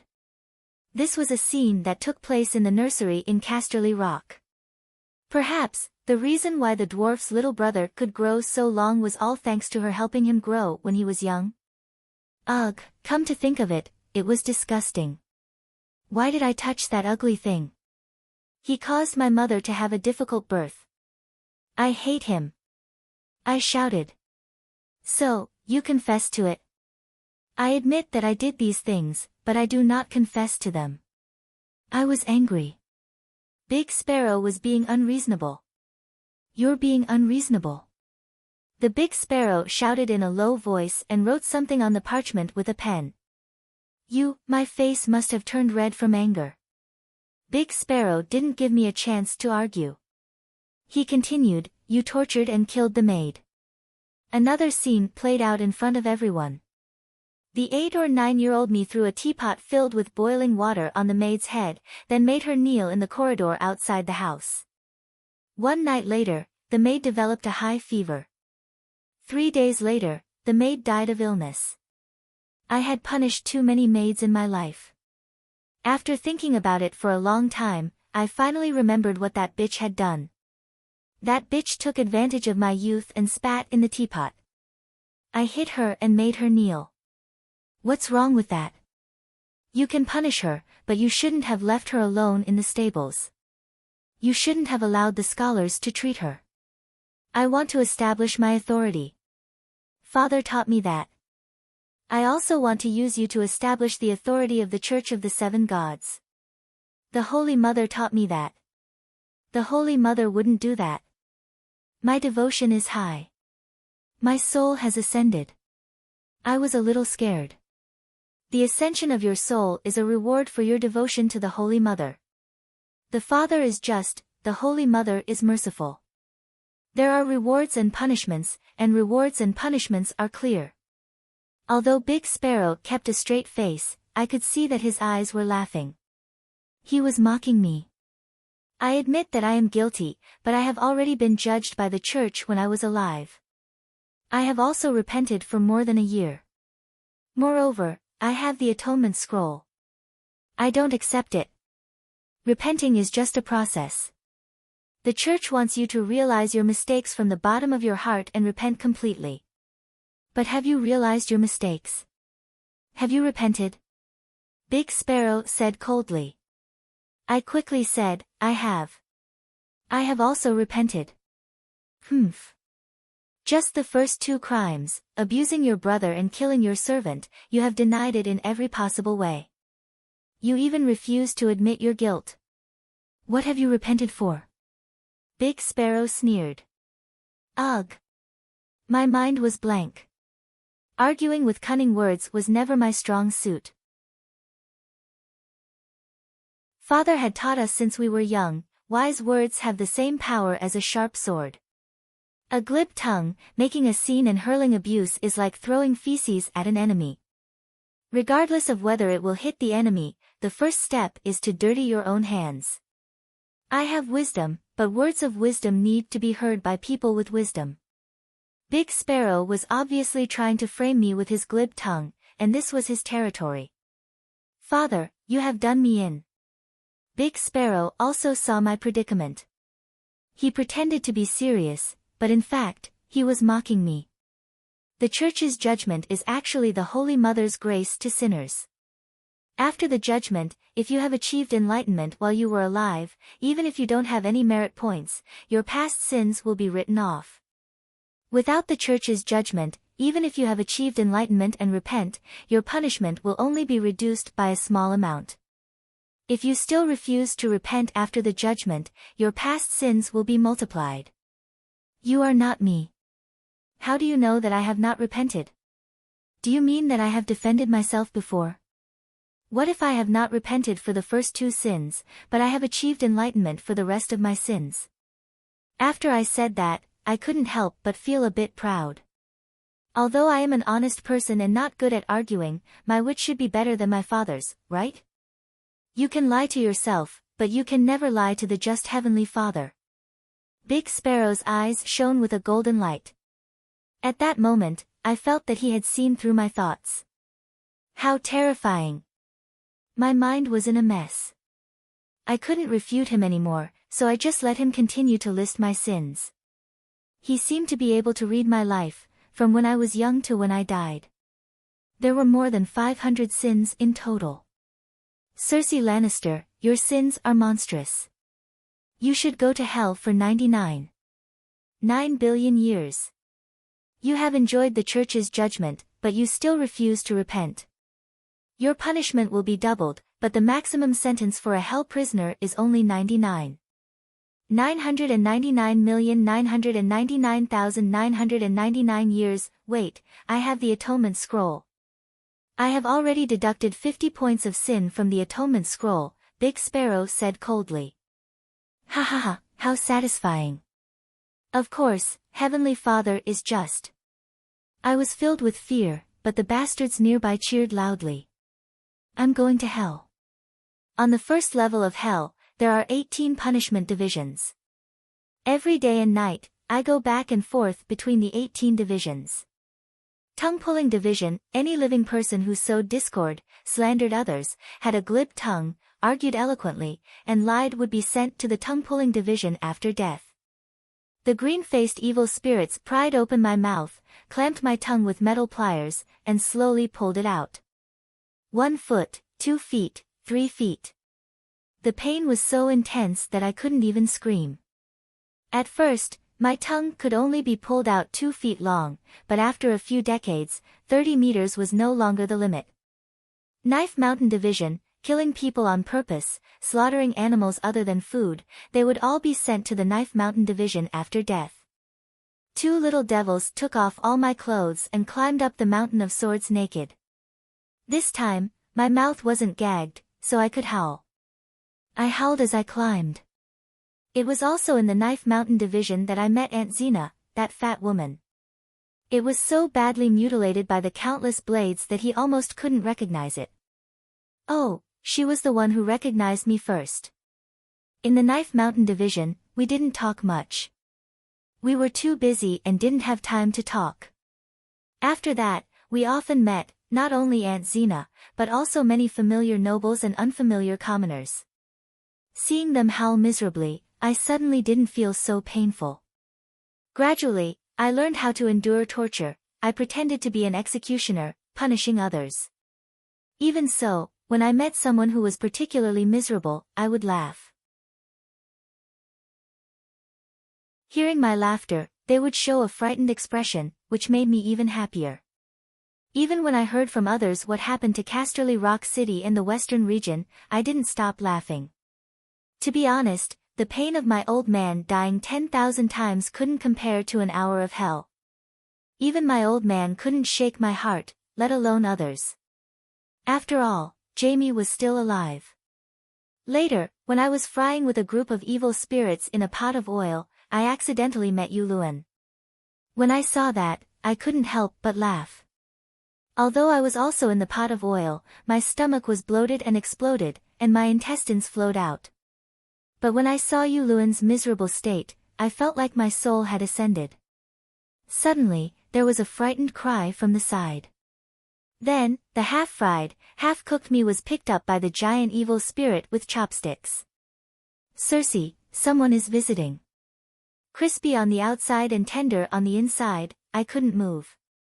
Even if I twisted my neck, it would make a crisp sound like someone was tearing a fried chicken. "Who is it?" Melted flesh stuck to my eyes, fried until they were crispy. I dug with all my strength and finally dug out a white eyeball. Turning the eyeball in the direction of the cry, I vaguely saw a fat woman. I didn't recognize her. "Who are you?" I shook my crispy body, a fragrant green smoke overflowed from my torn joints. Of course, my tattered stomach also gave off the stench of fried feces. Don't come over, I want to go back, sob, I want to go home." The fat woman waved her hands vigorously and retreated. She even knocked out the eyeball that I passed over to see her face. Just as I was lying on the ground searching for the eyeball that had fallen out, the woman left with a whoosh. It was only a few decades later that I found out from others that the person who came to visit me this time was Jenny from Fairy City. Jenny and Malaya were my childhood friends. Malaya was the daughter of my family's knight, and Jenny was a hostage. Her father even dared to lead Fairy Island to rebel against Casterly Rock City after my father caused the Caslim incident. In the end, my father only sent a poet to Fairy City to sing a song called Caslim's Reign, and Jenny's father knelt down. Speaking of Jenny, I couldn't help but sigh, fortune favors fools. Back then, Jenny, Malaya and I went to look for Toad Witch Concubine.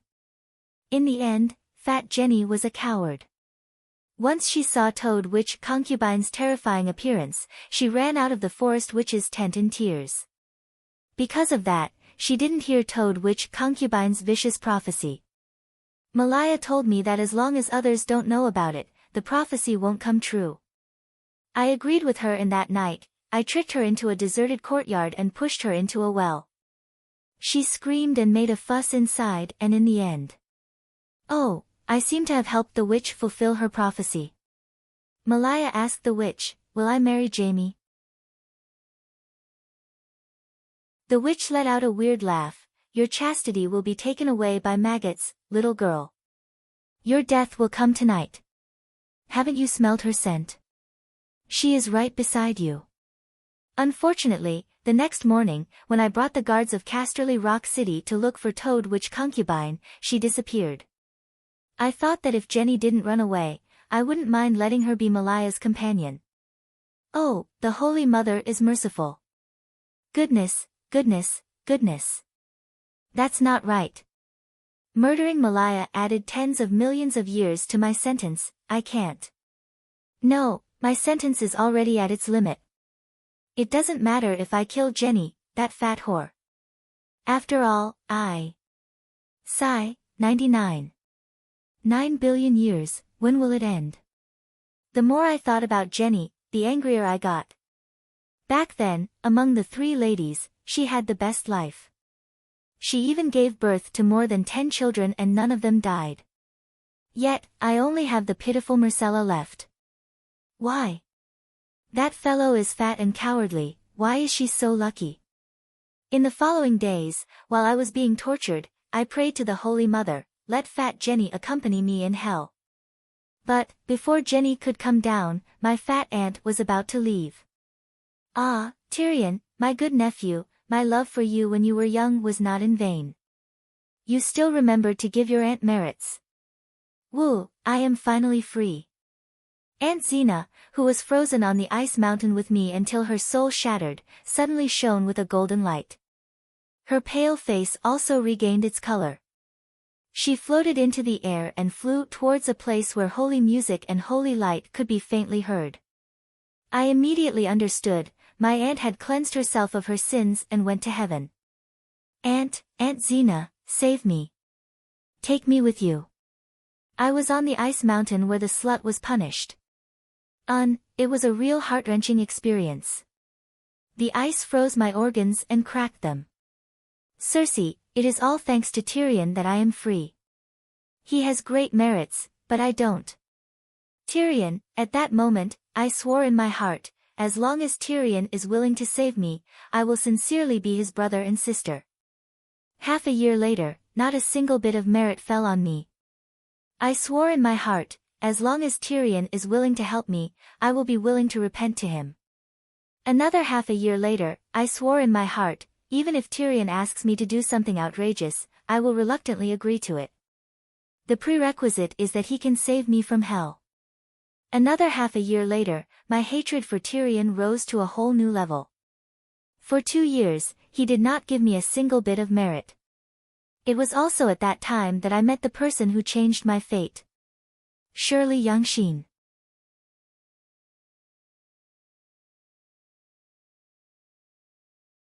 Chapter 11:15.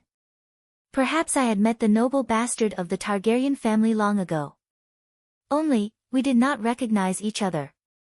The tortures of hell were too painful, so painful that I did not pay attention to who was around me. That time in the cauldron, she heard me laugh and said in surprise, "You must be Cersei Lannister. I have heard that you can laugh while being tortured." At first, I did not believe it, because every punishment Dany Liss set up magnifies the pain to the extreme, making one almost powerless and unable to think. Indeed, except for myself, everyone I met was dumb, like a wooden stake that could only howl. "You can also think nonsense," I said. "I am not like you." "Oh, no." She quickly changed her words. "We are not like them." "What is the difference?" I was puzzled. "We are all spirits of the gods." "What is a spirit?" "Do you know St. Matthew? He is an angel." Believers, because of their piety, or because they have an epiphany, have their souls sublimate, and become an existence that transcends the mortal world. Realization dawned on me. Yes, my soul seems to have sublimated twice. Although the boiling oil scorched her pretty face, I could still feel her twisted expression of envy. Sublimation is useless, I still have to be tortured. I am not happy, but depressed. If I had married Rhaegar back then, I would not have sinned. I would have gone to heaven with the atonement scroll, and my status would have long surpassed that of the Great Sparrow. It was useless before, but now hell is materializing. Hell has a physical body, and we, who live in hell, will also materialize, so we can cultivate. Although cultivation does not reduce the pain, an increase in strength always represents a kind of hope. She said many things that I did not understand at the time, but from what I could understand, I gradually discovered a terrible truth: there was no 7 gods, the 7 gods were just Dany Liss' 7 coats. "No, impossible, you are lying." I did not believe it, I panicked, I shook my head. But later, I had to believe it. Because there were more and more visitors from hell, I gradually met many supernatural undead, and they all knew the secret of the 7 gods. "No," I screamed in the fire, unwillingness, anger, resentment, and other complex emotions stirred to the extreme. My consciousness fell into chaos, and my soul turned to ashes. After that, I heard from others that my faith collapsed and my soul was destroyed. At the time, Shirley Younghart was smiling her scheming smile on the sidelines. She would never admit it when I caught her. I don't know if my soul has been annihilated. I went to a special place, and there, I saw a god that was taller than the sky. Sure enough, it was Dani Alice's appearance. She had one head and two faces. The front of her head was enshrouded in holy light and was filled with a peaceful aura. The back of her head was filled with a gloomy aura and was cold and murderous. I stared blankly at the face surrounded by darkness and death. He spoke, telling me the truth about Dani, Rise, the seven gods, and the truth about heaven and hell.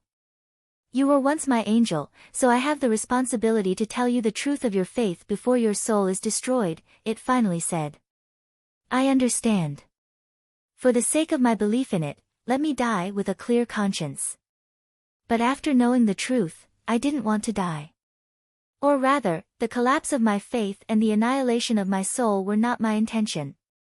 Just like a king who died on the battlefield, he didn't want to die in the first place. I don't want to die. I am willing to believe in you, Black Mother Dani Alice, I knelt down and begged. As long as the Black Mother had the power of the Black Mother, it didn't matter if she was Dani Alice or anyone else, I was willing to believe in her.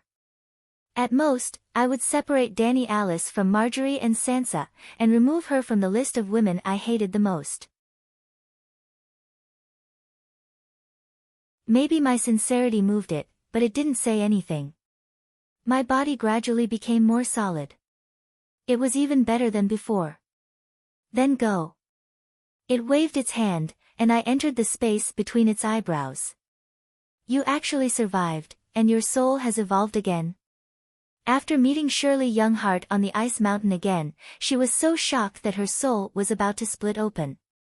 Are you trying to kill me? I pounced on her, grabbed her, and bit her. No, I mean you no harm. I just want to tell you the truth. To show her sincerity, she even taught me a meditation technique. To be honest, I didn't care at first, because I also wanted to learn magic from Yu Luan when I was alive, but I couldn't light a glass candle. Without talent, meditation techniques were useless. But unexpectedly, I successfully built a foundation for meditation in my mind. Shirley Younghart explained, the so-called supernatural talent is essentially the interaction of spiritual power and the force of the universe. In this world, every living being's spiritual power can sense the sea of magic, but some are sensitive, and some are slow. Thus, it is possible to distinguish between supernatural and ordinary people. You were originally an ordinary person, but after your soul has evolved twice, you can't be ordinary anymore. With your identity as an angel of the seven gods, it will be easier for you to develop the Black Mother's divine arts, and it will be easier for you to learn other divine arts from me. But you are a sinner, and the Black Mother is stingy with even the most basic sacred healing art. You. At this point, Shirley became uncertain. You were able to grasp the foundation of the Goddess of Lust's meditation technique so quickly, but it doesn't seem to be easy for you. Instead, you are like a fish in water. Is it your nature? At that time, I knew nothing about the divine arts, so I believed whatever she said. It wasn't until decades later, when I married Lalo, that I gradually understood that sexual compatibility was only one aspect. At that time, the bald donkey Chizong had already raised the land, and the Goddess of Lust had already been killed by a palm strike from the sky. Shirley certainly sensed the death of her Lord God, but she didn't know that the black-hearted Black Mother had swallowed all of the goddess's songs of law. Those songs of law that didn't conform to the values of the seven gods had been kept by the Black Mother, a believer of hell. Am I not the Black Mother's angel? This seemed to be a pie in the sky for me. At that time, I thought so too, but later, I and the other demon gods of hell realized that the Black Mother was really black, and her heart was black to the core. Sigh, I will talk about this in detail later. After I obtained the enchanting secular meditation technique, my realm improved by leaps and bounds. Slowly, some changes happened to my body. My appearance and body became more perfect, and my skin was whiter and more delicate than when I was 16, and light purple runes gradually appeared. My shoulder blades started to itch, and something seemed to break out from my forehead. At that time, The long night had just ended, and the Impermanence Arya led a large group of leaders to enter hell. They were all heroes who died in the war against the ghosts. Other than the war against the ghosts, their moral integrity wasn't enough to enter heaven, but as heroes, they couldn't go to hell. More and more undead appeared in hell. Thus, they entered hell and became administrators. I even saw the 2 Kate Black become ghost envoys. The ghost envoys soon noticed my transformation, and they surrounded me as if they were looking at something rare. After that, the scholar ghost envoys even took a notebook and stared at me every day, recording the process of my transformation. I was unhappy, but I couldn't resist. I could only listen to Shirley and focus on my cultivation, so that I could transcend one day. Slowly, a pair of purplish-black bat wings grew out of my body, and a pair of goat horns grew out of my head. My skin was covered in light purple runes, and my blonde hair turned black, while the color of my eyes deepened. The entire hell was in an uproar. This is a fallen angel. Demon Circe is the first fallen angel. Impermanence Arya pointed at me and announced. Is becoming the first fallen angel an honor? I don't want honor, I just want to end the pain. Isn't the reason why I worked so hard in my cultivation to transcend? But now, when I was in the frying pan, my body became stronger, and the pain was even worse than before.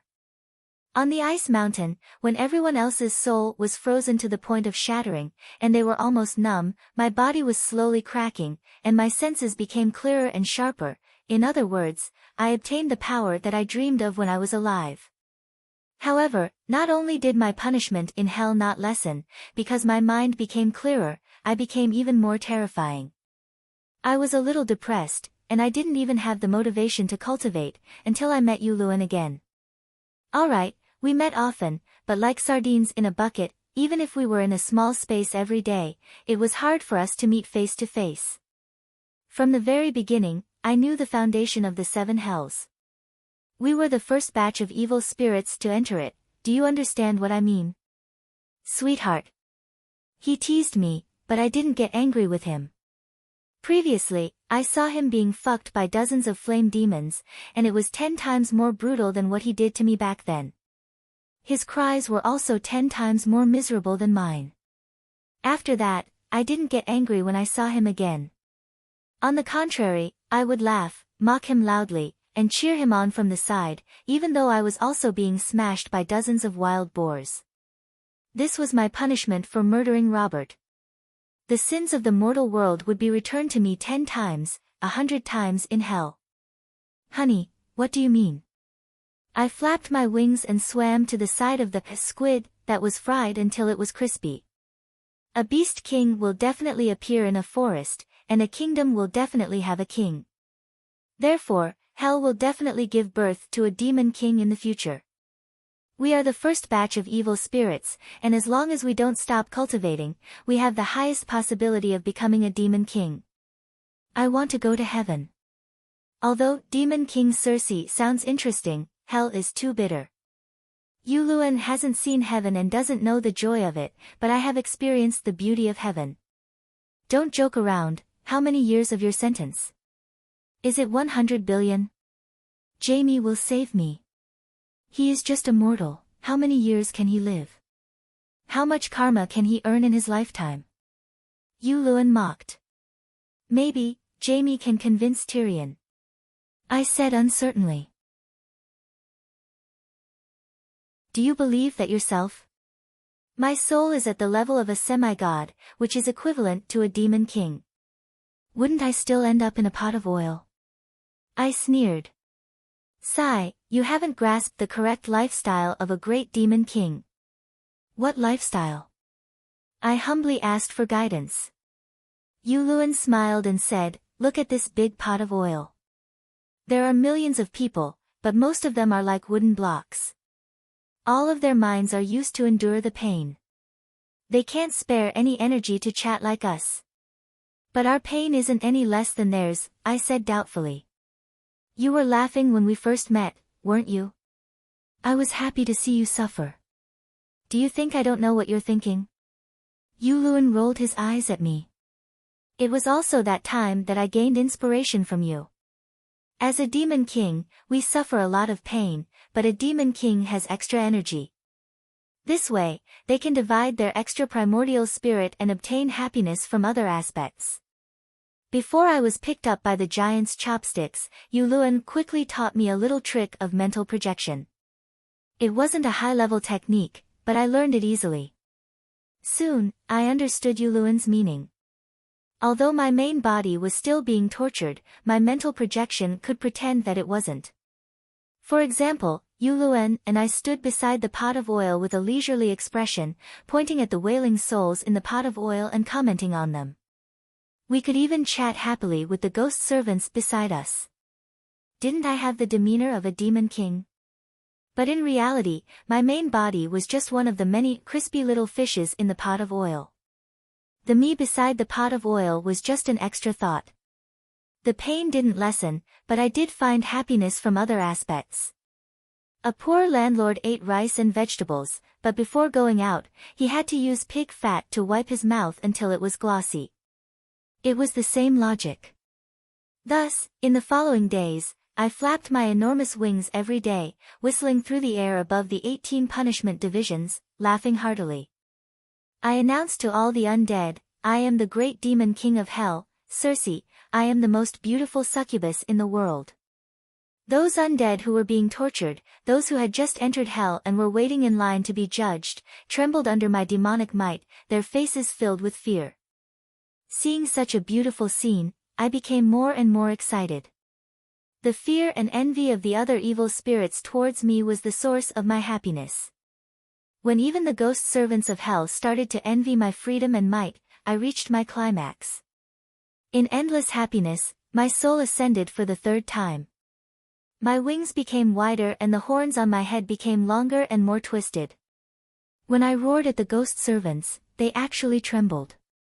Some of them couldn't help but kneel before me. Long live the Black Mother, I rule hell. I felt that the time for my fourth soul ascension was not far away. Yuluan and Shearbud Demon's jealousy towards me was almost unconcealable. How did you do it, to become a demon while being devout? They asked. Seeing how cool I was, more and more supernatural evil spirits started to create spiritual projections. They also understood the roots of the 7 gods and hell, so they learned from Yuluan and called themselves the Demon King of Hell. However, I was the only one who was a semi-god, a true demon king. They also expressed their allegiance to me. The Holy Mother is powerful and compassionate, so of course I would believe in her. The teachings of the 7 gods are compatible with human ethics, so I have no reason to not believe in them. However, being a good Holy Mother and having good teachings doesn't mean that I have to be a good person in the eyes of the common people. Doing things my way and being the only one who is respected is the true me. These words came from the bottom of my heart. Every time my soul ascended, I would gain a new understanding of myself. I understand what you are saying. I also know that to normal people, the Holy Mother is very noble and her teachings are very correct. However, I just don't agree with it from the bottom of my heart. This way, I am unable to form a devout belief and my soul will not be able to ascend. I can only slowly cultivate and raise my soul through cultivation so that my soul can evolve at a snail's pace. Demon Yuluan said bitterly. Perhaps this is my innate talent. I am bad, I do bad things, but I am a good believer of the Holy Mother. I said proudly. Happiness is always short-lived. My days of roaming freely in hell ended in less than 2 years. In the first layer of hell, other than the 18 divisions of punishment, there is also the division of judgment and the division of imprisonment. The division of judgment is built in an underground palace. There are 2 human lanterns at the entrance of the underground palace. Previously, it was Frere who violated the rights of the guests. I even mocked them a few times, causing another wave of envy, jealousy and hatred, which then turned into another wave of happiness. Perhaps, I shouldn't have gone to the division of judgment that day. Every moment, there are new undead entering the division of judgment. That day, I met one of the men I hated the most in my life, Stannis. When Robert was still alive, he used to grind his teeth at me. After Robert's death, he first slandered me for incest, slandered my child as a bastard and led an army to attack the King's Landing. That night, I almost peed in my pants.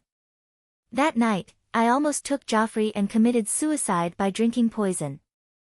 When I met him again, of course, I had to mock him loudly and show off my might.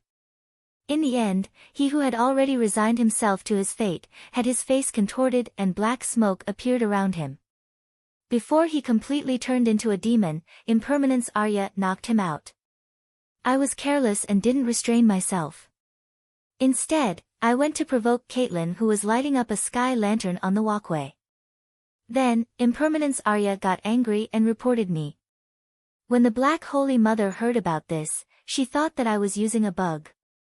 Seeing that I had discovered a bug in hell, she didn't punish me and only took away my right to roam around the first layer of hell.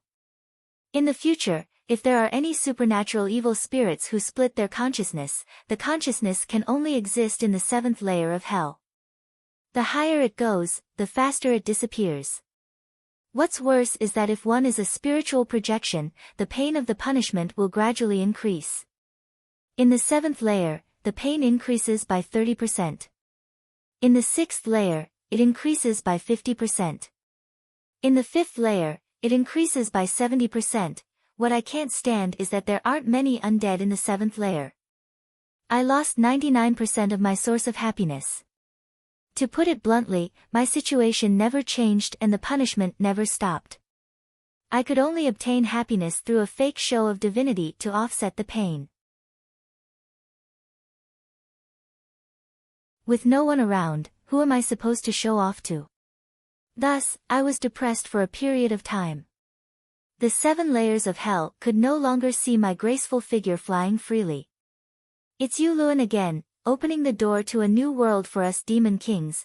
The 7th layer of hell is the scariest place in the 7 layers of hell. There are mountains, rivers, forests, rain, snow and wind, but there is nothing there. All material objects were like illusions. All emotions and emotions were rapidly disappearing. At the start, we only had fear towards the 7th layer of hell. We didn't understand why it was so scary. Until a few decades later, the Shadow and the Poison Fire Demon Lalo arrived. Because of the position of Demon King of Hell, we became competitors in the future. As expected of my lifelong enemy. His knowledge and experience are far from what I can compare to. He revealed the essence of the 7th layer of hell with a single sentence. Dragon Queen took a piece of void outside the star world and created a failed product of a new world. Dany Reese is indeed scary. She even started to try to create a new world. Outside the star world, material objects, spirits, emotions and concepts are not allowed to exist. Thus, we demon kings are afraid of the 7th layer of hell. But in order to exchange information and to establish the rules of the demon kings, we regularly go to the 7th layer for meetings. It was during one of these meetings that Luwin told me a piece of good news. Marjorie is trying to open the door to hell. The 7 layers of hell, what is she thinking about?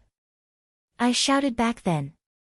But Benello expressed his doubts. Mortals can't even pinpoint the location of hell, how can they open the door to hell? Benello and a large group of red-robed monks also joined the Hell Demon King Club. They participated in the final battle and had great merits. But after Lalo was judged, they chose to sink into depravity. Let me add, when they first entered hell, they were still impassioned and unyielding. I am willing to give up all my merits. I would rather become a demon than go to heaven. Then, they really lost the grace of the Dragon Queen. In the Judgment Division, they had to discuss their future as mortals. Because of the crimes of blood sacrifice, deceiving believers, murdering the innocent and committing suicide, all of the red-robed monks were sent to hell. The lightest sentence was as high as a few thousand years. After rolling in a pot of oil, all of the red-robed monks, including Benello, knelt on the ground and begged, I am the one who made a mistake. Return my merits to me.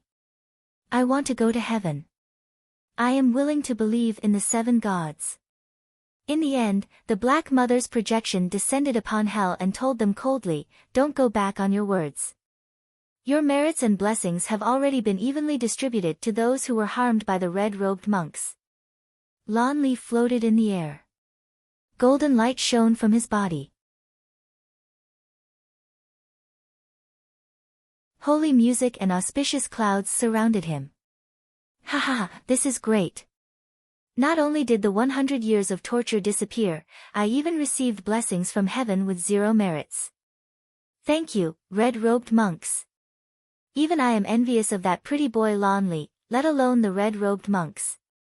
Benello turned into a demon on the spot. No matter how much Benello and the rest of us suspected, Marjorie had indeed opened the gates of hell. However, it was not for all of us demon kings. It was just for Yuluan alone. Oh, I understand now. It is the modified version of the 7 gods' Holy Spirit summoning technique.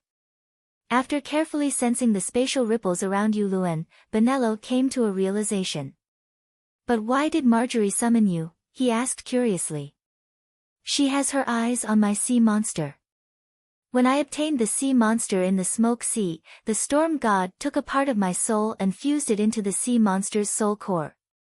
It is like the second life of a shapeshifter. This way, I can guarantee that no one will be able to take the sea monster away from me, even if they have my horn. Maybe, Marjorie has the same idea as me. Maybe, she just finds the horn troublesome. In this period of time, she has been trying to turn the sea monster into her summoned beasts. Just like how Varys summoned the strength Vajra and Cerberus." Benello finally understood. "What do you mean?" I still didn't understand. For example, Marjorie came to the trembling sea one day and suddenly encountered a large-scale sea battle. She urgently needed the help of sea monsters. However, her sea monster is in the deep trench of the summer sea, tens of thousands of miles away. What should she do? Benello asked. "There is no way," I said. "There was no way previously. However, it is different now. Danny Lee C used more than 10 years to fuse the seal of war beasts with space teleportation, creating a divine summoning system. In the final battle, the Saints of Heaven, Frost's strength Vajra, Cerberus, and even the soldiers of the northern region and Ursos were all summoned beasts." Benello said. I had also heard about the final battle and said in realization, Marjorie wanted to break free from the shackles of the horn and turn the sea monster into a summoned beast. Yes. But what does this have to do with Yuluan? I didn't understand. Hee, I am the sea monster. Yuluan raised his head and laughed maniacally. I am not the sea monster, but I am the sea monster. When she formed a contract with the sea monster, I could also respond to her summons.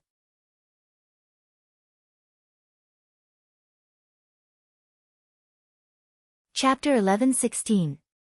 You can escape from hell. I was shocked. How is that possible? The smile on Yuluan's face disappeared and he said bitterly, Danny Alice is so strong that it makes one despair. Only by surpassing her can one have the chance to break the shackles of hell. As long as we are in hell, we will never be able to surpass her. Sherera looked at me with a complicated expression. The 7 levels of hell and heaven were once a part of her consciousness. The stronger we are, the stronger she becomes. This is the relationship between an angel and a ruler. After hearing their words, I didn't feel despair. It wasn't that I didn't want to leave hell. I dared to say that every undead who was tortured in hell wanted to be saved. It was just that I, who had evolved my soul 3 times, had a premonition that I would never be able to escape hell through the normal way. The so-called normal way was to atone for one's sins with merit points or to complete one's sentence. Because of this realization, I gradually grasped the trick to make myself happy during the years in hell. Never think about surpassing myself, surpassing hell or surpassing the Black Goddess. That would be too tiring, too bitter and too despairing. As long as I could be stronger than others and lead a better life than others, I would be the happiest. Happiness was never fixed. Even if I had 999 pain points, seeing others suffer 1000 pain points, I would still feel a little happy. As long as I convince myself, happiness is that simple. Marjorie doesn't know that she is opening the gates of hell. I asked Yuluan. She should have sensed it. Otherwise, she wouldn't have been hesitating. She has been hesitating for half a month and she still hasn't made up her mind. This is also the reason why I gathered everyone here. I hope that you can help me. Yuluan's eyes shone. Looking at his expression, I knew that his heart was filled with venom again. However, I was happy to see Marjorie in trouble. How do we help? Marjorie is hesitating and experimenting. Every time she tries, she is exposing her spatial coordinates. As for me, you have seen it too. The spatial barrier around my thoughts will also ripple. The next time she tests it, give me a hand and push me with all your might. Break the ripples and create a splash. My thoughts will be able to break through the water surface and enter the soul core of the sea monster in the modern world. Then, he. We have no reason to refuse. After all, Yuluan is the one taking the risk. When the space around Yuluan's thought began to ripple again, I was the first to transfer the little bit of God power I had to him. Space rippled like water. Finally, with a pop sound, Yuluan disappeared. An hour later, he reappeared. An endless sea of blood covered the sky. Thousands of undead floated in the sea of blood. Their expressions were twisted as they wailed and struggled. Demon Yuluan stood on the sea of blood and laughed maniacally. At that moment, even I was intimidated by his arrogance and dominance. At that moment, he looked more like the Demon King of Hell than I did. Maybe I should learn from him. Demon King Yuluan, you are a man of your word. He called out to us. There is endless power of blood sacrifice here. Everyone has a share. This is the first time I've tasted blood, so I'm still hesitant about where to start. But once I enter the blood sea, I will sink. For the first time in decades, I found something more comfortable and addictive than having an affair with Jamie. Who are you? What do you want? I am a priest of the 7 gods. Seeing Marjorie's soul trembling like a quail, I was even happier. I stretched out my 30-meter-long tongue that I trained in the tongue-pulling division and pulled the pitiful little girl to my side. I laughed and said, "My poor Marjorie, we meet again." Demon Circe? Marjorie was shocked. I am Demon King Circe, the ruler of hell. Even though my main body was still on the Mountain of Swords, I wouldn't back down. As expected, Marjorie was frightened. We are all demon kings of hell. The bunch of mental projections started to get high. Getting high was the same as getting high. It was a pity that we didn't get high for long. The Black Goddess brought the ugly girl Arya and descended. All the souls were saved and the demon kings who participated in the revelry were punished. This isn't fair. Marjorie was the one who provoked me. Yuluan cried out pitifully. Due to his transfiguration talent, the Black Goddess fused him with a human flesh fungus in the dark hell. He was first eaten by a bunch of dark demons. When he was pulled out, the fungus roots absorbed his feces and grew back into his human form, Yuluan. Then, he was eaten by the demons again. It was disgusting and terrifying. However, in less than 2 years, Yuluan returned to his original form. The additional punishment that was imposed on us was also removed. The Black Goddess even signed a hell contract with us. Everything in hell belongs to hell. Hell is our home. When humans provoke the demons of hell, the demons' actions are not considered a crime. Humans and angels can take revenge, but there is no punishment from hell. The final interpretation of the contract and the right to amend it all belongs to the stranger. We looked at each other in disbelief. We couldn't believe that there was such a good thing. It wasn't until Lalo's arrival that our doubts were cleared. Speaking of Lalo, it was another story. After the Great Judgment, he was molded into a wick by Dani Rise to illuminate her palace in Slave Bay forever. Every courtier, commoner, and soldier patrolling the palace could see the crystal lamp hanging under the plaque, Grand Hall of Divine Wind, at the entrance. The King of Light's dignity was trampled into the mud. According to him, Dragon Queen split him into two based on his characteristics. They were the wick of shadow and the wick of fire. The two wicks were intertwined to form a magical, pole lamp that would never be extinguished and couldn't illuminate the shadow. One day, a year after the tragedy of the High Court, Dragon Queen's eldest grandson, who was later known as Scar Yamant, mischievously shot down the crystal lamp with a slingshot. It fell and broke. The wick of shadow took the opportunity to escape and prepared to escape from this world through the 4 extreme passages. However, it accidentally fell into the 7 levels of hell at the entrance of the world. It would be trapped in the 7 levels of hell forever. Later, when I was fighting with him over the great demon king of hell, he once threatened me in anger, "Do you really think that it was an accident that I came to hell?" As long as Danny Rise doesn't agree, even 100 strong men with dragon-slaying crossbows won't be able to destroy that crystal lamp. To tell you the truth, it was her, the 7 gods, who let me leave. Because you little devils are reckless and don't have any skills, you can't even be a proper demon. And I am the great demon king that the 7 gods have chosen, the ruler of hell that will rule over you. With my intelligence, how could I be scared by him? I have seen through everything about you. You just want to trick me into submitting to you, I mocked. At that moment, Lalo the Shadow felt as if he was struck by lightning. Smoke came out of his 7 orifices, his eyes rolled back, and he almost fainted from shame. That's right, you are really smart. Dragon Queen isn't the mastermind. She doesn't know anything, Lalo stammered. As he spoke, he looked around in fear, as if he was afraid that his predicament would be seen by the other demons. I digress. Although Lalo loved to brag, I had to admit that he was knowledgeable. Yuluan's act of sacrificing High Court City was a heinous crime to humans, but it was a great merit to the heavens and earth. That was because he truly balanced the heavens and hell, good and evil, light and darkness. At first, I scoffed at his bullshit theory. Although I am Circe, I fully acknowledge the correctness of the teachings of the 7 gods. Only by following and promoting the teachings of the 7 gods can one obtain merit. The other demons also expressed their agreement. The merit of heaven and earth is different from the merit of the 7 gods. You have all heard of the Heavenly Father's judgment of the souls of the dead in the judicial department.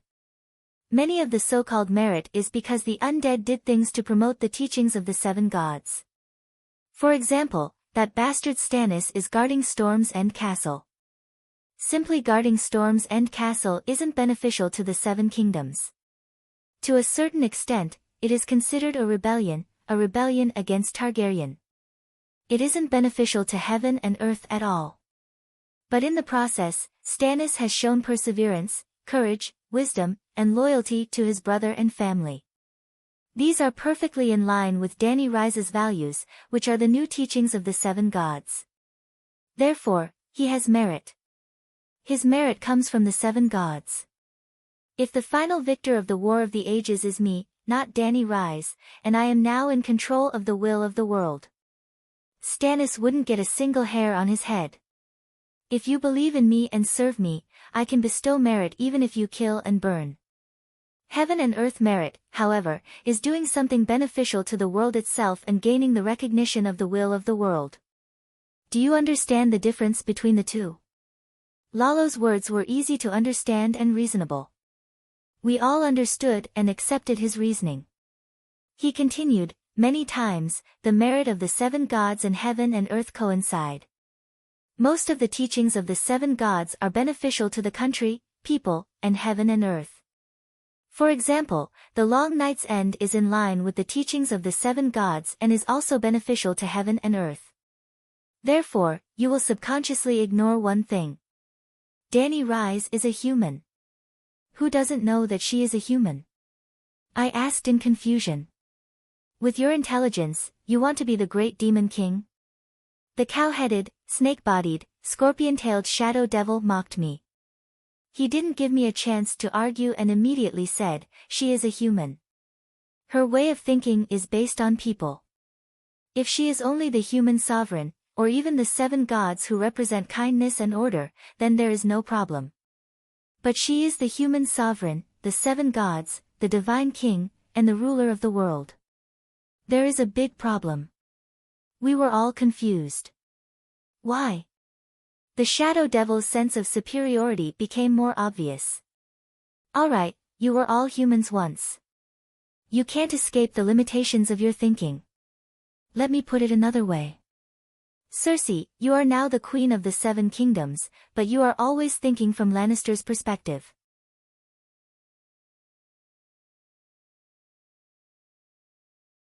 Can you do it? Why not? I have always ruled the 7 kingdoms like this, I said righteously. Lalo seemed to choke.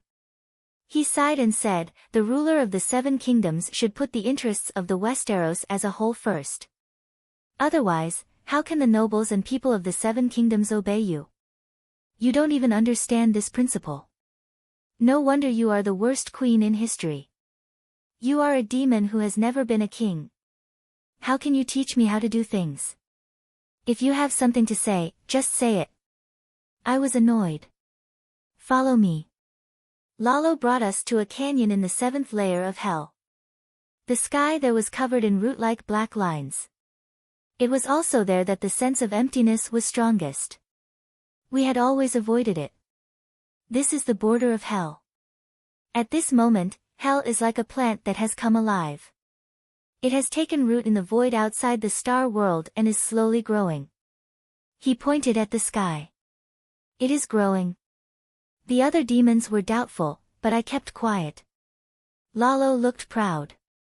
He glanced at me and asked with a smile, your soul has evolved 3 times. Your connection with hell is the closest. Has your magic power grown faster in the past year? I nodded silently. As the kingdom's territory expands, the king's power grows. Similarly, as hell grows, the demon king in hell grows as well. Why is that? I was beginning to have some respect for Lawler. Because Yuluin answered Marjorie's summons and bathed the high court in blood. Only then did hell truly grow into an independent entity. You could even say that it is an independent life. A new life is born and then slowly grows. Isn't that natural? Why does Yuluin's evil deeds have such an effect? Benello asked. Lalo looked coldly at his former believer and said calmly, I thought that you would be smarter than Cersei. Shiera Youngshin smiled and said, His Majesty Lalo explained it clearly just now. The king of a country cannot only care about his own family's interests. The ruler of the world cannot use the good and evil of humans to determine the rules of the world. Dany and Rise are humans, but hell isn't. If hell had a nature, its nature would be the opposite of heaven. It would be the abyss of all negative energy. Mother Dany's mercy would never be able to nurture the beautiful flowers of hell. On the contrary, when demons grow through blood sacrifice, hell grows as well. Growth is the instinct of all life. In order to grow, hell will grant legitimacy to any actions that are beneficial to the growth of demons. Dany and Rise can disagree and even destroy hell, but they can't change hell's nature. If hell's nature is really changed, then hell will no longer be hell, but a part of heaven, a prison used to imprison criminals. If there is only heaven and no hell, what would the world become? She looked around and concluded, based on the good and evil of humans, sacrificing the lives of an entire city is a heinous crime.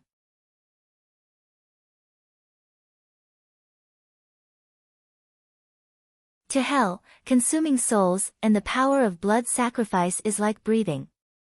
Looking at the entire world, heaven and hell are 2 pillars of the world. That is why they don't walk with a limp. Not bad, not bad.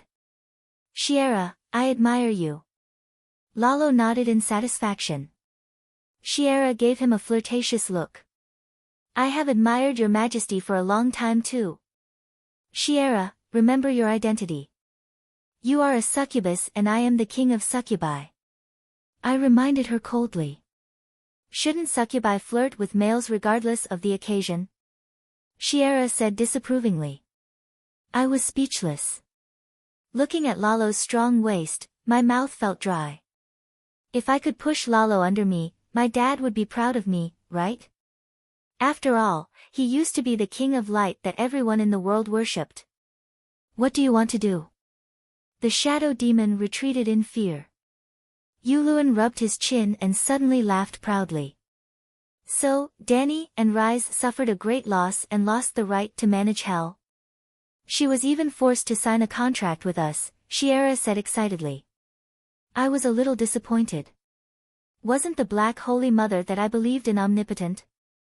Sai, you are wrong.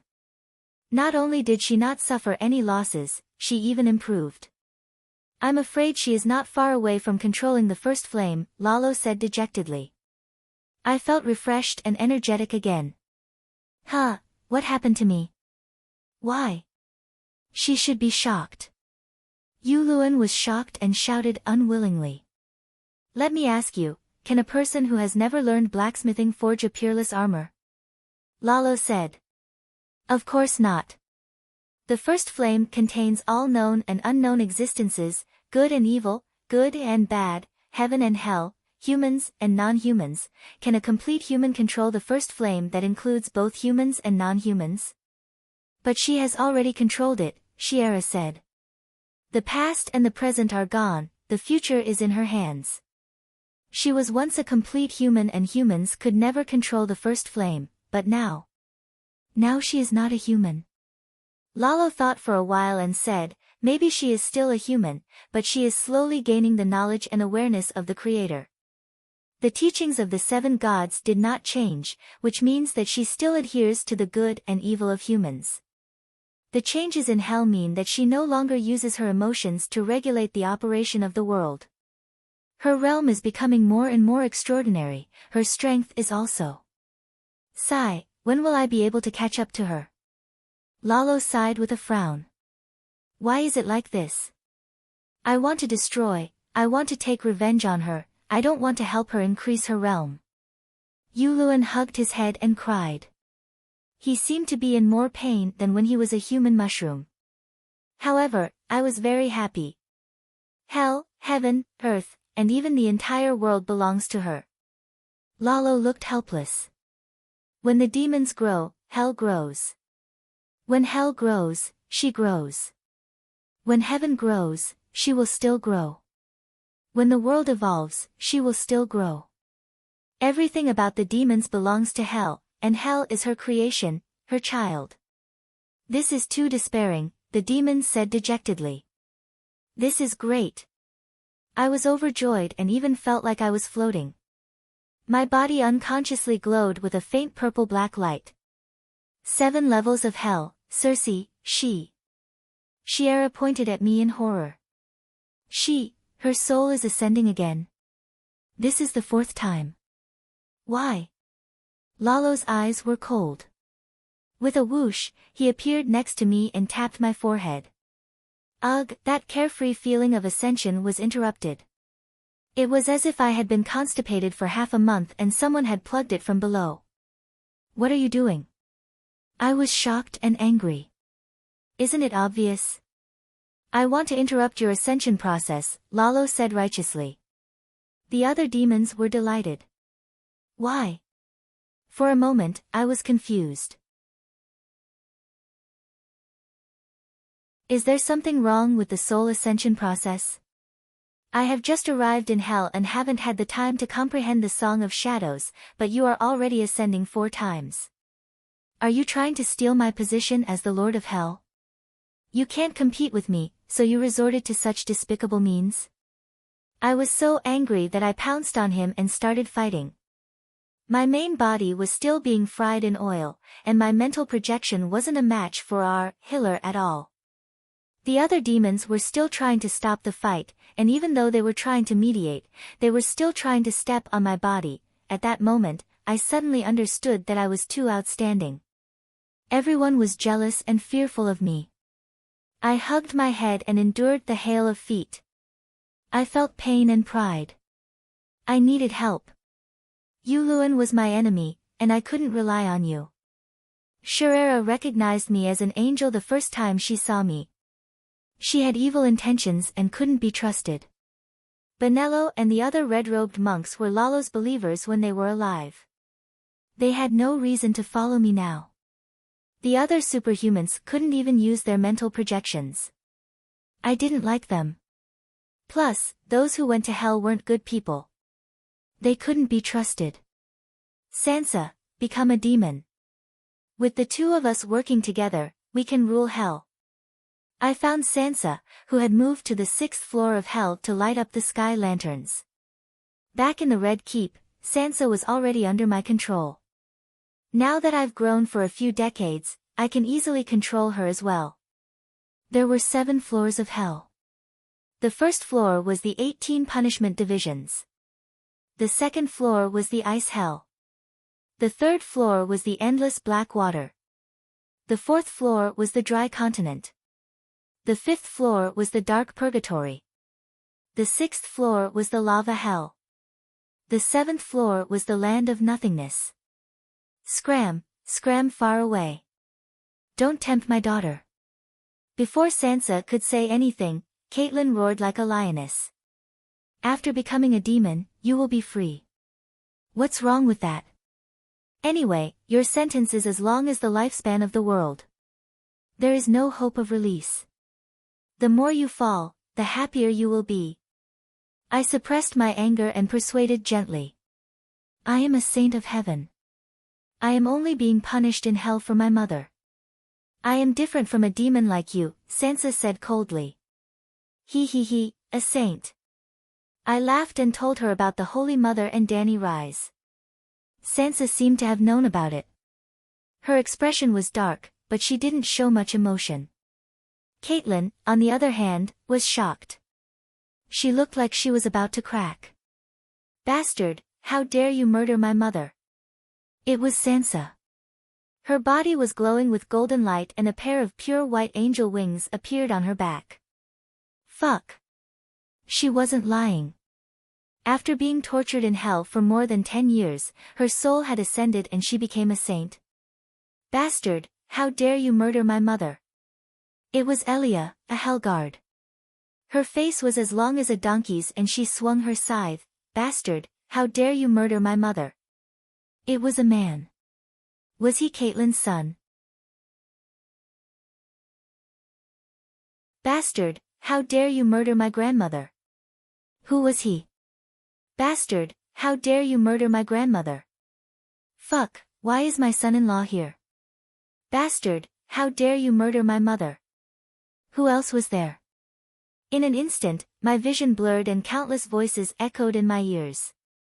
Countless soul attacks landed on my body. In an instant, this clone of mine died. It was completely reduced to ashes. My soul was severely injured and my main body was crying in pain in the sea of flames. Stark was terrifying. I couldn't afford to offend him. After that, I was depressed for a few years. One day, I was humming a tune as I was being fried in oil. A white-haired old man floated to the side of the oil and asked curiously, "Don't you feel pain? Come down and try." Aren't you a netherworld servant? Only then did I realize that he had white hair and a white beard. He was dressed in a white robe and his body was emitting a faint holy light. He didn't look like a dark-skinned hell servant at all. I am Ymont. Ymont Targaryen. Do you know me? The old man smiled. So it's you. You're dead too. I just died a few years ago. Oh right, Messiah got married and gave birth to a few children. Do you know that? I know. During festivals, I can also absorb incense from the Yang realm. My attitude towards the old man became much friendlier. When Messiah offered incense to me, she often said that she was taken care of by this old man. The old man pointed at the boiling oil and asked again, "Are you in pain?" It's very painful, but I am the ruler of hell. I can't cry out in pain like this bunch of trash. Ruler? The old man's cheeks twitched. I am preparing to write a biography about the Demon King of Hell. Are you interested in being the main character? Sigh, since the Demon King of Hell is the main character, how can I refuse? I said helplessly. You're tuning into the Blissful Bookshelf YouTube channel. We're so grateful for your support, and don't forget to subscribe to join us on this incredible journey through captivating stories. Your generosity through donations truly makes a world of difference, as it's the primary source of revenue that allows me to expand and enhance this channel for you. Thank you from the bottom of my heart for being a part of this adventure.